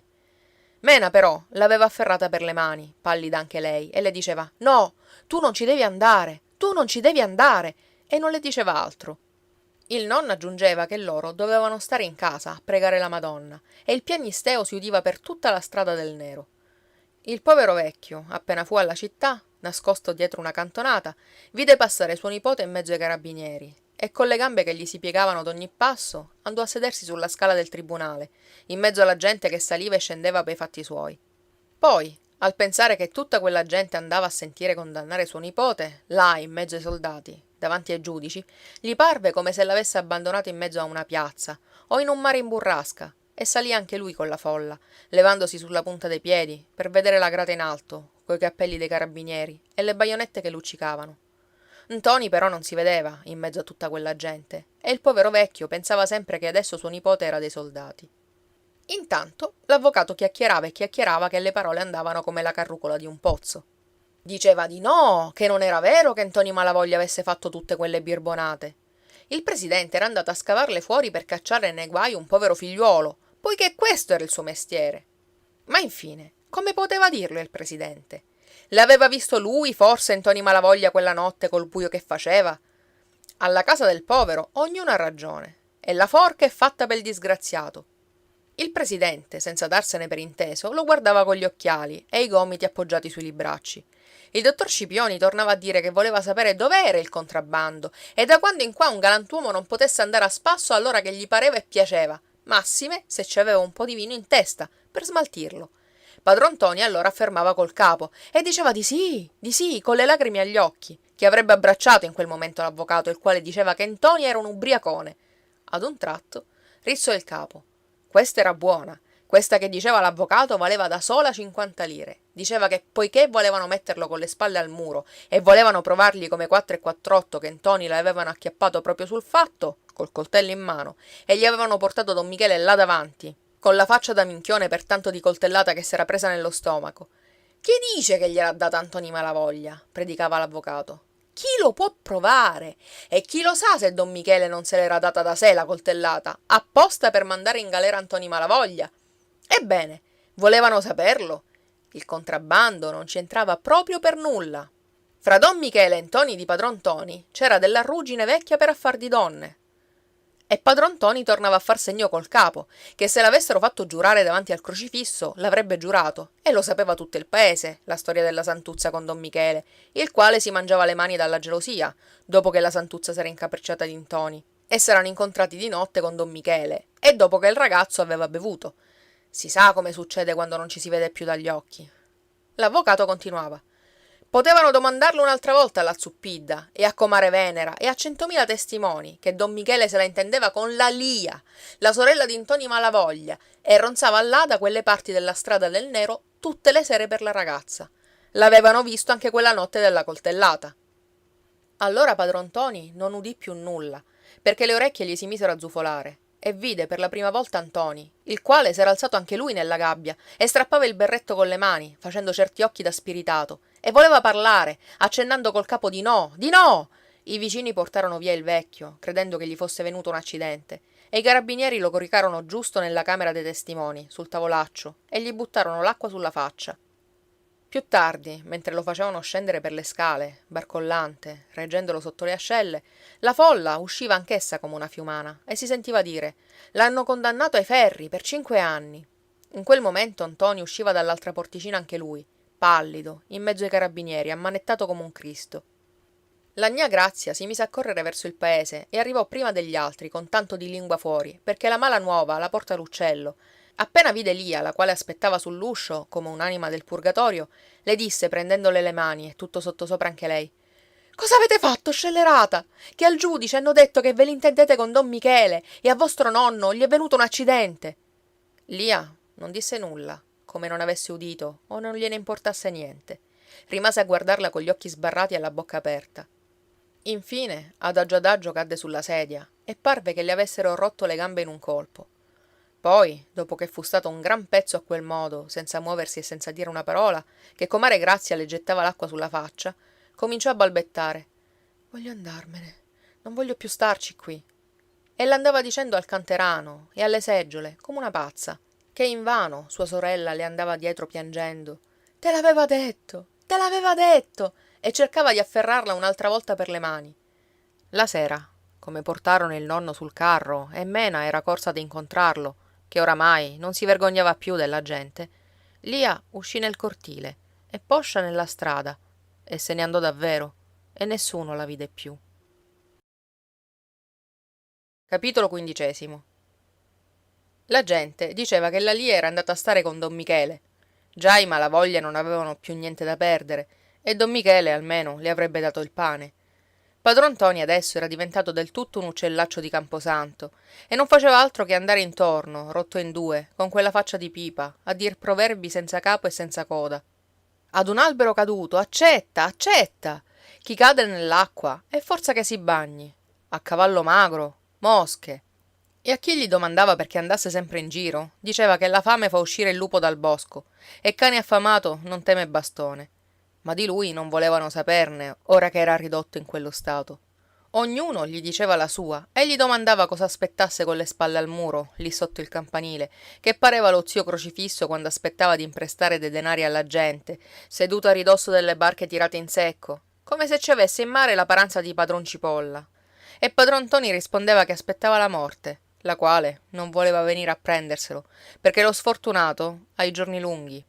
Della Lia nessuno parlava più in casa, nemmeno Sant'Agata, la quale se voleva sfogarsi andava a piangere di nascosto, davanti al lettuccio della mamma, quando in casa non c'era nessuno.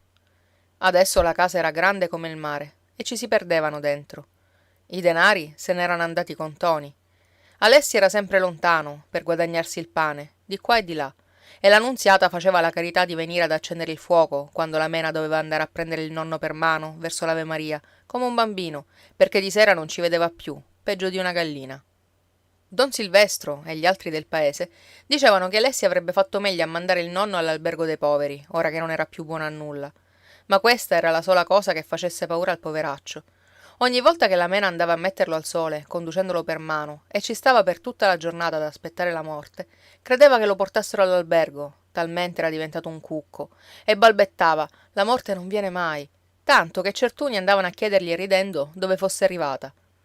Alessi tornava a casa il sabato e gli veniva a contare i denari della settimana, come se il nonno avesse ancora il giudizio. Egli rispondeva sempre di sì col capo, e bisognava che andasse a nascondere il gruzzoletto sotto la materassa, e gli diceva, per farlo contento, che ci voleva poco a mettere insieme un'altra volta i denari della casa del Nespolo, e fra un anno o due ci sarebbero arrivati. Ma il vecchio scrollava il capo, con la testa dura, e ribatteva che adesso non avevano più bisogno della casa. È meglio che non ci fosse mai stata al mondo la casa dei Malavoglia, ora che i Malavoglia erano di qua e di là. Una volta chiamò in disparte la Nunziata, sotto il mandorlo, nel momento in cui non c'era nessuno, e pareva dovesse dirle qualcosa di grosso. Però muoveva le labbra senza parlare, e stava cercando le parole, guardando di qua e di là. È vero quella cosa che hanno detto di Lia? Chiese infine. No! Rispondeva Nunziata con le mani in croce. No! Per la Madonna dell'Ognina, non è vero! Egli si mise a tentennare il capo, col mento sul petto. Allora perché se n'è fuggita anche lei? Perché se n'è fuggita? E l'andava cercando per la casa, fingendo di aver perso il berretto. Toccava il letto e il canterano e si metteva a sedere al telaio, senza dir nulla. Lo sai? Chiese infine. Lo sai dove se n'è andata? Ma alla Mena non disse nulla. La Nunziata non lo sapeva in coscienza, né nessun altro del paese. Una sera si fermò nella strada del Nero Alfio Mosca, col carro, che ci aveva attaccato il mulo adesso, e per questo aveva acchiappato le febbri alla bicocca, ed era stato per morire, tanto che aveva la faccia gialla e la pancia grossa come un otre. Ma il mulo era grasso e col pelo lucente. Vi rammentate quando sono partito per Bicocca, diceva lui, che stavate ancora nella casa del Nespolo? Ora ogni cosa è cambiata, che il mondo è tondo, chi nuota e chi va a fondo. Stavolta non potevano dargli nemmeno un bicchiere di vino, pel bentornato. Compar Alfio lo sapeva dove era Lia. L'aveva vista coi suoi occhi, ed era stato come se avesse visto comare Mena quando stavano a chiacchierare da una finestra all'altra. Perciò guardava di qua e di là i mobili e le pareti, come se ci avesse il carro carico sullo stomaco, e sedette anche lui senza dire una parola accanto al desco dove non c'era nulla, e nessuno sedeva più a mangiare la sera. Ora me ne vado, ripeteva lui, vedendo che non gli dicevano nulla. Quando uno lascia il suo paese, è meglio che non ci torni più, perché ogni cosa muta faccia mentre egli è lontano, e anche le facce con cui lo guardano son mutate, e sembra che sia diventato straniero anche lui. Mena continuava a star zitta. Intanto Alessi gli raccontò che voleva pigliarsi la Nunziata, quando avrebbe raccolto un po' di denari. Ed Alfio gli rispose che faceva bene, se la Nunziata aveva un po' di denari anche lei, che era una buona ragazza, e tutti la conoscevano in paese. Così anche i parenti dimenticano quelli che non ci sono più, e ognuno a questo mondo è fatto per pensare a tirare la carretta che gli ha data Dio, come l'asino di compar Alfio, che adesso faceva chissà cosa, dopo che era andato in mano altrui.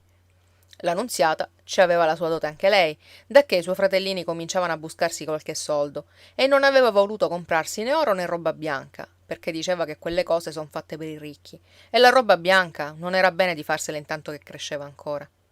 Era cresciuta, infatti, una ragazza alta e sottile, come un manico di scopa, coi capelli neri e gli occhi buoni buoni, che quando si metteva a sedere sulla porta con tutti quei monelli davanti, pareva che pensasse ancora a suo padre nel giorno che li aveva piantati, e ai guai in mezzo ai quali aveva sgambettato sino allora, coi suoi fratellini appesi alle gonnelle. Al vedere come se n'era tirata fuori dai guai, lei e i suoi fratellini, così debole e sottile al pari di un manico di scopa, ognuno la salutava e si fermava volentieri a far quattro chiacchiere con lei. I denari ce li abbiamo, disse a compar Alfio, il quale era quasi un parente da tanto che lo conoscevano. A Ognissanti mio fratello entra garzone da Massaro Filippo e il minore prenderà il suo posto da padron Cipolla. Quando avrò collocato anche Turi, allora mi mariterò, ma bisogna aspettare che io abbia gli anni e che mio padre mi dia il consenso. Oh, che tuo padre pensa più che sei al mondo, disse Alfio. Se gli tornasse ora, rispose Nunziata con quella voce dolce e così calma, con le braccia sulle ginocchia, ei non se ne andrebbe più, perché adesso i denari li abbiamo. Allora compar Alfio tornò a dire ad Alessi che faceva bene a prendersi la Nunziata, se ci aveva quel po' di denari. Compreremo la casa del Nespolo, aggiunse Alessi, e il nonno starà con noi. Quando torneranno gli altri, ci staranno pure, e se tornerà il padre della Nunziata, ci sarà posto anche per lui. Di Lia non fecero parola, ma ci pensavano tutti e tre mentre stavano a guardare il lume, con le braccia sui ginocchi. Finalmente compare Mosca si alzò per andarsene, perché il suo mulo scuoteva la sonagliera, quasi l'avesse conosciuta anch'esso, colei che compar Alfio aveva incontrata per la strada, e che adesso non l'aspettavano più nella casa del Nespolo. Lo zio Crocifisso, invece, aspettava da un pezzo i Malavoglia per quella casa del Nespolo, che nessuno la voleva, come se fosse scomunicata, e gli era rimasta sulla pancia, sicché, appena seppe che era tornato in paese Alfio Mosca, quello cui voleva far rompere le ossa a bastonate quando era geloso della Vespa, andò a pregarlo che si intromettesse coi Malavoglia per fargli conchiudere il negozio. Adesso, quando li incontrava per le strade, lo salutava e cercava di mandargli anche la Vespa per parlargli di quell'affare, chissà che non si fossero rammentati dell'amore antico, nello stesso tempo, e compare Mosca non riuscisse a levargli quella croce di sulle spalle. Ma quella cagna della Vespa non voleva sentir parlare di compar Alfio, né di nessuno, adesso che ci aveva il suo marito ed era padrone in casa, e non avrebbe cangiato lo zio Crocifisso con Vittorio Emanuele in carne ed ossa, neanche se l'avessero tirata pei capelli. Mi toccano tutte a me le disgrazie, si lamentava lo zio Crocifisso, e andava a sfogarsi con compare Alfio, e si picchiava il petto come davanti al confessore, di aver pensato a pagare 10 lire per fargli rompere le ossa a bastonate. Ah, compare Alfio, se sapeste che rovina è capitata nella mia casa, che non dormo né mangio più, e non faccio altro che della bile, e non sono più padrone di un baiocco del fatto mio, dopo aver sudato tutta la vita ed essermi levato il pan di bocca per raggranellarlo a soldo. Ora mi tocca vederlo in mano di quella serpe, la quale fa e disfà come vuol lei, e non mi riesce nemmeno di levarmela d'addosso per via del giudice, che non si lascerebbe tentare neanche da Satanasso, e mi vuol tanto bene che non me la leverò d'addosso prima di crepare, se non chiudo gli occhi dalla disperazione. Quello che stavo dicendo qui a compare Alfio, seguitava lo zio Crocifisso, vedendo accostarsi padron Cipolla, il quale andava bighellonando per la piazza come un cane di macellaio, dacché gli era entrata in casa quell'altra vespa della Mangiacarrubbe. Non possiamo più stare nemmeno in casa per non schiattare dalla bile. Ci hanno scacciato fuori di casa nostra quelle carogne. Hanno fatto come il furetto col coniglio. Le donne son messe al mondo per castigo dei nostri peccati. Senza di loro si starebbe meglio. Chi ce l'avrebbe detto, padron Fortunato? Noi che avevamo la pace degli angeli. Guardate com'è fatto il mondo. C'è gente che va cercando questo negozio del matrimonio con la lanterna, mentre chi ci si trova vorrebbe levarsene. Padron Fortunato stette un po' a fregarsi il mento e poi si lasciò andare. Il matrimonio è come una trappola di topi. Quelli che vi son dentro vorrebbero uscirne e gli altri ci girano intorno per entrarvi. A me mi sembrano pazzi. Vedete don Silvestro? Cosa gli manca? E s'è messo in testa di far cascare la zuppidda coi suoi piedi, vanno dicendo. E se comare Venera non trova di meglio, bisogna che la lasci cascare. Padron Cipolla continuò a fregarsi il mento e non disse altro. Sentite, compare Alfio, seguitò Campana di Legno, fatemelo conchiudere quel negozio della casa coi Malavoglia, finché ci hanno quei soldi, che vi regalerò poi da comprarvi le scarpe, per i passi che farete. Compare Alfio tornò a parlare ai Malavoglia, ma padron Ntoni ora scuoteva il capo e diceva di no. Adesso della casa non abbiamo più che farne, perché Mena non si può più maritare e dei Malavoglia non ci è nessuno. Io ci sono ancora perché gli sfortunati hanno i giorni lunghi, ma quando avrò chiuso gli occhi, Alessi piglierà la Nunziata e se ne andrà via dal paese.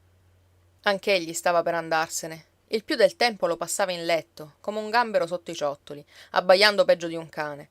Cosa ci ho a far qui io? Balbettava, e gli pareva di rubare la minestra che gli davano. Invano Alessi e la Mena cercavano di dissuaderlo, e rispondeva che rubava loro il tempo e la minestra, e voleva che gli contassero i denari messi sotto la materassa. E se li vedeva squagliare a poco, borbottava. Almeno, se non ci fossi io, non spendereste tanto. Ora non ho più niente da far qui e potrei andarmene. Don Ciccio, il quale veniva a tastargli il polso, confermava che era meglio lo portassero all'ospedale, perché lì dov'era si mangiava la carne sua e quella degli altri, senza utile. Intanto il poveraccio stava a vedere quello che dicessero gli altri, con gli occhi spenti, e aveva paura che lo mandassero all'albergo. Alessi non voleva sentirne parlare di mandarlo all'albergo e diceva che finché ci era del pane ce n'era per tutti. E la Mena, dall'altra parte, diceva di no anch'essa e lo conduceva al sole, nelle belle giornate, e si metteva accanto a lui con la conocchia, a raccontargli delle fiabe, come ai bambini, e a filare, quando non aveva da andare al lavatoio. Gli parlava pure di quel che avrebbero fatto quando arrivava un po' di provvidenza, per fargli allargare il cuore. Gli diceva che avrebbero comprato un vitellino a San Sebastiano, ed ella bastava a procurargli l'erba e il mangime per l'inverno. A maggio si sarebbe venduto con guadagno, e gli faceva vedere pure la nidiata di pulcini che aveva messo, e venivano a pigolare davanti ai loro piedi, al sole, starnazzando nella polvere della strada. Coi denari dei pulcini avrebbe anche comprato un maiale per non perdere le bucce dei fichi d'India e l'acqua che serviva a cuocere la minestra, e a fin d'anno sarebbe stato come aver messo dei soldi nel salvadanaio. Il vecchio, con le mani sul bastone, approvava del capo, guardando i pulcini. Ci stava così attento, poveretto, che arrivava fino a dire che se avessero avuto la casa del nespolo si poteva allevarlo nel cortile, il maiale, giacché quello era un guadagno sicuro con compare Naso. Nella casa del nespolo c'era pure la stalla pel vitello e la tettoia pel mangime e ogni cosa. Se ne andava ricordando a poco, cercando qua e là con gli occhi morti e col mento sul bastone. Poi domandava sottovoce alla nipote: cosa ha detto don Ciccio dell'ospedale? Mena allora lo sgridava come si fa coi bambini e gli rispondeva: perché pensate a quelle cose? Egli stava zitto e ascoltava cheto tutto quello che diceva la ragazza. Ma poi tornava a ripetere: non mi ci mandare all'ospedale, perché non ci sono avvezzo. Infine non si alzava più dal letto, e don Ciccio disse che era proprio finita e non c'era più bisogno di lui, che là, in quel letto dove era, poteva starci anche degli anni, e Alessio, la Mena ed anche la Nunziata dovevano perdere le loro giornate a far la guardia, se no se lo sarebbero mangiati i porci, come trovavano l'uscio aperto. Padron Ntoni intendeva benissimo quello che si diceva, perché guardava tutti in viso ad uno, con certi occhi che facevano male a vedere, ed appena il medico se ne fu andato, mentre stava a parlare ancora sull'uscio con Mena che piangeva, e Alessi, il quale diceva di no e batteva i piedi, fece segno alla Nunziata di accostarsi al letto e le disse piano: se mi mandate all'ospedale sarà meglio. Qui ve li mangio io i denari della settimana. Mandami via quando non ci sarà in casa la Mena e Alessi. Direbbero di no, perché hanno il buon cuore dei Malavoglia. Ma io vi mangio i soldi della casa. E poi il medico ha detto che posso starci degli anni qui dove sono. E qui non c'ho più nulla da fare. Però non vorrei camparci degli anni, laggiù all'ospedale. La Nunziata si metteva a piangere anch'essa e diceva di no, tanto che tutto il vicinato sparlava di loro, che volevano fare i superbi senza aver pane da mangiare. Si vergognavano di mandare il nonno all'ospedale, mentre scevevano tutti gli altri di qua e di là. E dove poi? E la Santuzza baciava la medaglia che portava sul petto per ringraziare la Madonna che l'aveva protetta dal pericolo dove era andata a cascare la sorella di Sant'Agata, come tante altre. Quel povero vecchio dovrebbero mandarla all'ospedale per non fargli avere il purgatorio prima che muoia, diceva.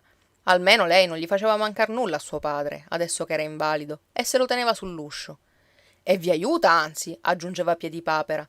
Quell'invalido lì vale tant'oro quanto pesa. Par fatto apposta per la porta di un'osteria, così cieco e rattrappito com'è.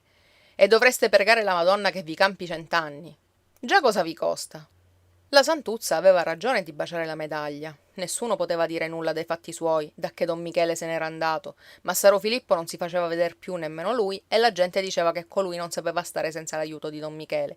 Ora la moglie di Cinghialenta veniva di tanto in tanto a fare il diavolo davanti all'osteria, coi pugni sui fianchi, strillando che la santuzza le rubava il marito, e perciò quando costui tornava a casa, ella si buscava delle frustate con le redini della cavezza, dopo che Cinghialenta aveva venduto il mulo, e non sapeva più che farsene delle redini, che la notte i vicini non potevano chiudere occhio dalle grida. Questo non va bene, diceva don Silvestro. La cavezza è fatta per il mulo. Compare Cinghialenta è un uomo grossolano. Egli andava a dire queste cose quando c'era comare Venera la Zuppidda, la quale, dopo che la leva si portava via i giovanotti del paese, aveva finito per addomesticarsi un po' con lui. Ognuno sa gli affari di casa sua, rispondeva la Zuppidda. Se lo dite perciò che vanno predicando le male lingue, che io metto le mani addosso a mio marito, vi rispondo che non sapete un corno, tutto che sapete di lettera. Del resto, ognuno in casa sua fa quel che gli pare e piace. Il padrone è mio marito. Tu lasciali dire, rispondeva suo marito. Poi lo sanno che se vengono a toccarmi il naso ne faccio tonnina. La Zuppidda adesso predicava che il capo della casa era suo marito, ed egli era il padrone di maritare la Barbara con chi gli piaceva, e se voleva darla a don Silvestro, voleva dire che gliel'aveva promessa, e aveva chinato il capo. E quando suo marito aveva chinato il capo, era peggio di un bue. Già, sentenziava don Franco, con la barba in aria, ha chinato il capo, perché don Silvestro è di quelli che tengono il manico nel mestolo. Dacché era stato al tribunale in mezzo a tutti quegli sbirri, don Franco era più arrabbiato di prima e giurava che non ci sarebbe tornato più neanche in mezzo ai carabinieri. Allorché don Giammaria alzava la voce per discutere, egli piantava le unghie negli occhi, rizzandosi sulle gambette, rosso come un gallo, e lo cacciava in fondo alla bottega. Lo fate apposta per compromettermi, gli sputava in faccia con la schiuma alla bocca. E se due questionavano nella piazza, correva a chiuder l'uscio a ciò non lo chiamassero per testimonio. Don Giammaria era trionfante. Quell'asparagio verde aveva del coraggio quanto un leone, perché ci aveva la tonaca sulle spalle e sparlava del governo pappandosi la lira al giorno, e diceva che se lo meritavano quel governo, giacché avevano fatto la rivoluzione, e ora venivano i forestieri a rapire le donne e i denari della gente. Ei sapeva di chi parlava, che gli era venuta l'itterizia dalla collera, e donna Rosolina era dimagrita dalla bile, massime dopo che se n'era andato don Michele, e s'erano sapute tutte le porcherie di quest'altro. Adesso non faceva che andare a caccia di messe e di confessori, di qua e di là, sino all'Ognina e ad Aci Castello, e trascurava la conserva dei pomidoro e il tonno sott'olio per darsi addio. Don Franco allora si sfogava mettendosi a ridere come una gallina, all'uso di don Silvestro, rizzandosi sulla punta dei piedi, con l'uscio spalancato a due battenti, che per questo non c'era pericolo d'andare in prigione, e diceva che finché ci sarebbero stati i preti era sempre la stessa cosa, e bisognava fare tavola rasa, si intendeva lui, trinciando con la mano in giro. Io per me li vorrei tutti arsi, rispondeva don Giammaria, che intendeva anche lui di chi parlava. Ora lo speziale non teneva più cattedra, e quando veniva don Silvestro andava a pestare i suoi unguenti nel mortaio per non compromettersi. Già tutti quelli che bazzicano col governo e mangiano il pane del re son tutta gente da guardarsene. E si sfogava soltanto con don Giammaria e con don Ciccio il medico, quando lasciava l'asinello alla spezieria per andare a tastare il polso a padron Ntoni, e ricette non ne scriveva, perché diceva che erano inutili con quella povera gente che non aveva denari da buttar via. Allora perché non lo mandano all'ospedale quel vecchio? Tornavano a dire gli altri. E perché se lo tengono in casa a farselo mangiare dalle pulci? Tanto che, pesta e ripesta, il medico ripeteva che andava e veniva per niente e faceva il viaggio del sale, e allorché c'erano le comari davanti al letto del malato, comare Piedipapera, la cugina Anno, la Nunziata, predicava sempre che se lo mangiavano le pulci. Padron Ntoni non osava più fiatare, con la faccia bianca e disfatta. E come le comari cinguettavano fra di loro e fino alla Nunziata cascavan le braccia, un giorno che Alessi non c'era, disse infine: chiamatemi compare Mosca, che lui me la farà la carità di portarmi all'ospedale sul suo carro.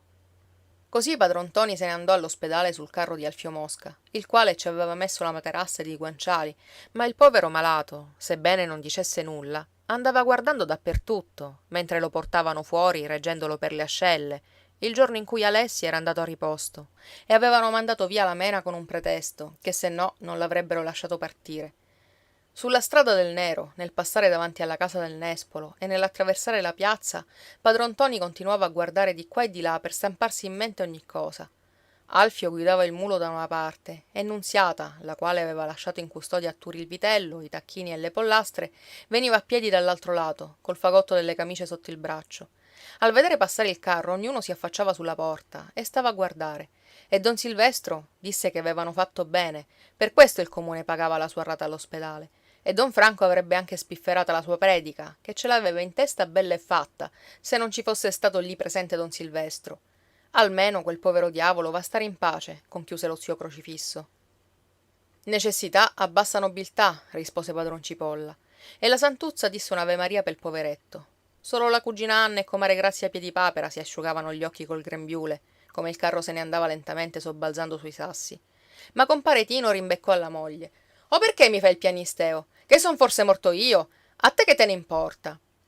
Alfio Mosca, mentre guidava il mulo, andava raccontando alla Nunziata come e dove avesse vista la Lia, che era tutta Sant'Agata, e ancora non gli pareva vero a lui stesso che l'avesse vista coi suoi occhi, tanto che la voce gli mancava nella gola mentre ne parlava per ingannare la noia lungo la strada polverosa.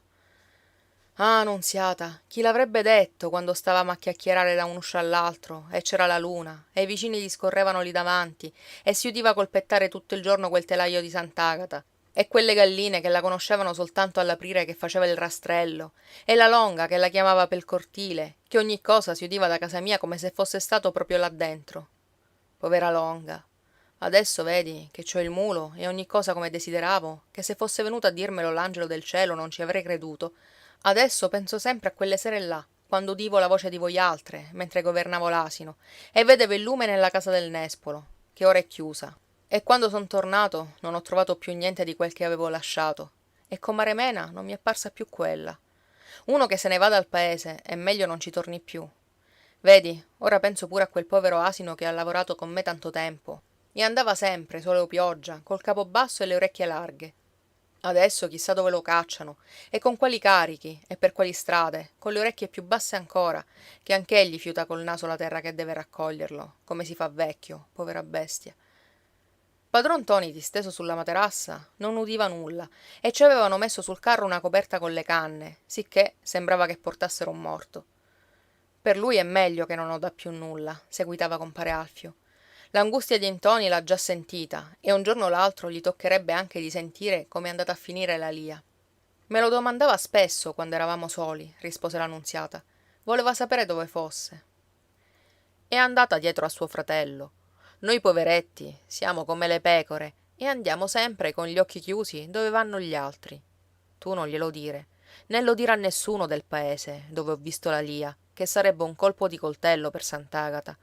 Ella mi riconobbe di certo mentre passavo davanti all'uscio, perché si fece bianca e rossa nella faccia, ed io frustai il mulo per passare presto, e son certo che quella poveretta avrebbe voluto piuttosto che il mulo le fosse camminato sulla pancia e la portassero distesa sul carro come portiamo adesso suo nonno. Ora la famiglia dei Malavoglia è distrutta e bisogna rifarla di nuovo tu e Alessi. I denari per la roba ci sono già. A San Giovanni venderemo anche il vitello. Bravi! Così quando ci avrete i denari da parte, non c'è pericolo che vi sfumino in un giorno, come accadrebbe se il vitello venisse a morire, Dio liberi. Ora siamo alle prime case della città, e tu potrai aspettarmi qui se non vuoi venire sino all'ospedale. No, voglio venire anch'io, così almeno vedrò dove lo mettono, ed egli pure mi vedrà sino all'ultimo momento. Padron Ntoni poté vederla sino all'ultimo momento, e mentre la Nunziata se ne andava via con Alfio Mosca, adagio pel camerone che pareva d'essere in chiesa al camminare, li accompagnava con gli occhi. Poi si voltò dall'altra parte e non si mosse più. Compar Alfio e la Nunziata risalirono sul carro, arrotolarono la materassa e la coperta e se ne tornarono senza dir nulla, per la lunga strada polverosa. Alessi si dava i pugni nella testa e si strappava i capelli, come non trovò più il nonno nel suo letto, e vide che gli riportavano la materassa arrotolata, e se la prendeva con la mena, quasi fosse stata lei a mandarlo via. Ma compar Alfio gli diceva: «Che volete? La casa dei Malavoglia ora è distrutta, e bisogna che la facciate di nuovo voi altri». Egli voleva tornare a fargli il conto della roba e del vitello, di cui avevano chiacchierato lungo la strada con la ragazza, ma Alessi e Mena non gli davano retta, con la testa nelle mani e gli occhi fissi e lucenti di lacrime, seduti sulla porta della casa, dove oramai erano soli davvero. Compar Alfio, in questo mentre, cercava di confortarli col rammentar loro com'era prima la casa del nespolo, quando stavano a chiacchierare da un uscio all'altro, con la luna, e si udiva tutto il giorno il colpettare del telaio di Sant'Agata, e le galline che chiocciavano, e la voce della longa che aveva sempre da fare. Adesso tutto era cambiato, e quando uno se ne va dal paese è meglio che non ci torni più. perché la strada stessa non sembrava più quella, dacché non c'era più quel passeggio per la Mangiacarrubbe, e don Silvestro non si faceva vedere nemmeno lui, aspettando che la zuppidda cascasse coi suoi piedi, e lo zio Crocifisso s'era chiuso in casa a guardarsi la sua roba, o ad accapigliarsi con la vespa, e persino non si udiva quistionar tanto nella spezieria, dacché don Franco aveva visto la giustizia nel mostaccio, ed ora andava a rincantucciarsi per leggere il giornale, e si sfogava a pestare nel mortaio tutto il giorno per passare il tempo. Anche padron Cipolla non ci stava più a schiacciare gli scalini davanti la chiesa, dacché aveva perso la pace. Un bel giorno corse la notizia che padron Fortunato si maritava, perché la sua roba non se la godesse la Mangiacarrubbe, alla barba di lui.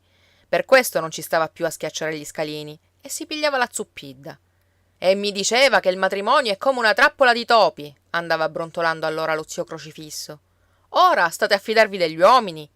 Le ragazze invidiose dicevano che la Barbara sposava suo nonno, ma la gente di proposito, come Peppi Naso e Piedipapera ed anche don Franco, mormoravano: questa l'ha vinta comare Venera contro don Silvestro. È un gran colpo per don Silvestro, ed è meglio che se ne vada dal paese. Già i forestieri, frustali, e qui non ci hanno messo mai radici i forestieri. Con padron Cipolla non ardirà mettercisi a tu per tu, don Silvestro. Oh, che credeva, sbraitava comare Venera con le mani sui fianchi, di prendersi mia figlia con la carestia? Stavolta comando io, e gliel'ho fatta capire a mio marito. Chi è buon cane mangia al trogolo. Forestieri non ne vogliamo per la casa. Una volta in paese si stava meglio, quando non erano venuti quelli di fuori a scrivere sulla carta i bocconi che vi mangiate, come don Silvestro, o a pestare fiori di malva nel mortaio e ingrassarsi col sangue di quei del paese. Allora ognuno si conosceva e si sapeva quel che faceva e quel che avevano sempre fatto suo padre e suo nonno, e perfino quel che mangiava, e quando si vedeva passare uno si sapeva dove andava, e le chiuse erano di quelli che c'erano nati, e il pesce non si lasciava prendere da questo e da quello. Allora la gente non si sbandava di qua e di là e non andava a morire all'ospedale. Giacché tutti si maritavano, Alfio Mosca avrebbe voluto prendersi comare Mena, che nessuno la voleva più, dacché la casa dei Malavoglia s'era sfasciata, e compar Alfio avrebbe potuto dirsi un bel partito per lei, col mulo che ci aveva. Così la domenica ruminava fra di sé tutte le ragioni per farsi animo, mentre stava accanto a lei, seduto davanti alla casa, con le spalle al muro, a sminuzzare gli sterpolini della siepe per ingannare il tempo. Anche lei guardava la gente che passava, e così facevano festa la domenica. Se voi mi volete ancora, comare Mena, disse finalmente, io per me son qua. La povera Mena non si fece neppur rossa, sentendo che compare Alfio aveva indovinato che ella lo voleva, quando stavano per darla a Brasi Cipolla, tanto le pareva che quel tempo fosse lontano, ed ella stessa non si sentiva più quella. Ora sono vecchia, compare Alfio, rispose, e non mi marito più. Se voi siete vecchia, anch'io sono vecchio, che avevo degli anni più di voi, quando stavamo a chiacchierare dalla finestra, e mi pare che sia stato ieri, tanto m'è rimasto in cuore. Ma devono essere passati più di 8 anni, e ora, quando si sarà maritato vostro fratello Alessi, voi restate in mezzo alla strada. Mena si strinse nelle spalle, perché era avvezza a fare la volontà di Dio, come la cugina Anna. E compare Alfio, vedendo così, riprese: allora vuol dire che non mi volete bene, comare Mena, e scusatemi se vi ho detto che vi avrei sposata. Lo so che voi siete nata meglio di me e siete figlia di padroni, ma ora non avete più nulla, e se si marita vostro fratello Alessi, rimarrete in mezzo alla strada. Io ci ho il mulo e il mio carro, e il pane non ve lo farei mancare giammai, comare Mena. Ora perdonatemi la libertà. Non mi avete offesa, no, compare Alfio. E vi avrei detto di sì, anche quando avevamo la provvidenza e la casa del Nespolo, se i miei parenti avessero voluto. Che Dio sa quel che ci avevo in cuore quando ve ne siete andato alla bicocca col carro dell'asino, e mi pare ancora di vedere quel lume nella stalla, e voi che mettevate tutta la vostra roba sul carretto, nel cortile. Vi rammentate? Sì che mi rammento. Allora perché non mi dite di sì, ora che non avete più nulla, e c'ho il mulo invece dell'asino al carretto, e i vostri parenti non potrebbero dir di no? Ora non son più da maritare, tornava a dire Mena col viso basso e sminuzzando gli sterpolini della siepe anche lei. Ho 26 anni ed è passato il tempo di maritarmi. No, che non è questo il motivo per cui non volete dirmi di sì, ripeteva compar Alfio col viso basso come lei. Il motivo non volete dirmelo. E così rimanevano in silenzio a sminuzzare sterpolini senza guardarsi in faccia. Dopo egli si alzava per andarsene, con le spalle grosse e il mento sul petto. Mena lo accompagnava con gli occhi finché poteva vederlo, e poi guardava il muro di rimpetto e sospirava. Come aveva detto Alfio Mosca, Alessi s'era tolta in moglie la Nunziata e aveva riscattata la casa del Nespolo. Io non son da maritare, aveva tornato a dire la Mena. Maritati tu, che sei da maritare ancora. E così ella era salita nella soffitta della casa del Nespolo, come le casseruole vecchie, e s'era messo il cuore in pace, aspettando i figliuoli della Nunziata per far la mamma. Ci avevano pure le galline nel pollaio, e il vitello nella stalla, e la legna, e il mangime sotto la tettoia, e le reti e ogni sorta di attrezzi appesi, il tutto come aveva detto padron Ntoni. E la Nunziata aveva ripiantato nell'orto i broccoli ed i cavoli, con quelle braccia delicate che non si sapeva come ci fosse passata tanta tela da imbiancare, e come avesse fatti quei marmocchi grassi e rossi che la Mena si portava in collo pel vicinato, quasi li avesse messi al mondo lei, quando faceva la mamma. Compare Mosca scrollava il capo mentre la vedeva passare, e si voltava dall'altra parte, con le spalle grosse. A me non mi avete creduto degno di quest'onore, le disse alfine quando non ne poté più, col cuore più grosso delle spalle. Io non ero degno di sentirmi dir di sì. No, compar Alfio, rispose Mena, la quale si sentiva spuntare le lagrime, per quest'anima pura che tengo sulle braccia. Non è per questo motivo, ma io non son più da maritare. Perché non siete più da maritare, comare Mena? No, no, ripeteva comare Mena, che quasi piangeva. Non me lo fate dire, compar Alfio. Non mi fate parlare. Ora, se io mi maritassi, la gente tornerebbe a parlare di mia sorella Lia, giacché nessuno oserebbe prendersela una malavoglia dopo quello che è successo. Voi pel primo ve ne pentireste. Lasciatemi stare, che non sono da maritare, e mettetevi il cuore in pace. Avete ragione, comare Mena, rispose compare Mosca. A questo non ci avevo mai pensato. Maledetta la sorte che ha fatto nascere tanti guai. Così compare Alfio si mise il cuore in pace, e Mena seguitò a portare in braccio i suoi nipoti, quasi ci avesse il cuore in pace anche lei, e a spazzare la soffitta, per quando fossero tornati gli altri, che c'erano nati anche loro. Come se fossero stati in viaggio per tornare, diceva Piedipapera. Invece, padron Ntoni aveva fatto quel viaggio lontano, più lontano di Trieste e d'Alessandria d'Egitto, dal quale non si ritorna più.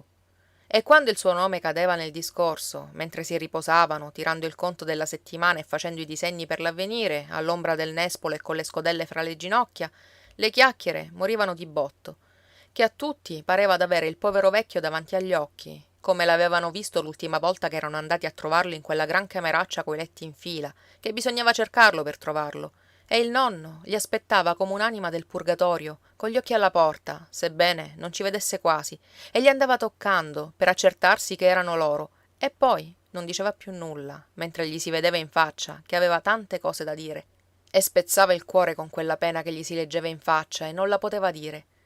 Quando gli narrarono poi che avevano riscattata la casa del nespolo e volevano portarselo a Trezza di nuovo, rispose di sì, e di sì con gli occhi, che gli tornavano a luccicare, e quasi faceva la bocca a riso, quel riso della gente che non ride più, o che ride per l'ultima volta, e vi rimane fitto nel cuore come un coltello. Così successe ai Malavoglia, quando il lunedì tornarono col carro di compare Alfio per riprendersi il nonno, e non lo trovarono più. Rammentando tutte queste cose, lasciavano il cucchiaio nella scodella e pensavano a tutto quello che era accaduto, che sembrava scuro scuro, come ci fosse sopra l'ombra del nespolo.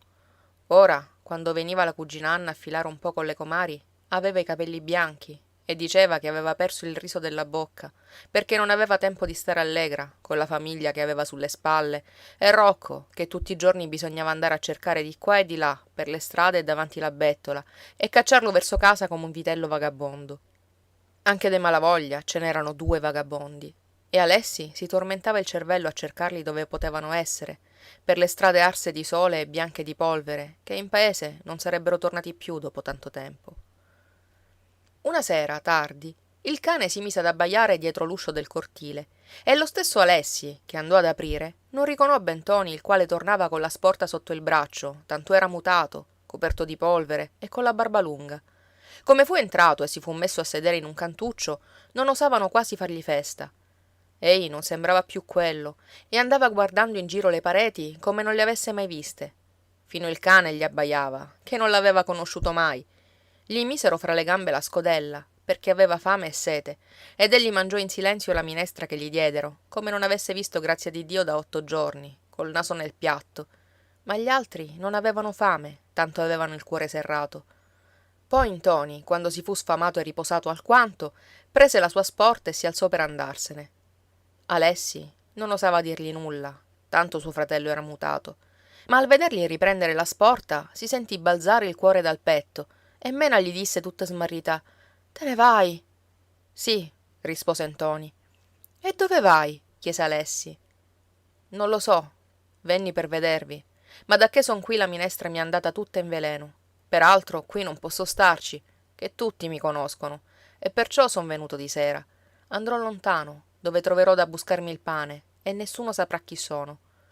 Gli altri non osavano fiatare, perché ci avevano il cuore stretto in una morsa, e capivano che egli faceva bene a dir così.